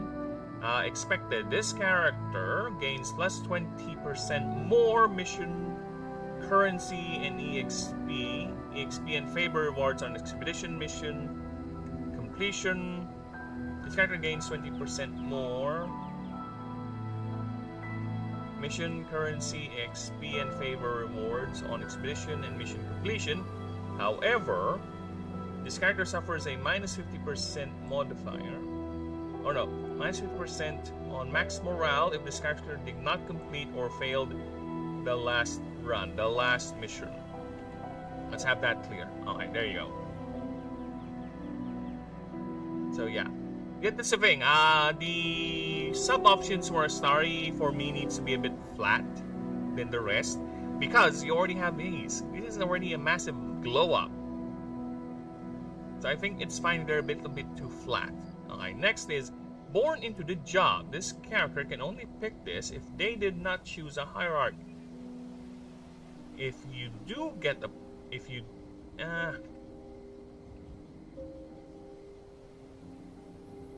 this character gets a perk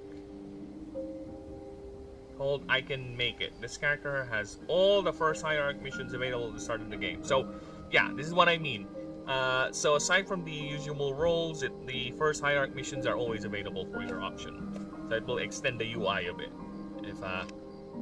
If we're gonna do that if we're gonna visualize it on the PC version, right? So it's gonna extend that quite a lot.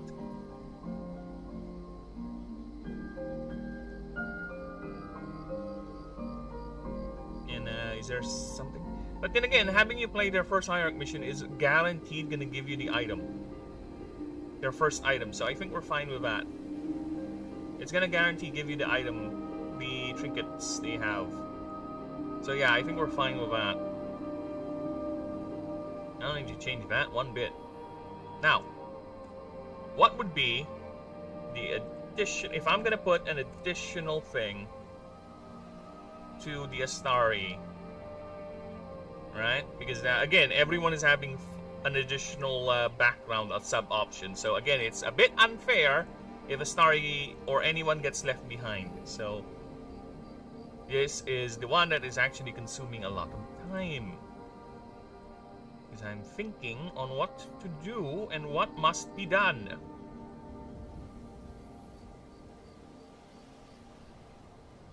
What can we do here? What would be a good background sub option for the Elite Astari where you are... And there you go.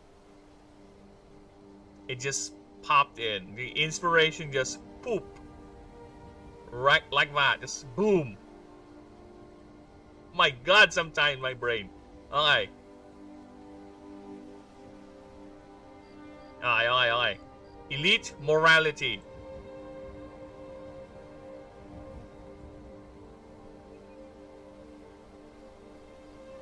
Okay. This character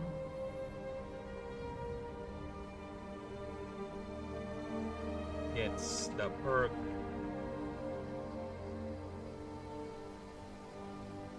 anything. No, let's just call it for the mission. For the mission.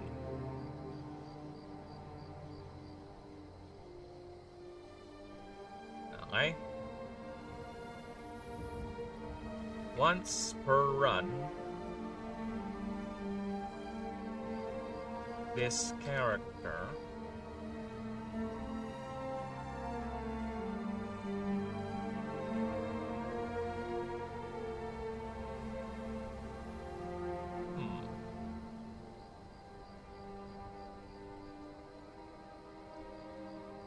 how can I word this?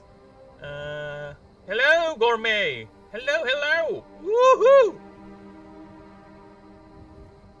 Welcome. Happy Friday for you. Saturday for me here in the land of Philippines. But, you know what? Either way, it's the weekend. I hope you're doing good. Okay, so once per turn, this character... I'm thinking something where either the character does a crime and does not suffer for it. Oh, it's Saturday for you already? Well, I guess you're somewhere not in the... I guess it's almost time in the US to be Saturday too. I think. Look, time, all that is a conspiracy, okay? It's only time. These time zones have been designed so they can divide us. Yes, this has been designed by Big Time so they can just divide us, people. That's it. It's a massive conspiracy. There are no time zones. The world is flat. It's all one the same time zone. They're just there to divide us, people. Okay? To confuse us. It's a soul division among us plebs, so the elite can continue controlling us like the sheep that we are.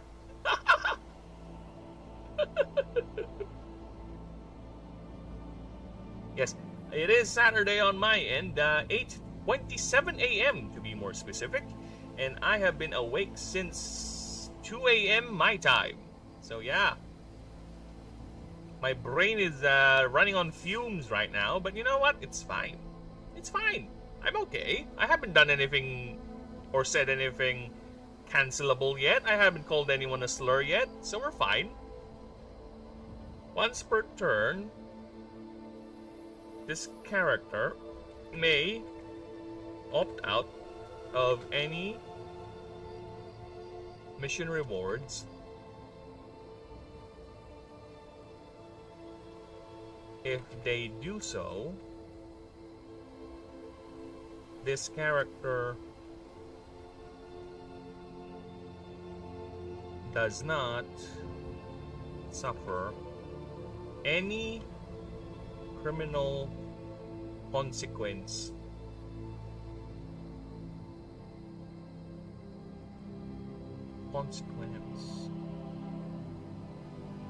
for their actions in exchange for the mission reward.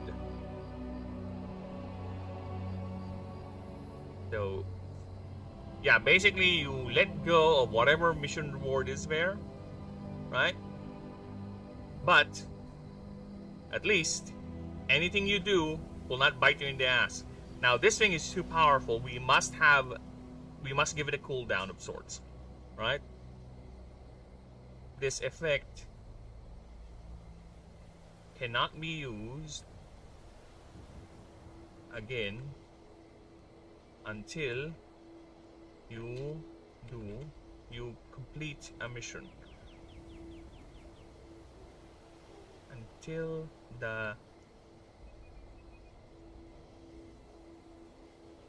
for 2 runs. I think that's a better way to say that.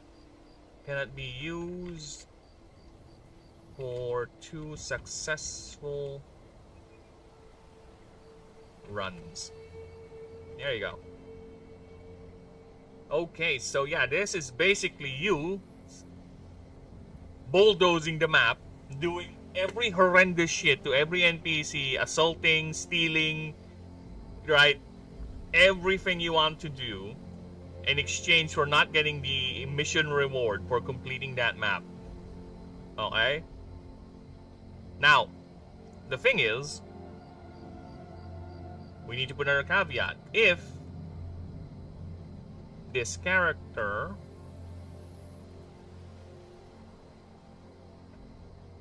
activated this during this effect and did not complete the main mission of this run or map, this effect does not apply. So basically, okay, the government is willing to look the other way for you to do whatever your mission is, but if you fail that mission, the government's gonna be, oh, we have no bearing on that. We don't know this guy. They're gonna say, arrest that thief.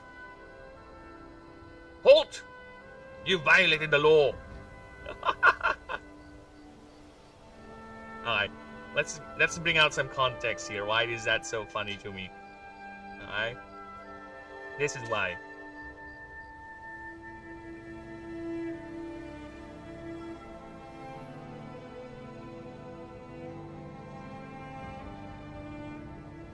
It says stop, this one.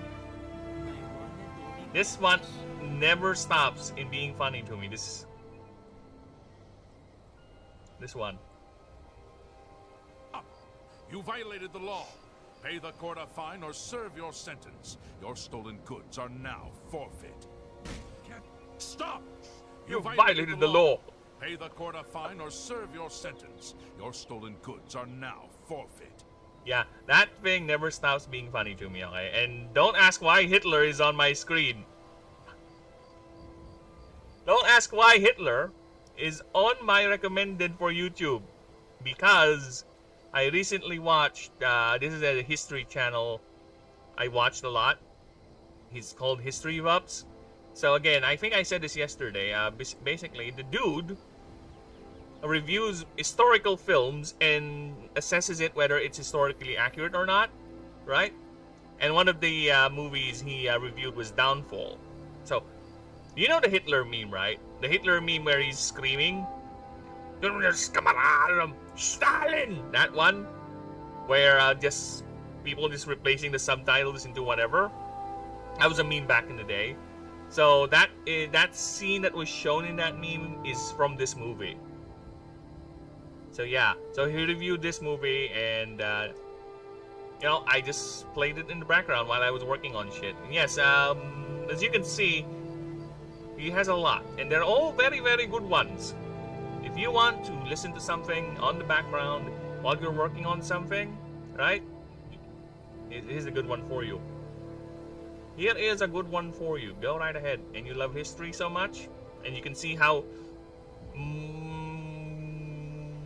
movies can be both historically accurate to a degree or be respectful of the setting or the historical context they're trying to work with, while also being well written, right?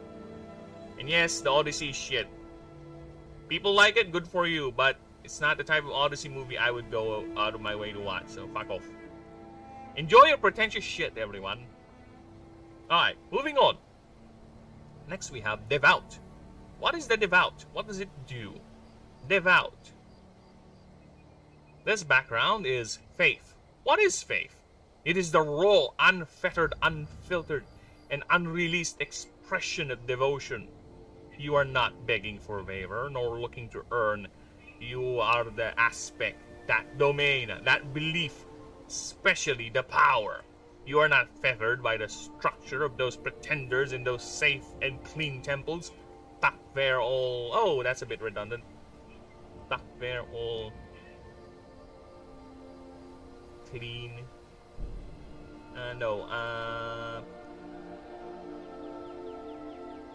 all lofty. All lofty and cozy while you experience it here. Where every day is a test of your devotion. There you go. Wrong spelling. Where here every day is a test of your devotion.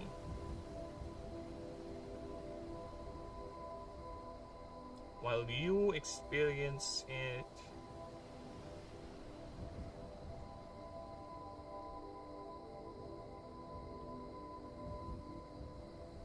in the wild,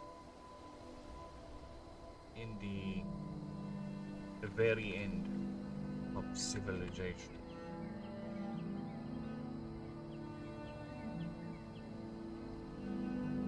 Experience and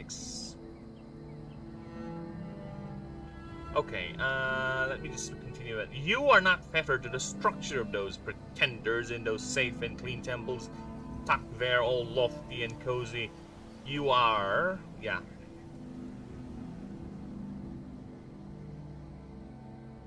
You are... here, living in the moment.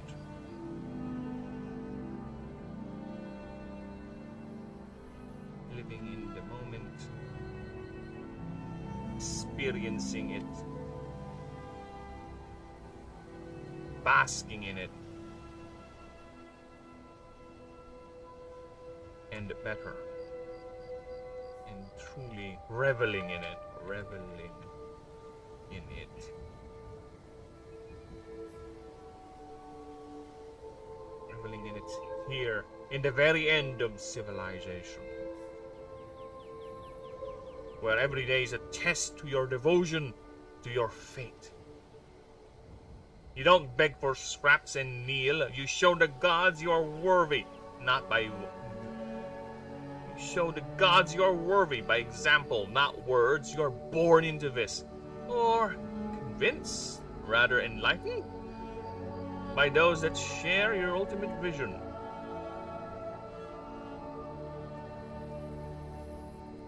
To be the avatar of the living and dead pantheon of Ashen, who maybe, who know the dead pantheon of Ashen, and through you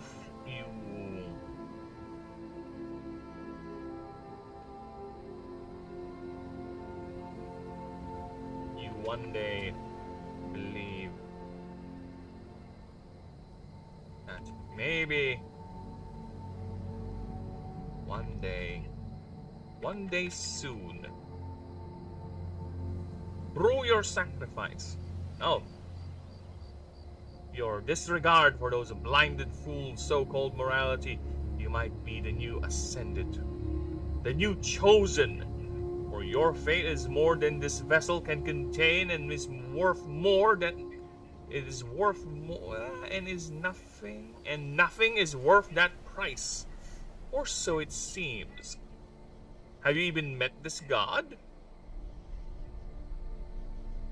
Or so it seems. Yet, never lose. Have you even met this god you worship and willingly throw everything away? You throw everything away? Oh yeah, no room for doubt. Come, your greatest trial awaits.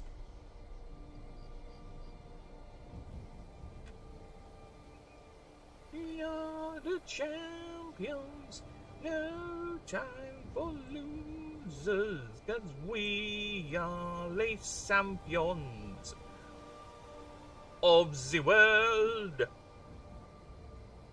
my friend. And we'll keep on fighting till the end. Well, the thing is that this thing already has 6, right? It's more like everything is in line with Devout, but then again, Freelancer did got an extra one. Now it's up to 7, but that's Freelancer though. Yeah, I don't know. I don't think I want to add anything more to Devout unless... Ah, fuck.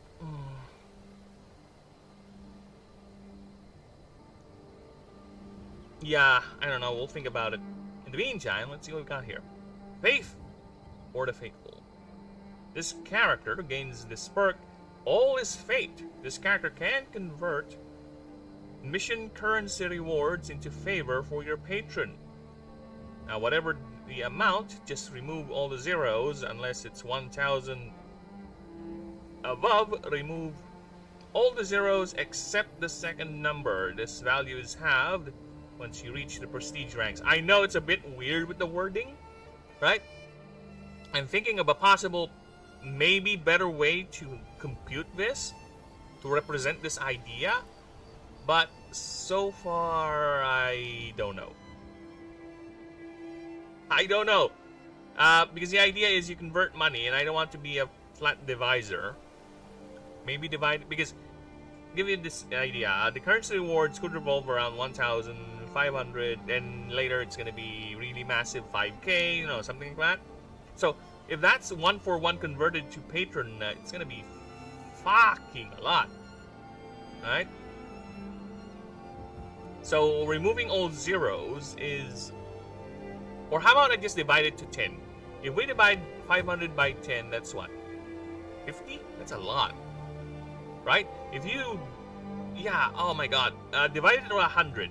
5 times divided by 100. Is that going to be a negative number? It's going to be a negative number, right? So yeah, I don't know how to... I'm still looking for a way to have this translation be proper. Because, for example, if you start up 500 currency reward, divide that to 100, it's going to be 5. I think that might be the new table. Yeah, okay, so it's the mission reward amount divided by 100. I think that's fine, yeah, divided by 100. I think that's a better math. Yeah, so if you have 5,000 EXP, that's 100. Yeah, it's fine. This...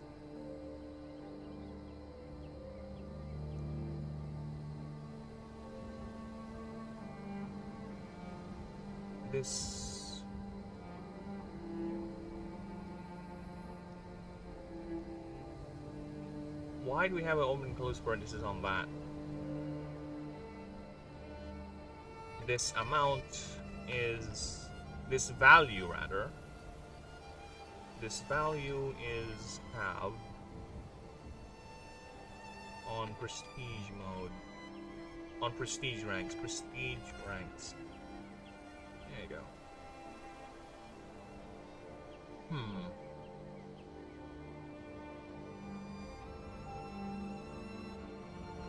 Yeah. We're fine with that. Oh, I can also kill the XP, to be honest. I can also use the XP. Yeah? Belly. I can also use the XP for it. No, I think we're fine with that. Yeah, the new computation is a much more cleaner compared to the old one. So yeah, let's go ahead with the next one. My god is better! This character gets this perk, have you heard? This character gains a new action when dealing with a non-god, non-unique NPC. Called Ostracize. Basically, what it does is, this character can use any number of this character's favor points to pass this check versus the NPCs with checks. If you win,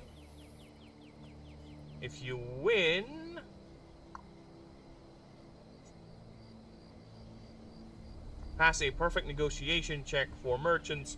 For others,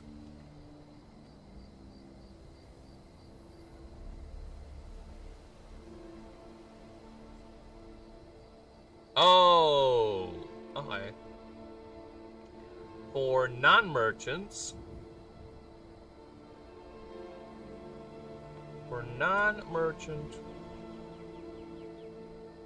NPCs, you're like a Jehovah's Witness. Imagine us saving someone in the wilderness, and after you save them, have you heard about my god? He is quite the nice god, actually.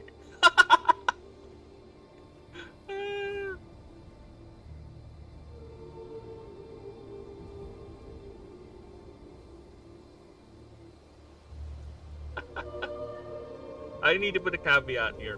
Lost favor points. Used favor points can lower your favor rank.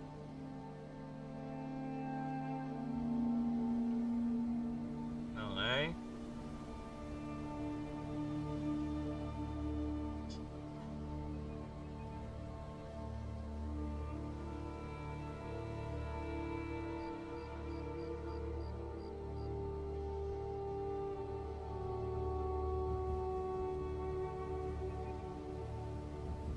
This character starts with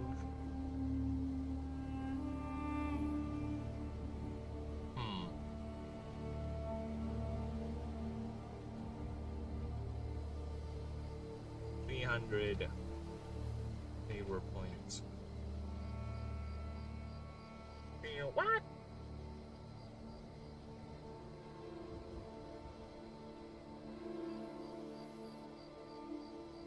$150. So that way you're like halfway through the next favor rank, right? So you have at least 50 to play around with. And you don't go lower. Okay. Okay.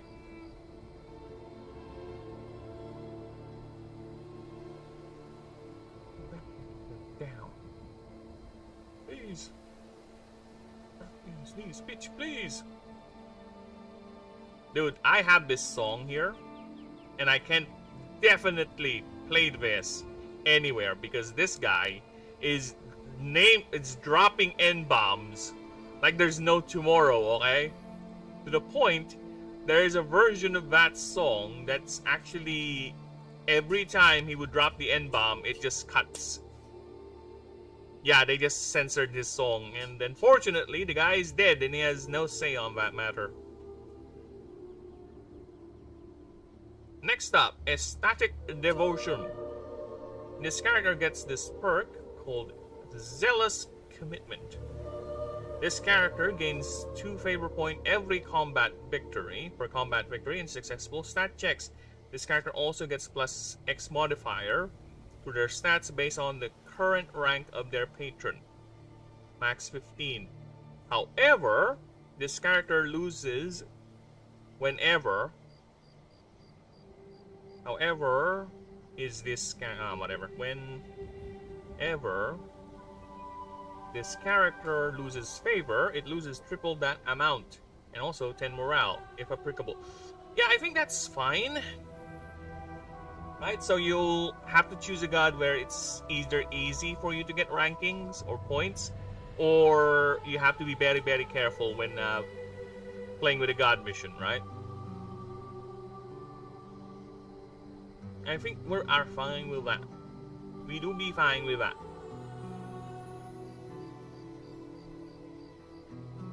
Stand for yo. Whoa! What? Don't let it go.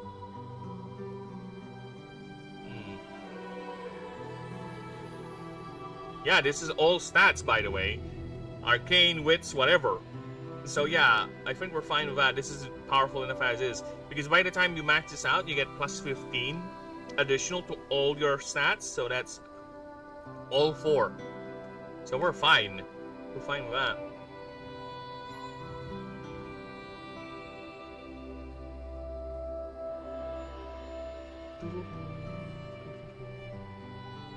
Oh my god, why is there...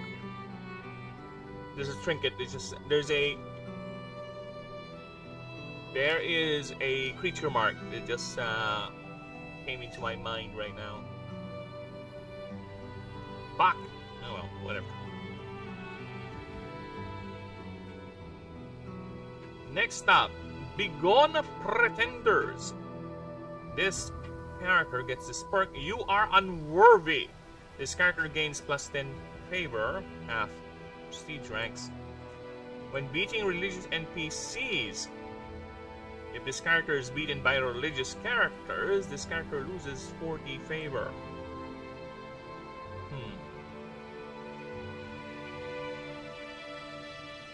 Now, how often do you get to fight religious characters? I think 20 is better. Yeah, how often does that happen? Right? Considering the amount of NPCs you're gonna roll interact with in the game, I don't think there's a whole lot of religious NPCs. And here's a fun thing: once I start programming, I have to put in the affiliation. So like, this NPC is religious, blah blah blah. So yeah. So yeah, I think we're fine with that. Unless... Oh, I can do that. That is actually fun. I have an idea with this one. Once per run, this character can declare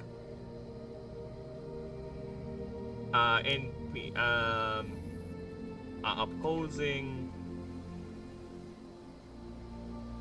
NPC as a heretic.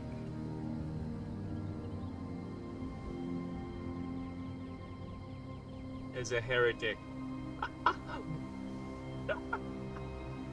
You do not follow the whims of my god, heretic! Urge the heretic! This character.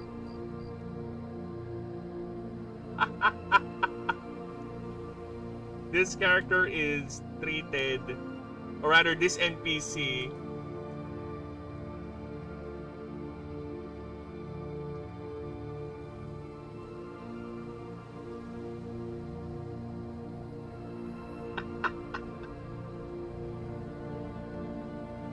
oh fuck.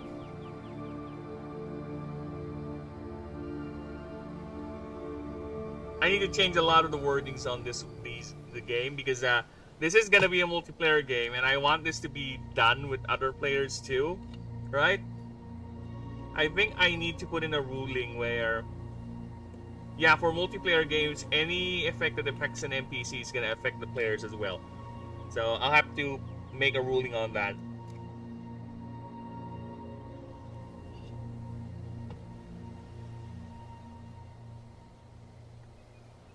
This NPC is considered a religious character for that entire encounter. There you go. Be gone, heretic!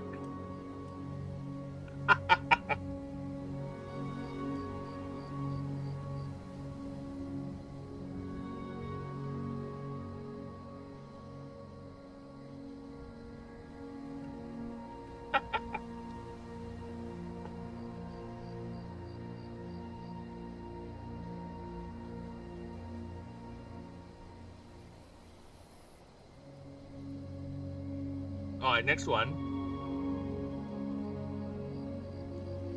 The Rememberer.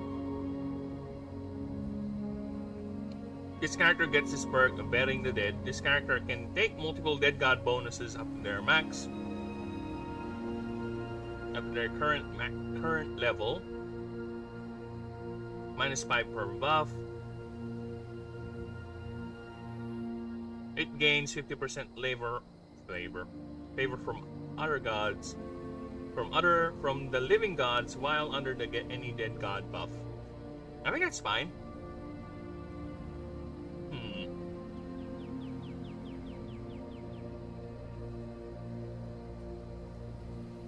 I'm gonna think here for a bit.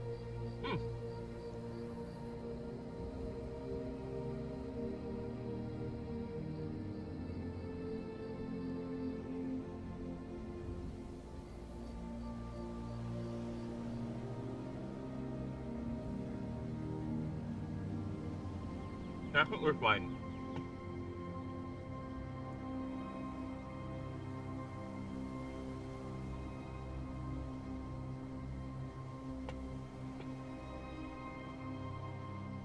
I need to check a rule. Sorry about that. My wife prepared some oatmeal for me. Is this with honey? No, you forgot. Oh, I thought you want to put some. So yeah, I'm just chewing a bit of apples and oats. Tasty, tasty oats.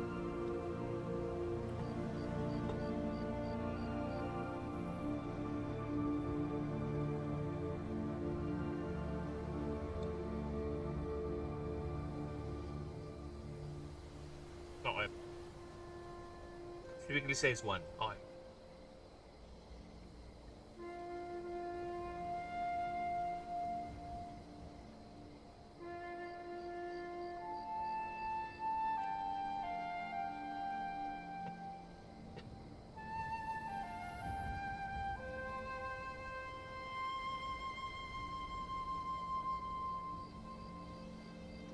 Shit. Something just popped into my head, wait. Oh, there you go. Alright, I thought I haven't put in Pinus in. who was the another named god that was killed off during the Great Schism. At least the closing conflicts of it.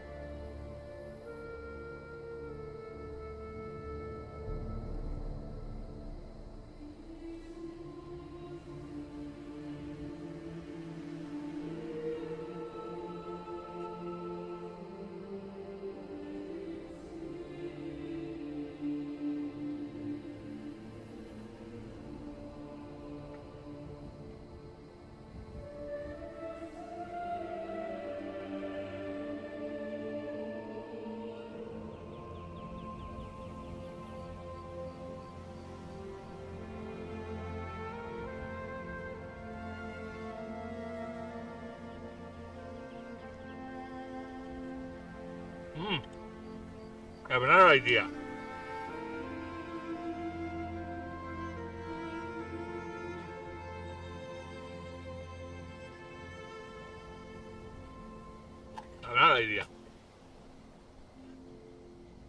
Thank you, love. I have another idea. When interacting with a dead god shrine,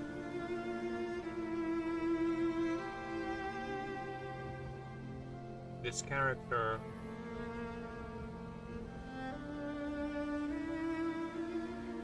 plus 20 moral. Done.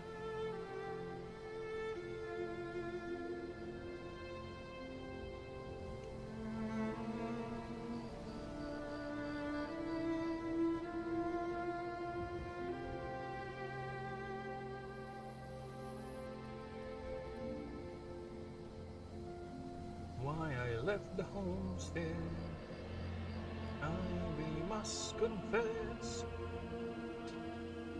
A weary exile, singing my song of loneliness. Oh, this is yes, is the heaviest, the heaviest, stingiest, the love, the liveliest. The loveliest way back, way back.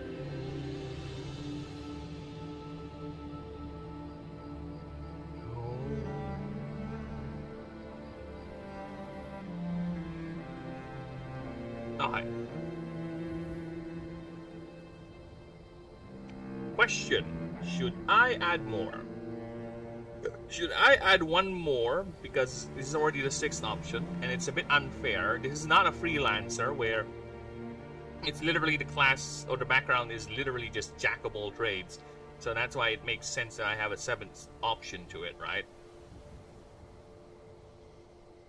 Sorry too much. Because I really do want to make some sort of a class where it's you're hearing voices in your head sort of thing. So I might put it into Outsider or this one, because these are the two classes that can, or rather classes, I keep calling them classes, backgrounds that can fit with that idea, where basically you're becoming too crazy and you're hearing voices in your head, right? So let me think about that. And in the meantime, let's reread Witness Me. This character gains a perk, Shiny and Orate. Once during combat, during our creature's turn, this character can roll a 1d20, deal piercing damage to the creature, based on the result multiplied by 10 on an 18 up.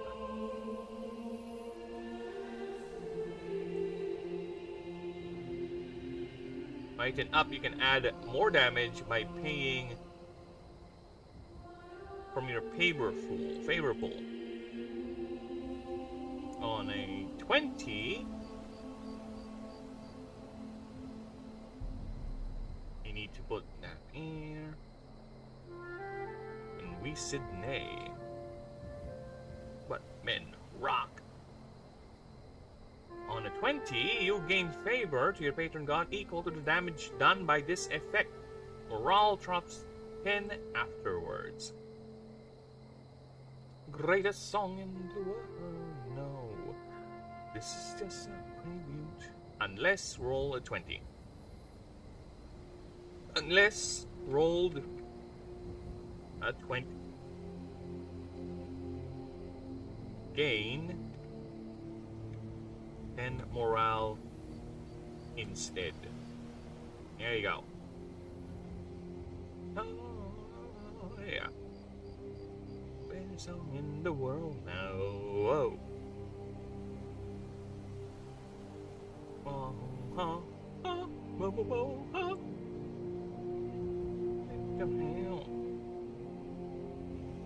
Okay, so what's next?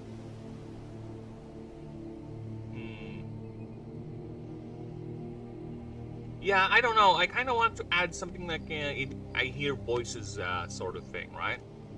Where basically the sub option is you're hearing voices, and that's why you're devout. You're like a void cultist or something.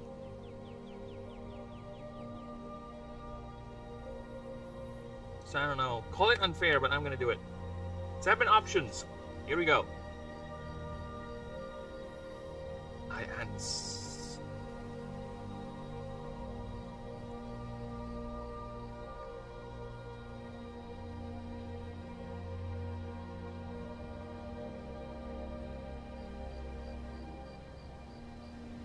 This character can you choose Primodus as their starting hero.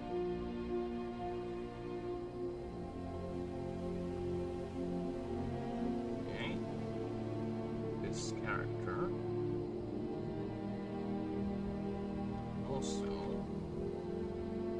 gets this perk, Defiant. I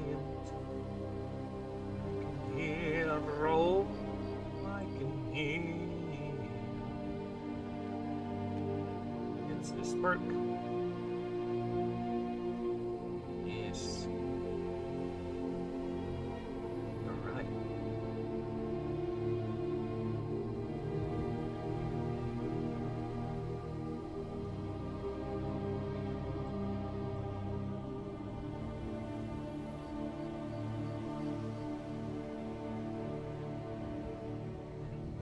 Every time,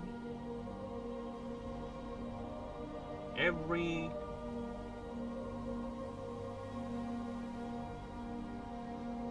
time this character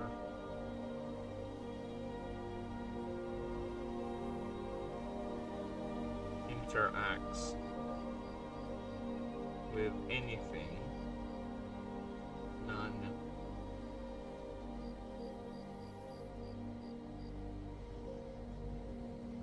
with anything in the game, dialogue,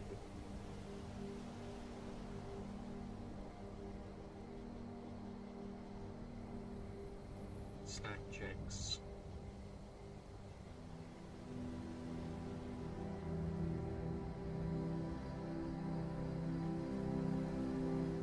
or combat.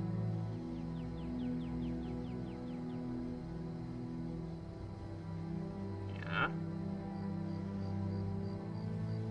Roll 1d20.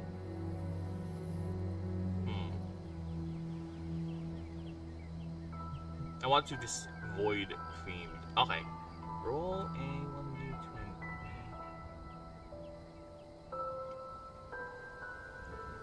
1 plus X.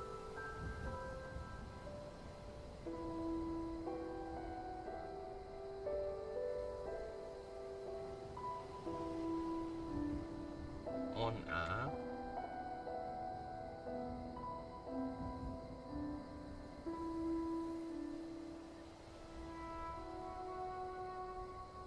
inside of me Girl, you got to realize what you do to me. And you hold me, and your arms so tight, you make me know everything's alright. Never feeling I'm high on believing that you're in love with me. The sweetest candy, this is on my mind. On another cup of wine.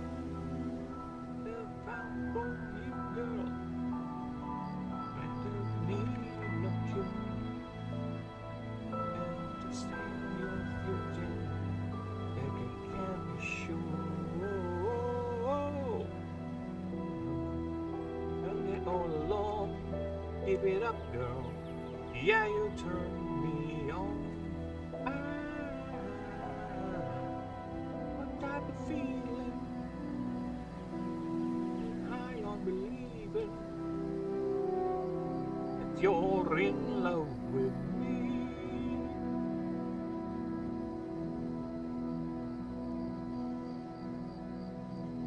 Whatever the result,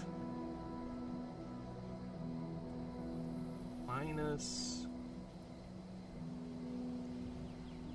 x equals 5.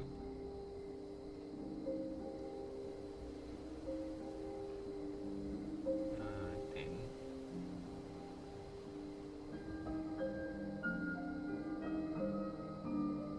Me on a feeling, and I'm high on believing that you're in love with me. Got a feeling, and I'm high on believing you're in love with me.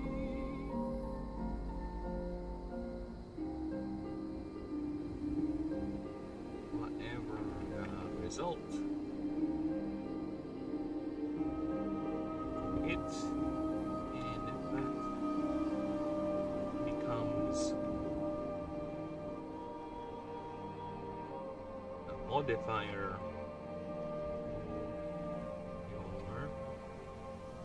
to this, and to your characters.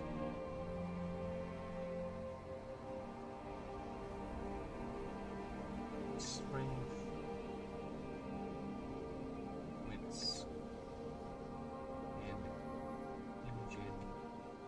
ingenuity for that specific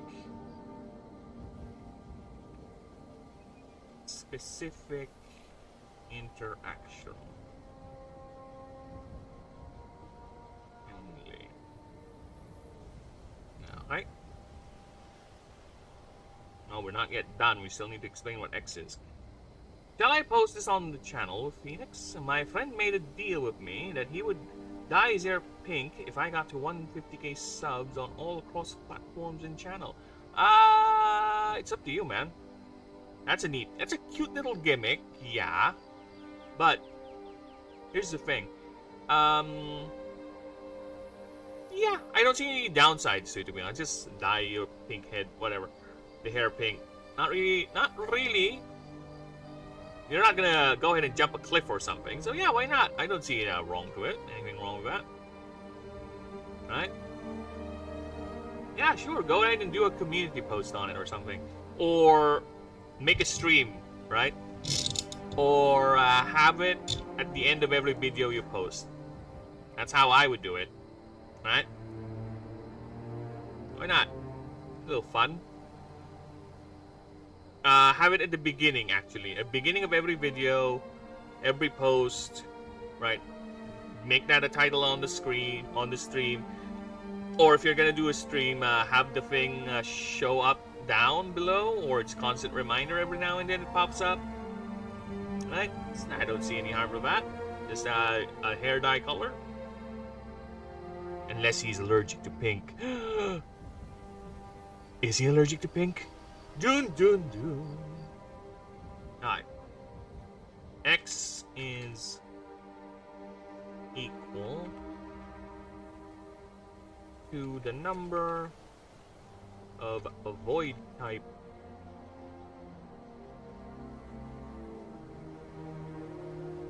creatures in your party.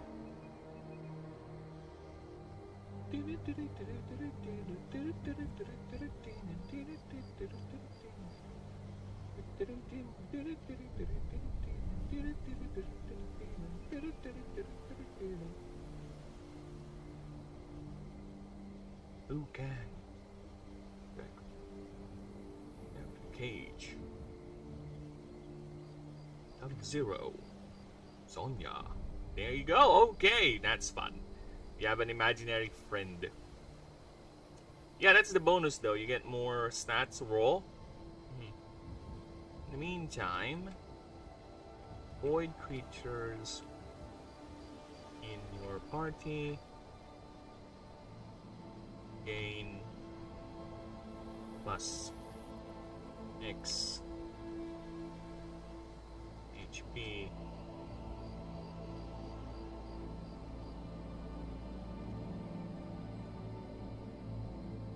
There you go.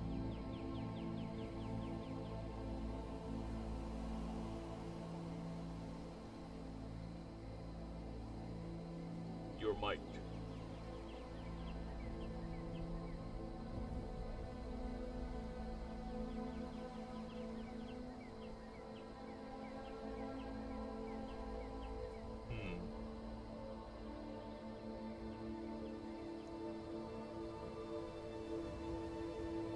Let's just go flat.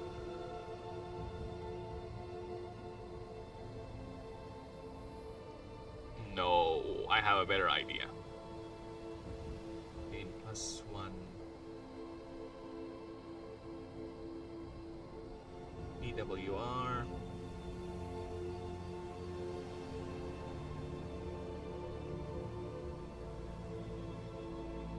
I have a fucking better idea. PWR per void type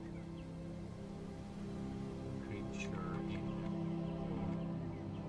party.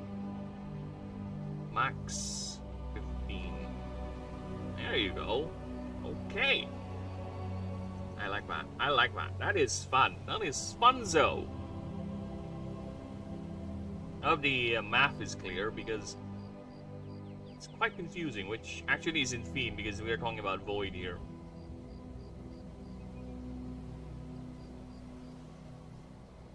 This character can choose Prime Modus as your patron. This character also gets this perk. Yes, you are right. Every time this character interacts with anything in the game, dialogue, stat check, or combat, roll a 1 plus X d20, whatever the result. -10 plus X equals 5 to it, and that becomes a modifier for character's strength, wits, and ingenuity for that specific interaction only.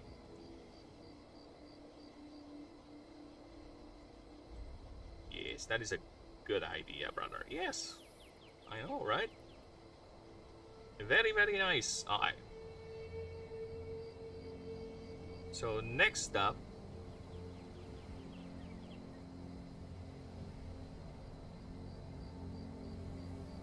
okay, we're going on for 4 hours, I think. So let's go ahead and check the streams. How are the streams doing? We good stream? Yes, we are very, very good. How about you? Oh yes, very, very good. Thank you, everyone. Thank you for being here. Appreciate that. Now, okay, we are very, very good. Now, let us continue with the Strumble. So yes, next up is we have Horpo.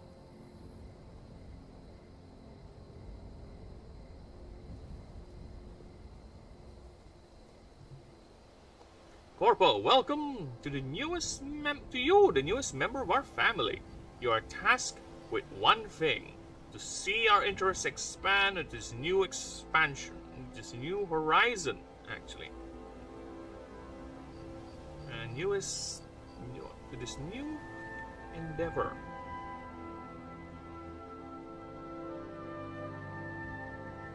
This new market space.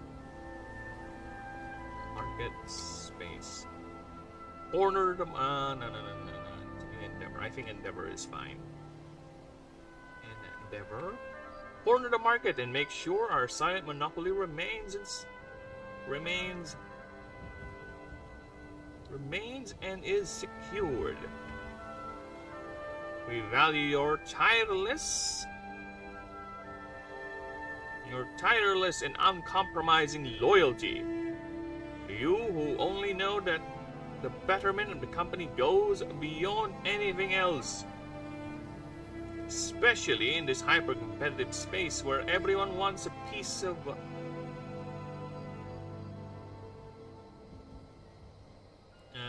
everyone wants a piece of what? Of what we can offer. Of what we can offer. What we, and we alone, can bring into the market. You who passed our strict interview process, you whose application stood out among many aspirants. You have been equipped with what the HR and our upper management deemed as the most sufficient tools to accomplish this enriching task.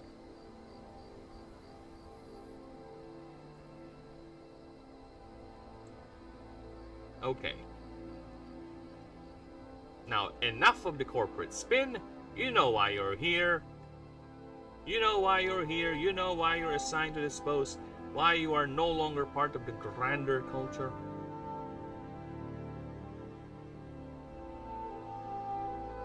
Or, at least,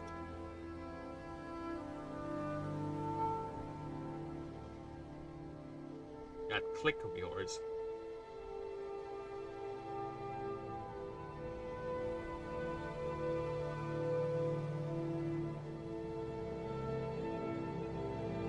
Or whatever.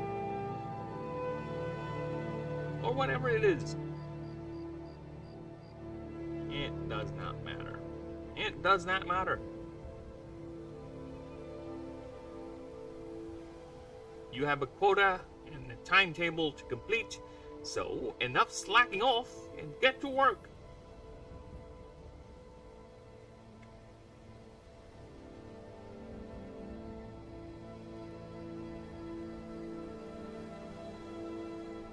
This background starts and 1,000 currencies.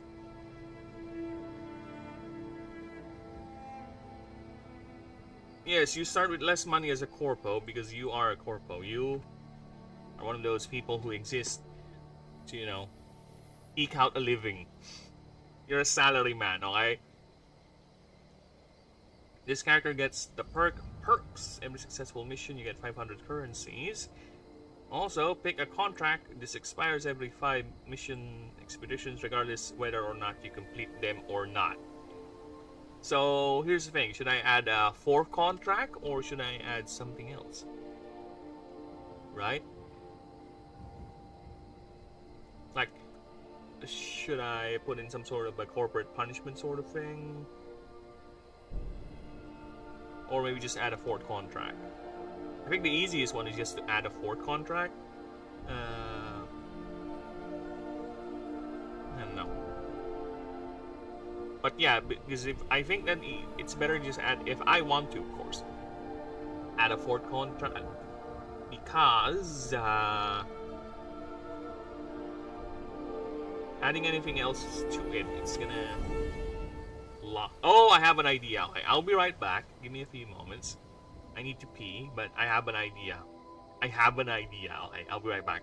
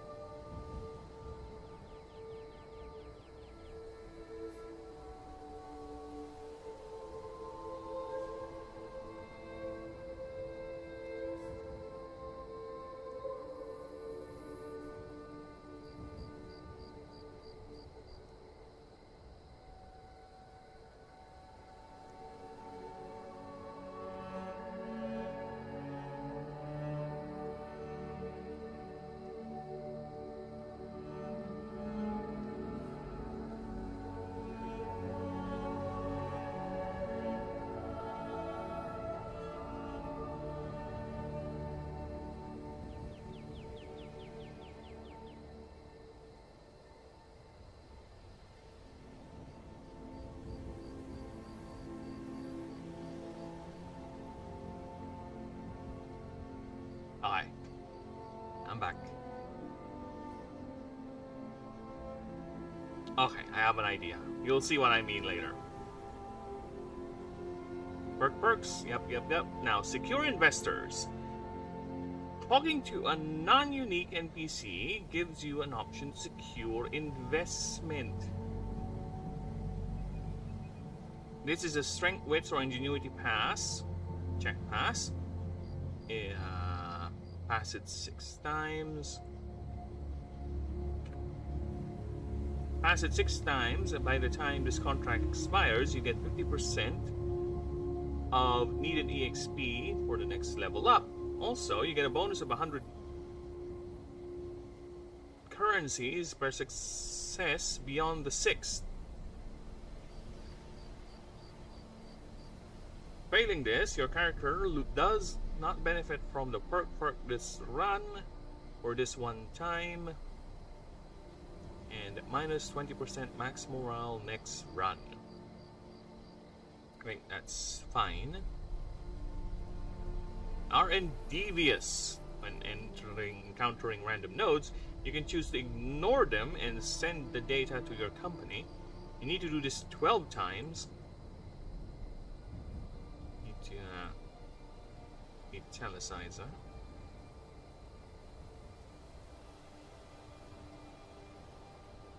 Alright.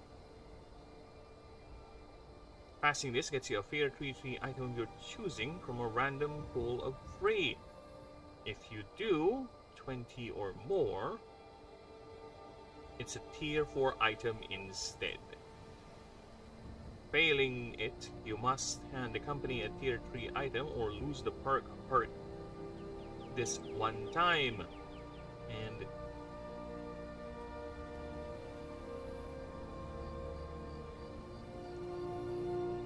yep, alright, that's clear. Not so horrible warfare.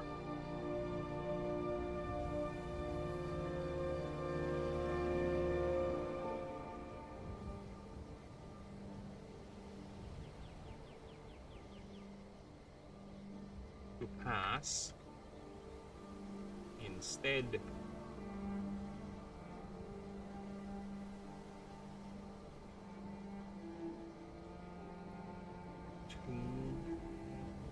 avoid the failure,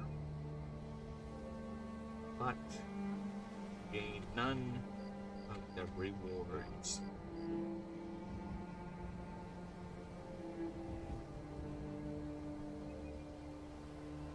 This is counted as still a fail.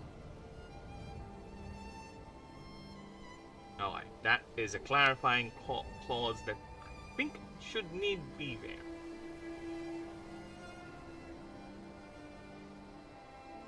Avoid the penalty matter.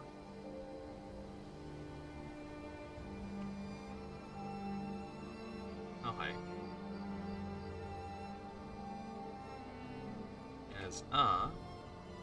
Next. Not so corporal warfare. Random nodes will contain NPCs belonging to other companies. Beat them in a fight or pass an arcane ingenuity check. Arcane whites or ingenuity. Check to sabotage them. Do this 10 times. Pass. By the time the contract expires, an item called R&R voucher, tier 4, currency 0 weight, can be called for 3,000. And you can choose to skip, or you may use this to skip a contract for 5 expedition missions. This must be done while choosing a contract. Okay.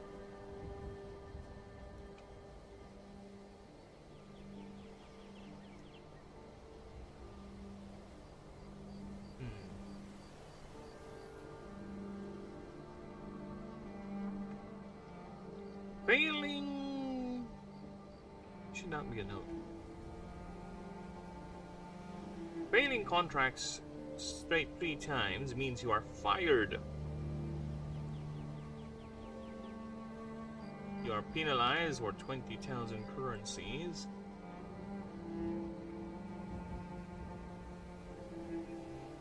This amount is automatically taken from your bank and will put you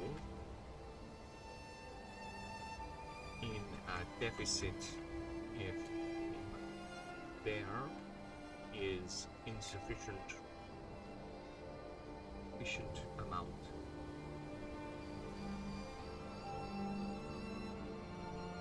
In your bank. Survive the dodges of the 24th and 1/2 century. Protecting the powerless and the weak. The dodges is fine. Tyranny. 24th and 1/2 century. However, if you complete 7 contracts in a row, hit the chat. You may now get to resign any time. Pay the separation fee of 15,000 credits, or you must complete the past 3 last contracts with double the requirements to leave the company peacefully. If you fail any one of these 3 last contracts,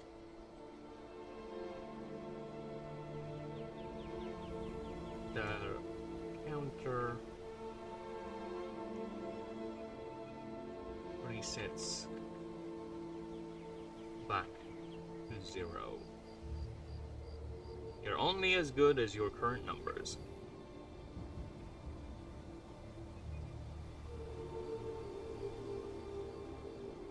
There is resignation.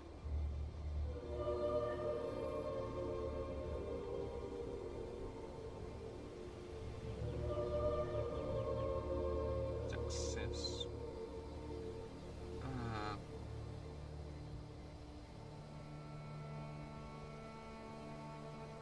And you must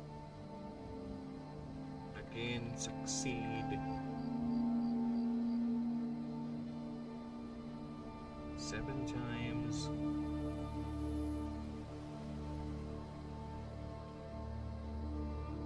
In a row to try again.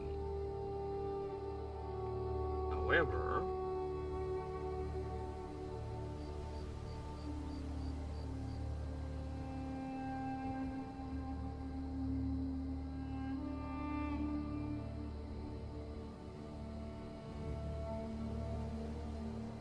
back to 0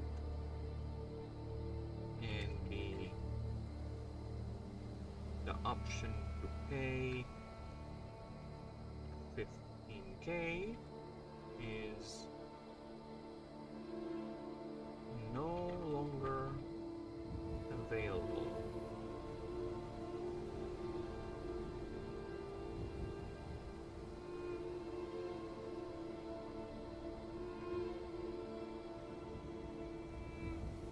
If you wish any of these options to be available again, you must succeed at the road. Good job.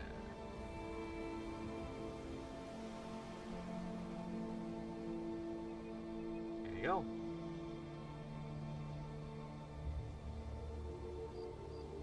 However,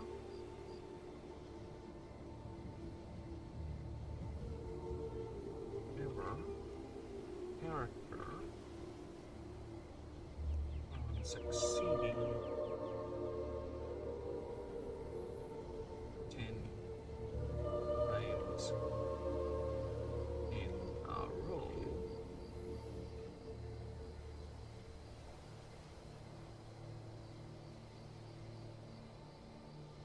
is gonna be interesting.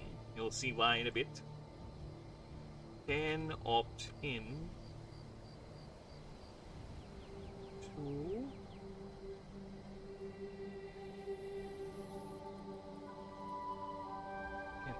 into grand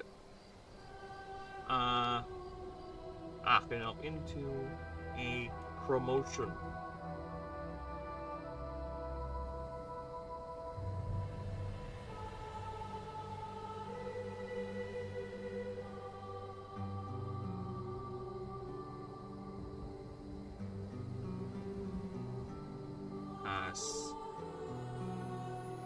Free. Oh my god. Okay. Time for you to get smaller fonts. What's that papumping? Who papumps me?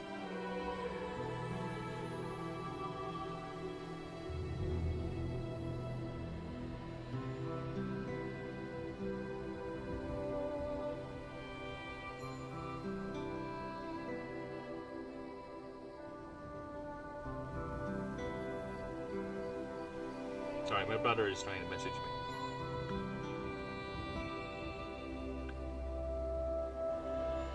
Sorry, my bro trying to message me.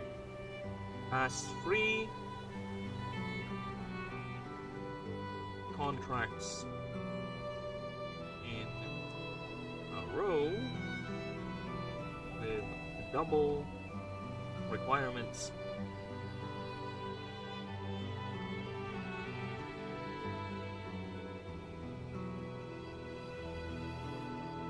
Doing so changes the perks perk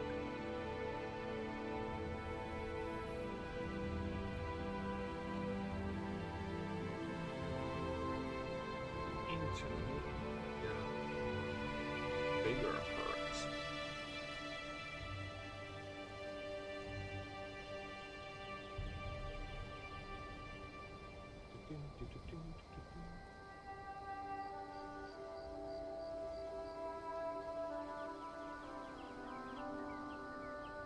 Oh, this is still the corporate structure, man.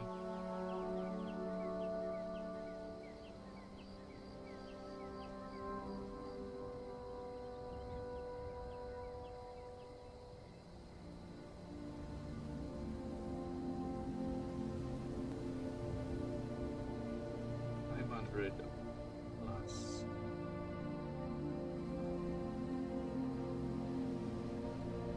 X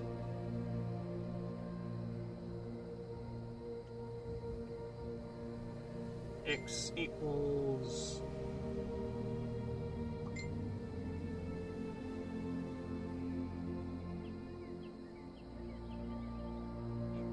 X multiplied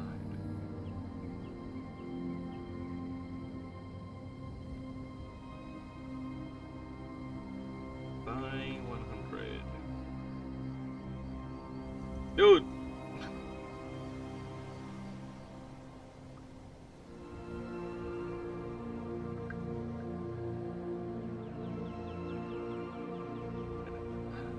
My brother's losing his mind.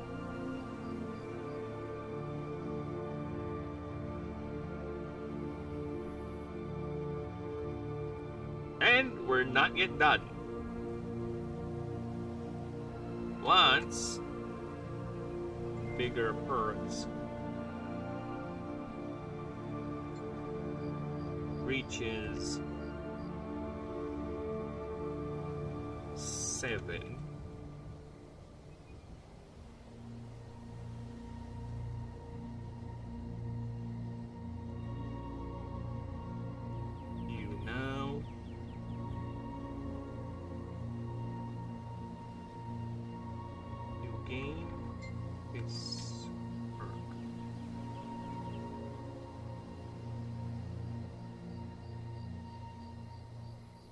you can opt in for a promotion anytime, every time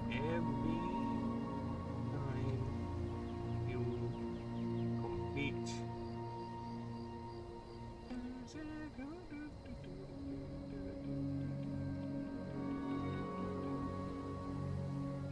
Well, contracts in a row.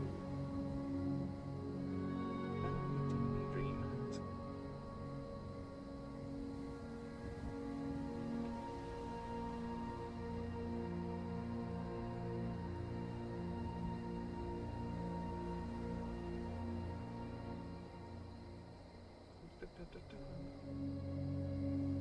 X is the amount of promotions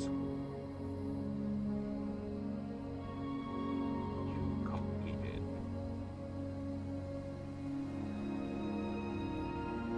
There you go. Aha!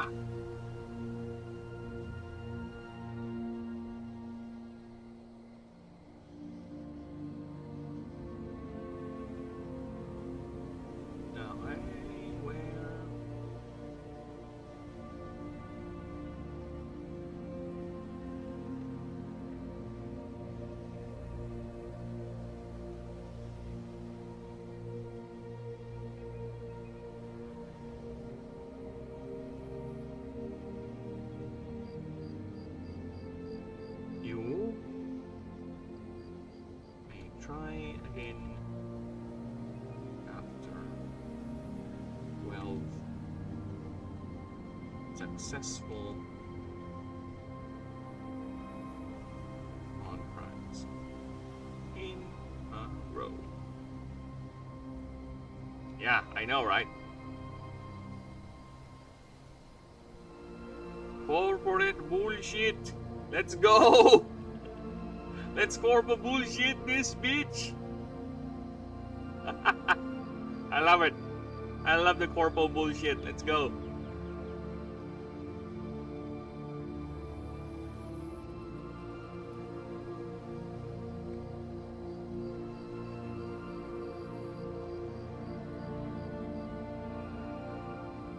Iceland and house.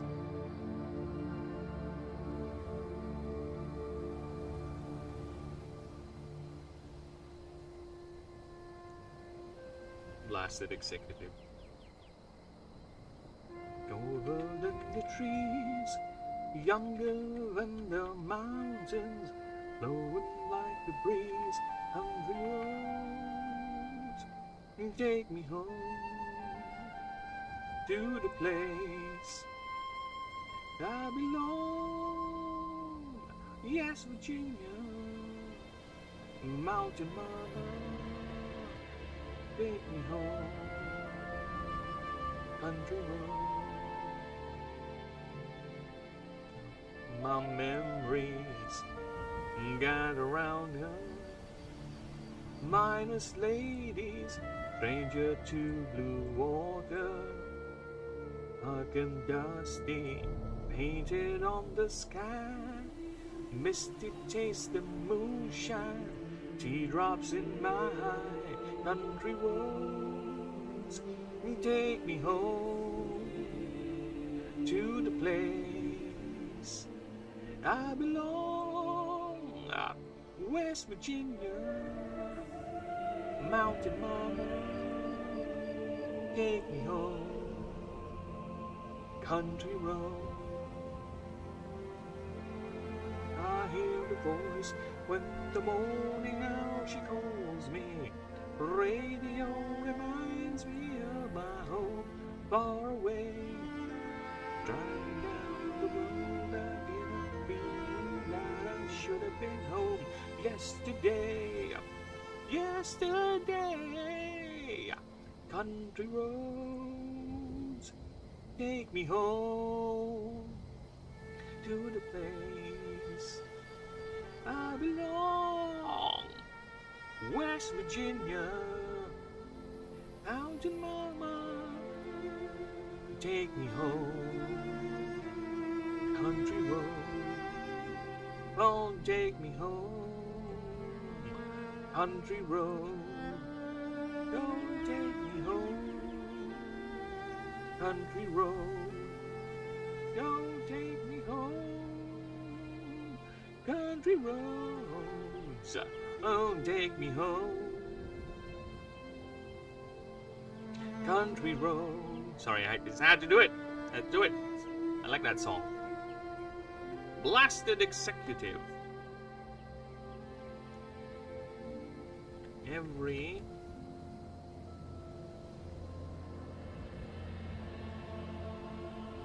time you return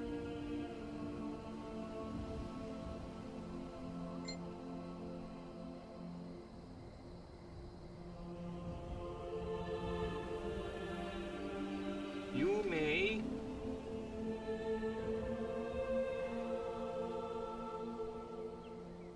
this character now has a assistant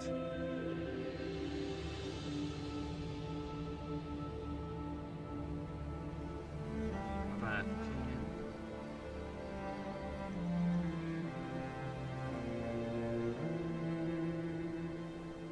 alright, this when doing a contract, this character forget about may pay X okay, may pay 500 currencies to hire a assistant.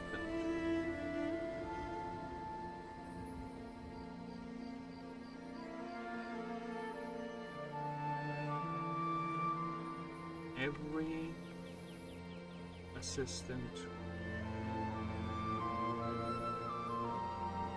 reduces the required amount for the contract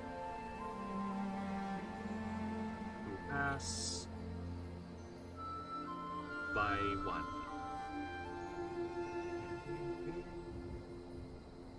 Yeah, there you go.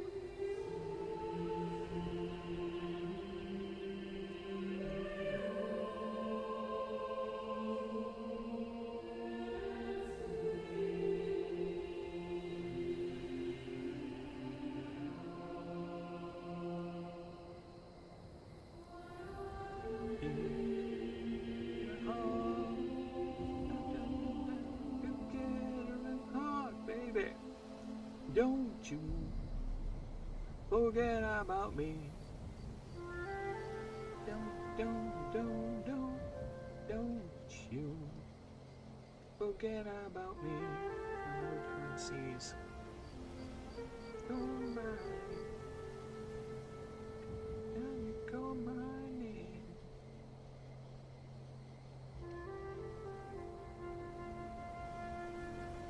Thank you, you're my name. This can be done multiple times. Anytime outside, within a hub area. There you go. Aha! How's that for a fucking rewrite? Huh? How's that? How's that for the new, yeah? Make it more fucking complicated as fuck? Yeah? Good luck to me when it comes to programming this shit, but I think it's doable. Yes. You wanna really get into the, corporate structure? Yeah. Become an executive. Well, not really, but again, blasted is the word. You're a middle manager in the waste. You can hire help now too, if you like. If you can. So enjoy that.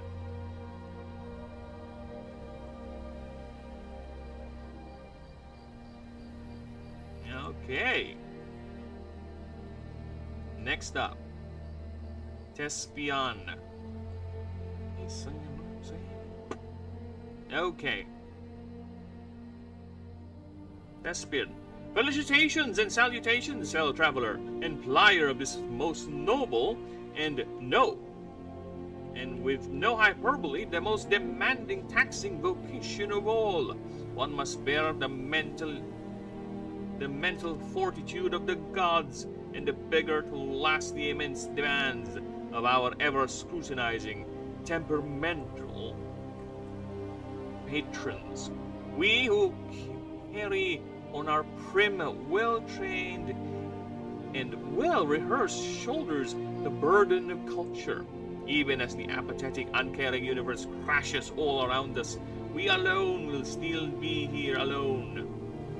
We alone will still be there at the stage, filling the halls with song and tapping, and the tapping of our dances. And at the very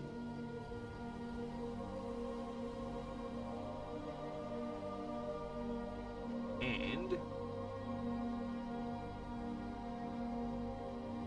when the curtain finally inevitably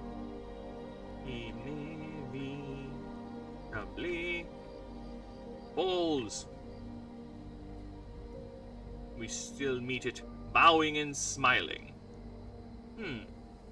Something feels off. Needs more flair. Redo. Wait. Is that why you're here? Has the life demanded too much? Has the performance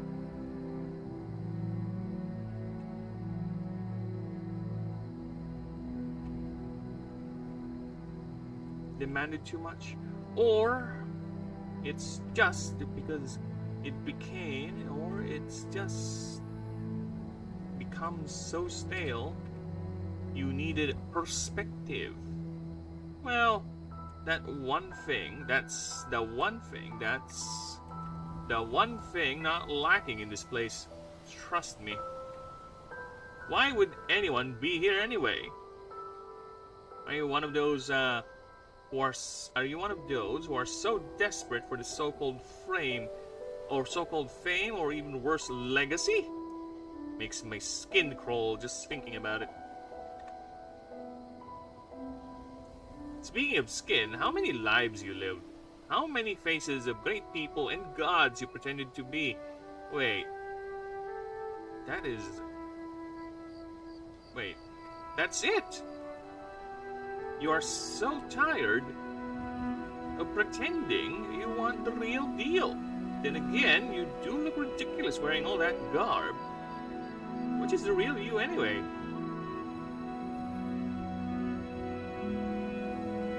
Okay, this character starts at one key item. Of course, the trifecta is always there. And choose a vocation. +1 wits. +1 morale. And 10 XP.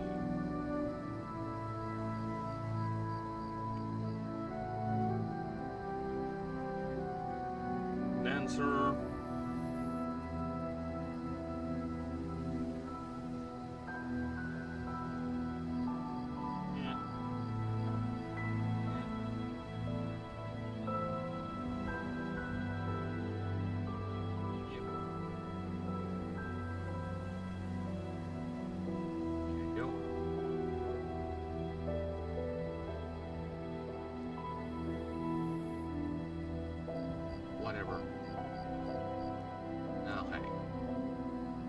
So let's see what we got here, Tespian. Yeah, talk about expansion.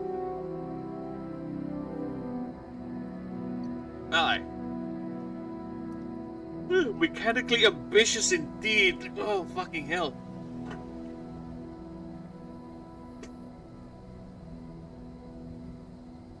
Regardless whether you pay or not,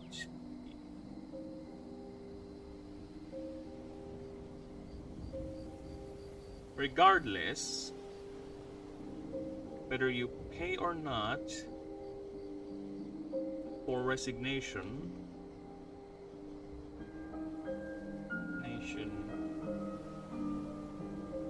or being fired, you get to choose a new background and gain its benefits except the starting kit and currencies.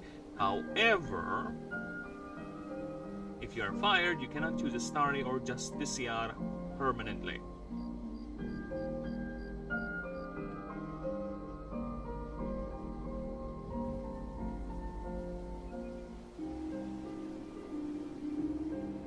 Okay. Now let's go and see what the Tespian has in store for us.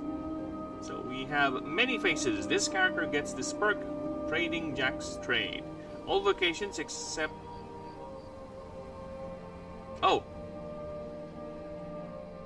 Gain all the vocations except the stat boost and only half the value for its rewards. And only rewards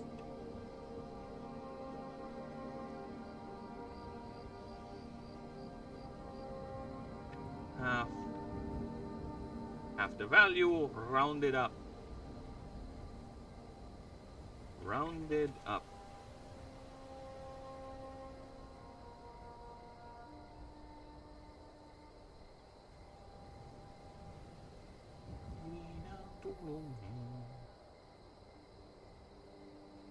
Okay. Hyper focused. This character gets this perk, Expert Focused, Expert Disadvantage. This character gets an additional +4 stat boost. And double the rewards for the chosen vocation. However, using a check not related to your vocation gets a +/- modifier.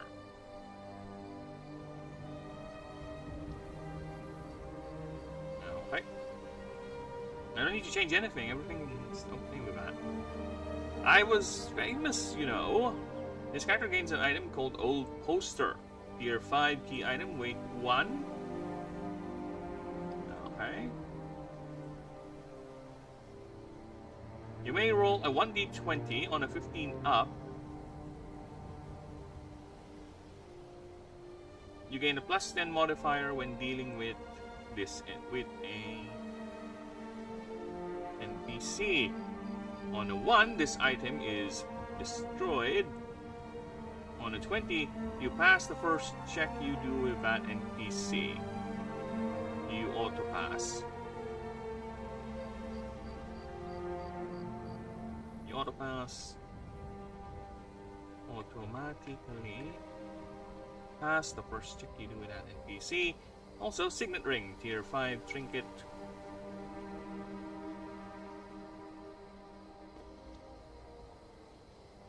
Trinket weight 0. This item can be you can sell this item for 3,000 currencies. While this item is equipped, your character can choose to use this item to gain a perfect password dialogue check with a non-god NPC. If you do, this item is lost.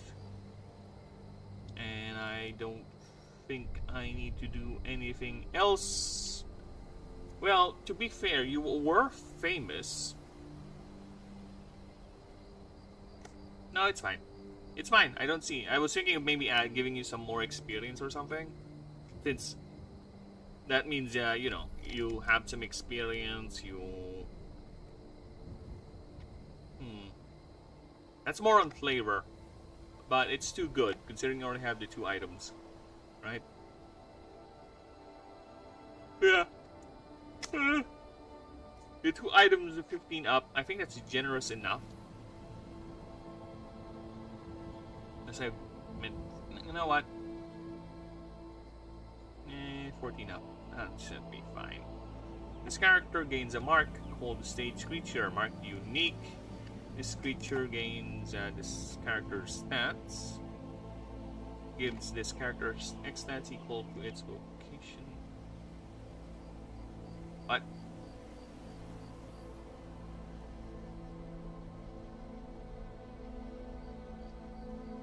Gives this character X stats equal stats to its vocation stat. Okay.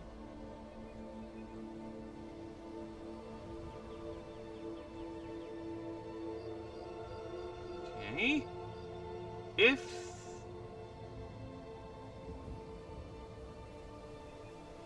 the primary stat is HP,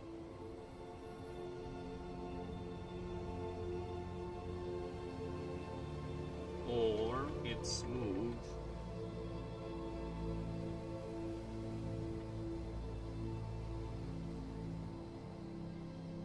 it's instead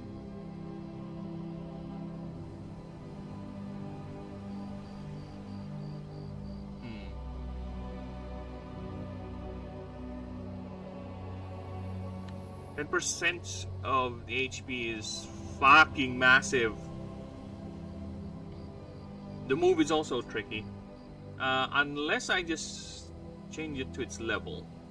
That's the easiest way to go about it. Right? Because what if the primary stat is HP? 10% of that is fucking massive, okay? But if it's a move, it has no effect whatsoever. If it's the level, at least for HP, it's gonna be underpowered. Well, I guess current HP. Damn, that's gonna be massive too. Because 10% of 10, 10% of 50, right?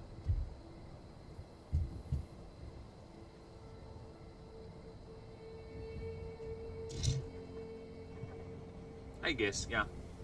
Instead, X becomes that creature's current level instead. There you go.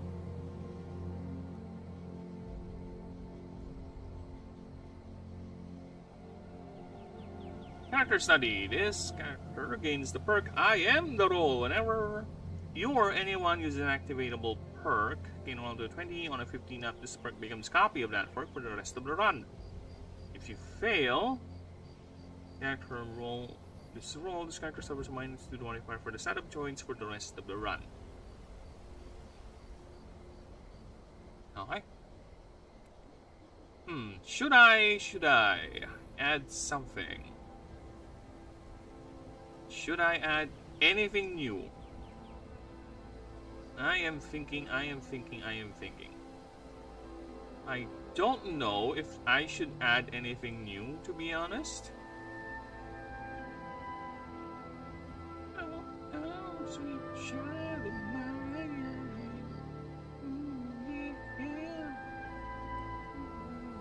Sweet love of mine.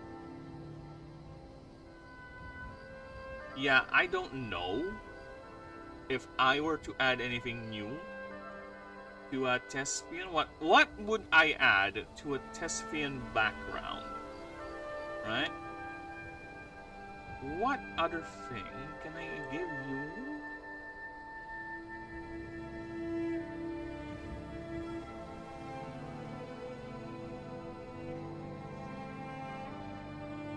Oh my god. After this I have 4 more. I said, yeah, it's the additional things that are gonna cost a lot. And also, yeah, Astari is quite long, so there's a lot of things I have to check and read and think. It's fine. Such is the price of doing these things. Because I'm also gonna be expecting a little bit of delay with the Torvin line, because that is very, very thin. So I might just end up expanding it a bit. We'll see. once we get to proofreading the starters. Where do we go? Where do we go? Where do we go now? Where do we go? Where do we go now? Okay. What would be a good Caspian gimmick? A good background.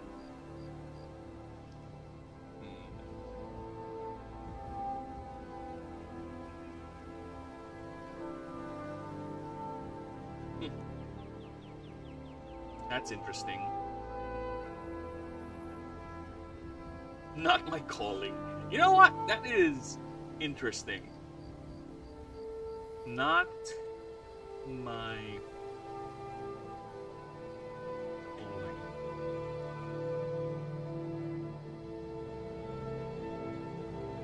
This character.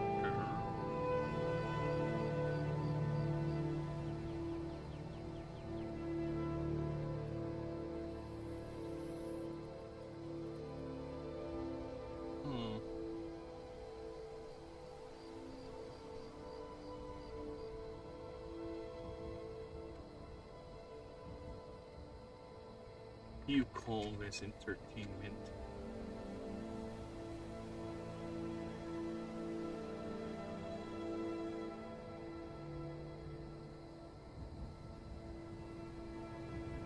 What you can spare this character?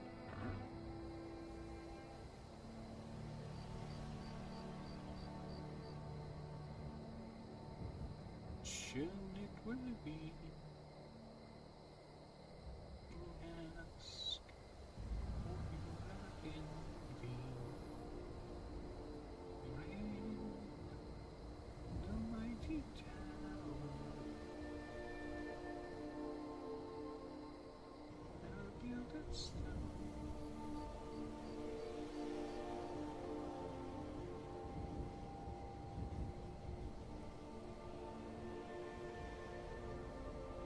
Fumbling upwards.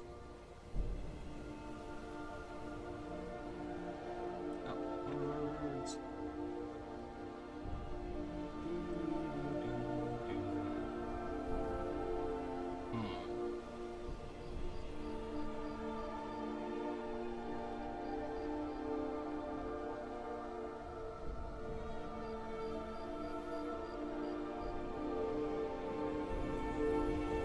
Alright, how are we gonna do this?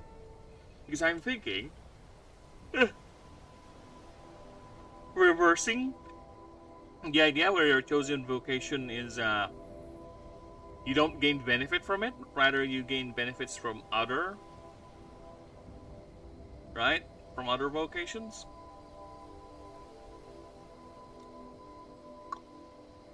Well, basically, whatever vocation you choose is, instead of you gaining anything from it, if you pass it, you gain less or you gain a penalty in reverse. But passing other things gets you the penalty, the bonus for it.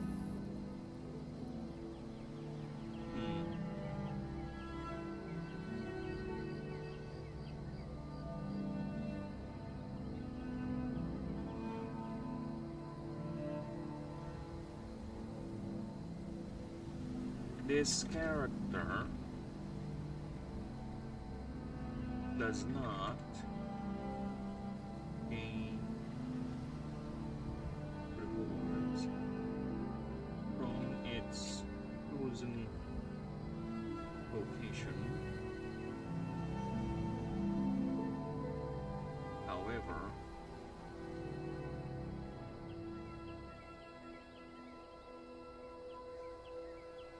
instead, it loses that those amounts,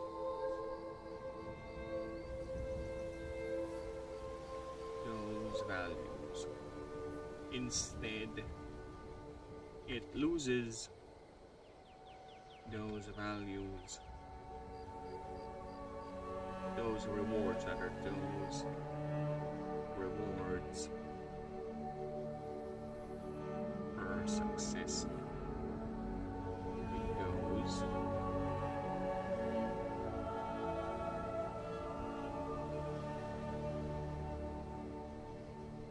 Rules. Invalues. Specific.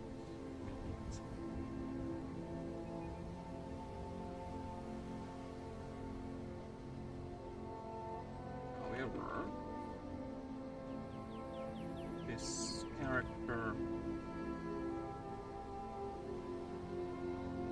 gains the same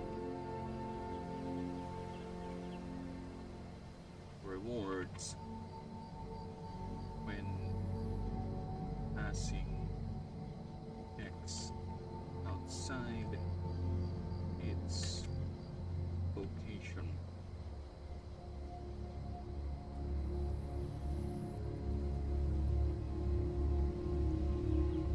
There you go.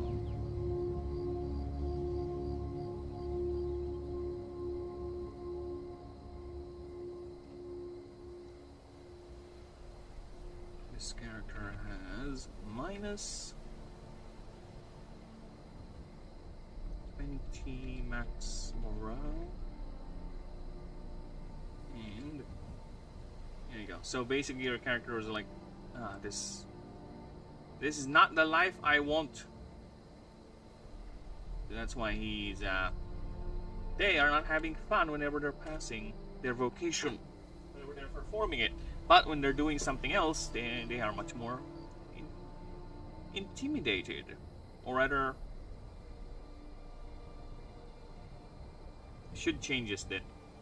It's not.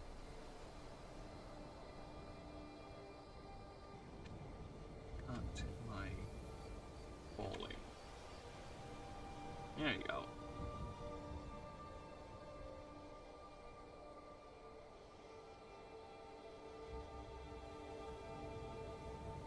Okay, nice. There you go.